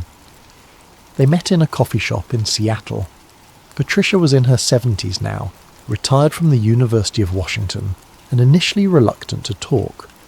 But Mark had learned how to earn trust, and after their second meeting she started to open up.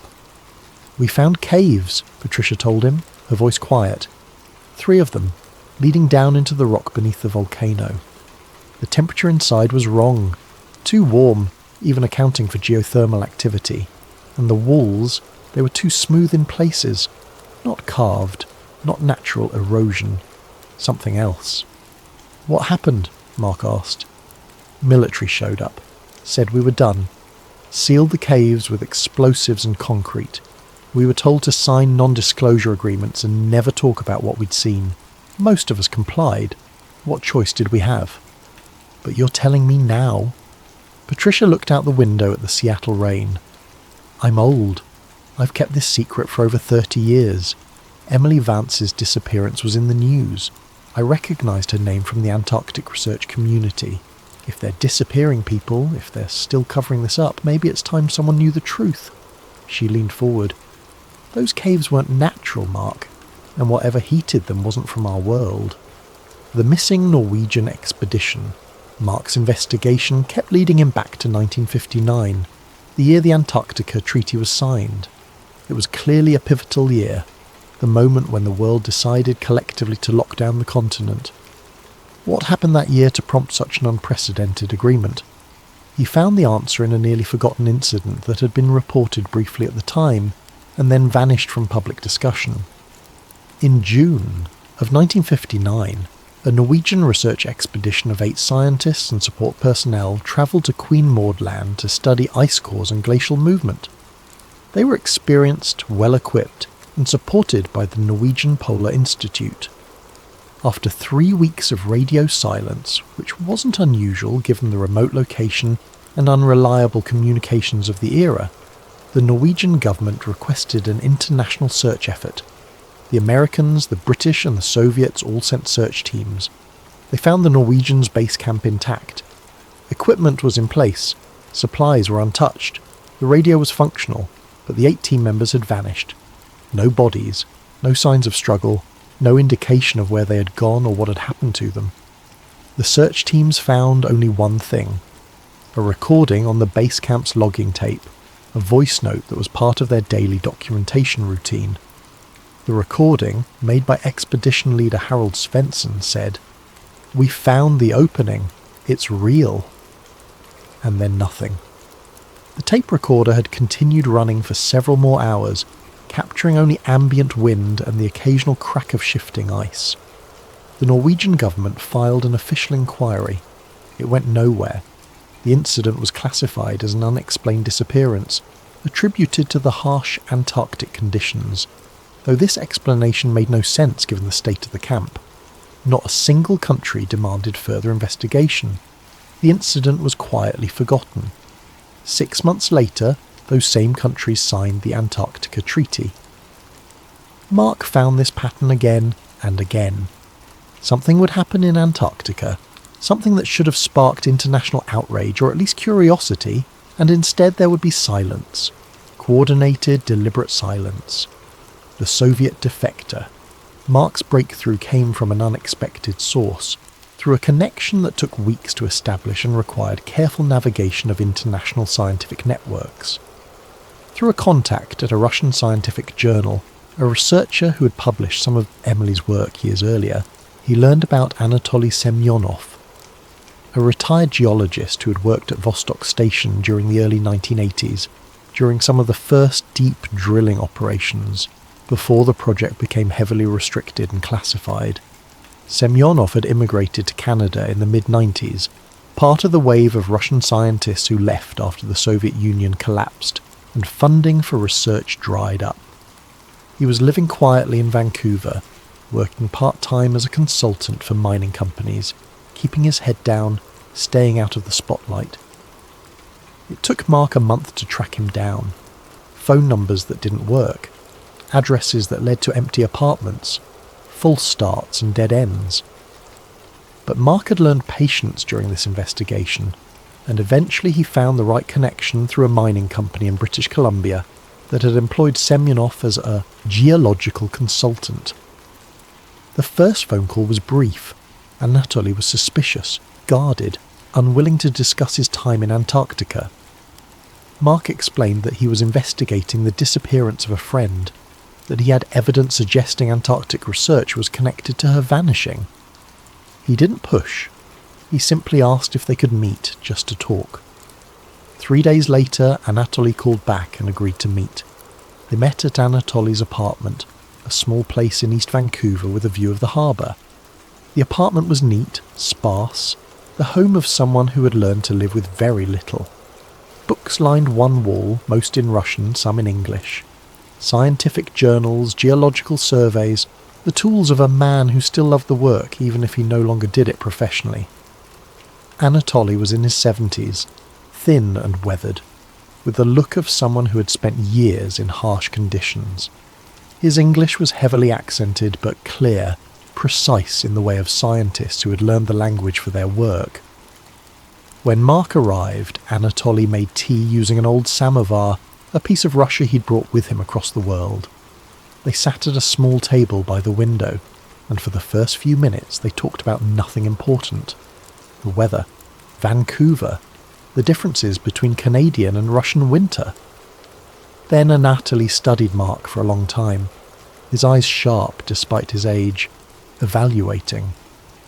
"You look like someone who has seen the documents but doesn't yet believe them," Anatoly said finally. "This is good. Skepticism keeps you alive. But you're here, which means part of you already knows the truth. You just need someone to confirm it." "What can you tell me about the Vostok anomaly?" Mark asked. Anatoly smiled without humour, an expression that suggested both sadness and relief, as if he'd been waiting decades for someone to ask the right questions. "Which one? There are 7. This stopped Mark cold. Everything he'd read, everything in Emily's files had only mentioned the single large anomaly detected in 2001. The Manhattan-sized magnetic signature that had made headlines in scientific circles before being quietly forgotten. "Tell me about all of them." Anatoly got up slowly, moved to a bookshelf and pulled out a worn notebook. He brought it back to the table and opened it to pages filled with hand-drawn diagrams, notes in Russian, calculations and measurements from decades ago. "We found the first anomaly in 1982, Anatoly said. "I was young then, 34 years old, part of the deep drilling team. We had instruments that could detect magnetic variations in the ice, crude by today's standards, but adequate. We found something metallic deep below us, beneath the lake bed. The instruments couldn't tell us much, just that it was there, and it was large." He pointed to a diagram in his notebook, a rough sketch showing depths and measurements. "We reported it to Moscow. They sent more scientists, better equipment. We mapped the anomaly more precisely, and then we found the others, 6 more anomalies, arranged in a perfect circle around the first one, each approximately half a kilometre across. The central one, the first one we detected, approximately 2 kilometres. Anatoly looked at Mark. "Do you understand what I'm telling you? Perfect circle, perfectly spaced. 7 objects arranged in a geometric pattern. Nature does not do this." "What did Moscow tell you to do?" "Nothing at first. We waited for instructions. We kept drilling, kept taking measurements, kept documenting everything. I thought we were on the edge of the greatest discovery in the history of geology. Proof of something beneath the ice that would rewrite our understanding of the planet." Anatoly paused, sipped his tea, looked out at the harbour. "Then the Americans arrived, in the middle of Antarctic winter. You have to understand, nobody travels to Antarctica in winter. It's insane. The temperatures drop to 70 or 80 degrees below zero. Storms that can kill you in minutes. Aircraft can't fly safely. Ships can't navigate through the ice. But they came anyway. A US Air Force transport, specially equipped for extreme cold. They landed at Vostok in June of 1982, in total darkness, in conditions that should have made landing impossible. They brought 3 scientists and 2 military officers. What did they want? They met with our team leader privately. I wasn't allowed in the meeting. None of us junior researchers were. But afterward, everything changed. We were told to stop drilling immediately, told to pack up the magnetic sensing equipment, told never to speak about what we'd found, not to each other, not in our reports, not to anyone. The Americans ordered you to stop. Anatoly shook his head. No, Moscow ordered us to stop, but they ordered us because the Americans asked them to. This was 1982, height of the Cold War. We were not friends. We were enemies, pointing nuclear weapons at each other, fighting proxy wars around the world. American and Soviet scientists sometimes cooperated on research, but having the US military show up at a Soviet base and make demands, that should have caused a diplomatic incident, maybe worse. But it didn't. No, Moscow complied immediately, and over the next few weeks I understood why. Other researchers from America, from Britain, from France, they started arriving, all of them asking about our findings, all of them with the same message: stop investigating, the project was shut down, our team was split up, sent to different stations. We were all made to sign papers promising never to discuss what we'd found. Mark leaned forward. What do you think is down there? Anatoly opened his notebook to another page, showed Mark a more detailed diagram of the 7 anomalies. Pattern was unmistakable, a central object surrounded by 6 others in a perfect hexagonal arrangement. The anomalies are metal. We analysed the magnetic signatures as precisely as our equipment allowed. The composition doesn't match anything in our databases of earth minerals. Not iron, not nickel, not any combination of elements we know. And the pattern, the geometry, it's deliberate. This is not a natural formation. This is not ore deposits. This is a structure. How old? We took ice cores from directly above the central anomaly. The ice at that depth is ancient, over 1 million years old. Whatever is down there has been buried for at least that long, possibly much longer. The lake bed itself shows sediment layers suggesting the objects have been there for millions of years. Anatoly closed his notebook, held it for a moment as if weighing whether to continue. In 1985 I was reassigned to a different station, but before I left Vostok I spoke with the team leader who had met with the Americans. He was drunk, which was not unusual at Vostok. The isolation, the darkness, it made men drink. He told me something I have never forgotten. What did he say? He said the Americans brought photographs, satellite images from other parts of Antarctica, images showing similar magnetic anomalies, more circles, more geometric patterns. He said there are dozens of these sites across the continent, maybe more, all buried under ice, all carefully hidden, and he said the Americans told him that world governments had agreed in 1959, when they signed the Antarctica Treaty, that these sites would never be disturbed, never investigated, never revealed to the public. Anatoly looked at Mark with eyes that held decades of kept secrets, of knowledge that had eaten away at him all these years. "Why are you telling me this now?" Mark asked. "Because I'm dying. Cancer. Doctors say 6 months, maybe less. I've carried this secret my whole life. Kept quiet because I was afraid, because I had a family, because I wanted to live out my years in peace. But your friend, this woman who disappeared, if they killed her for getting too close to the truth, then the time for silence is over. What do you think is down there? Really?" Anatoly was quiet for a long moment, choosing his words carefully. "I think we are children playing in a house built by someone else. We've convinced ourselves that we built this house, that we're the first to live here. But the real architects left evidence of their work buried in the foundation. And that evidence terrifies those in power, because it means everything we've been told about human history, about being the first civilization on Earth, about our place in the cosmos, all of it might be a lie." He tapped the notebook. "The pattern under Vostok, those 7 objects in perfect geometric arrangement, they're not alone. According to what the Americans told my team leader, The entire continent is dotted with similar sites, some small, some massive, all buried, all ancient, all suggesting that something built structures on Antarctica before the ice came, something that wasn't human.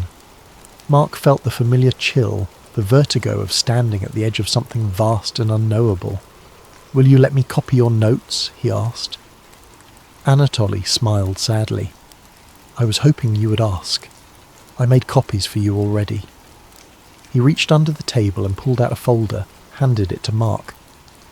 Inside were photocopies of his notebook pages, decades of observations and measurements, preserved in the meticulous handwriting of a scientist who knew he was documenting something world-changing. "Be careful," Anatoly said.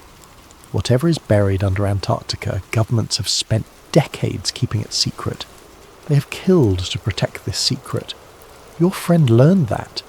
Don't let her death be meaningless." Mark left Vancouver with Anatoly's notes, understanding that he now held evidence that could change everything. But evidence was useless if no one would listen. Evidence could be dismissed, debunked, hidden again. He needed to find the actual sites. He needed proof that couldn't be denied, and that meant going to Antarctica himself. The Queen moored land architecture. Armed with Anatoly's information and Emily's files, Mark spent months analysing everything he could find about Queen Maud Land. The region was roughly the size of Spain, claimed by Norway but never developed, never exploited despite its potential resources. Why? He found his answer in ground-penetrating radar data from a Norwegian survey conducted in 2007. The data was public, part of the International Polar Year research initiatives, but it had been processed and simplified for publication. Emily had obtained the raw data. Mark didn't ask how. When he overlaid the raw radar scans with thermal satellite imagery and historical photographs going back to the 1940s, a pattern emerged that made his stomach drop. The mountain range in Queen Maud Land wasn't entirely natural. Beneath the peaks, the radar showed straight lines, perfect angles, corridors that connected for kilometres underground. And beneath it all, approximately 3 kilometres under the ice, was a massive hexagonal structure. Each side of the hexagon measured roughly 5 kilometres. Perfect geometry, too precise to be natural formation. Natural geological processes don't create hexagons. Wind erosion, water flow, tectonic pressure, all of these create organic, irregular shapes. Nature abhors straight lines and loves chaos. But here, buried under millions of tons of ice, preserved in the frozen darkness for potentially thousands or millions of years, was architecture. Mark created a 3-dimensional model using the data, plotting the structure in relation to the surface features above it. The hexagon sat at the centre of the mountain range, perfectly positioned. The caves and thermal anomalies that various teams had discovered over the decades all connected to it, forming a network that radiated outward like spokes on a wheel. This wasn't a random discovery. This was a complex, planned structure, and someone had known about it, or at least suspected it, since at least the 1940s, since Admiral Byrd, since the Nazis. Emily's final note. Mark had been through Emily's files dozens of times, but he decided to do a forensic analysis of her laptop's hard drive, searching for anything she might have written and deleted, any fragments of information that might have been automatically saved. In the temporary files folder, he found an email draft that had never been sent. It had been auto-saved by her email program the day before she disappeared. The recipient field was blank. She had been writing it, but hadn't decided who to send it to yet. Or maybe she realised before finishing that sending it would be dangerous. The email read, "I don't know who I can trust with this information, but I can't keep it to myself anymore. The satellite data is conclusive. There's something under the ice in Queen Maud Land. Something massive. And it's not natural. I've cross-referenced everything I can find. The thermal signatures, the geometric patterns, the historical expeditions. They all point to the same conclusion. It's not human. Whatever built this came long before us, long before any civilization we have records of, and the world governments have known about it since at least the 1940s. That's what Operation High Jump was really about. That's why the Antarctica Treaty exists. That's why no one is allowed to explore freely. They're not protecting resources. They're protecting a secret. The secret that we weren't first. I'm going to release this. I have to. This is too important to keep hidden. But I need to be careful. I need to make sure the data gets to enough people that they can't suppress it all. If you're reading this and I'm not around to explain it further, please follow the evidence. It's all there. You just have to be willing to see it. The email ended there. Incomplete. Unsent. Mark saved a copy and encrypted it, along with everything else he'd gathered. He created multiple backups and distributed them to people he trusted, with instructions to release everything if anything happened to him. He was getting close to something. He could feel it. And he suspected that feeling was exactly what Emily had felt in those last days before she vanished. The greatest secret treaty never declared. The final piece of Mark's investigation came from an unlikely source, a retired State Department official named Margaret Chen, who had worked in the Bureau of Oceans and International Environmental and Scientific Affairs during the Reagan administration. Margaret reached out to Mark after reading one of his carefully worded articles about Antarctic anomalies in an online investigative journalism platform. She said she had information that might interest him. They met in Washington, in a public place. Busy. Restaurant, midday crowd. Margaret was in her 80s, sharp-minded and direct. "You're asking the right questions," she told Mark, "but you're not going to find official documentation of what you're looking for. It doesn't exist in any archive or filing system." "What am I looking for?" "Protocol 12. Though it's never been called that officially. There's no treaty text, no signed document, no memorandum of understanding. It's an arrangement between the major powers, an understanding that gets passed down from one administration to the next, one government to the next." "What does Protocol 12 say?" Margaret leaned back in her chair. "I only know what I was told when I was read into certain Antarctic oversight responsibilities. The protocol has one purpose: prevent disturbance of subsurface structures, full suppression of all anomalies, absolute denial of anything that doesn't fit the official narrative. Why? I was never told why, just that it was essential to global stability. That knowledge of what's under the ice could destabilize governments, religions, our entire understanding of human history, that it was better to keep it buried. What is under the ice? I don't know the details. I only handled diplomatic coordination, making sure all parties stayed committed to the arrangement. But I can tell you this, every major government knows something is there. They've all agreed to keep it secret, and they've all agreed that anyone who threatens to reveal the secret becomes a problem that needs to be solved." Margaret looked at Mark with something like pity. "You should stop. Whatever you think you're going to accomplish by exposing this, it's not worth your life." But Mark had gone too far to stop now. Emily deserved justice, or at least the truth. And if what he suspected was real, humanity deserved to know. The final revelation. In June of 2021, Mark Kelton flew to Chile. He had arranged, through carefully cultivated contacts, to join a private expedition to Antarctica launching from Punta Arenas. Not a government operation, not affiliated with any official research program. A wealthy entrepreneur who wanted to see the continent and had the money to make it happen. Mark planned to use the cover of this expedition to reach Queen Maud Land.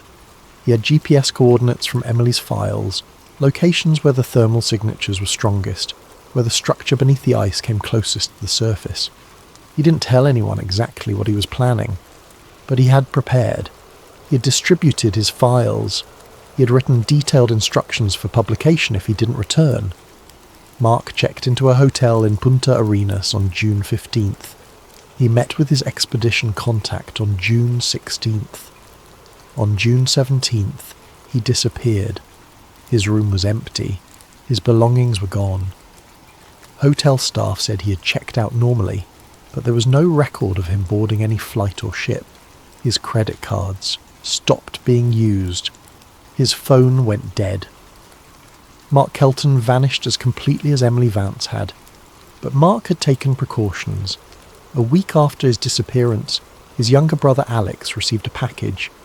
It had been mailed from Punta Arenas on June 16th, the day before Mark vanished.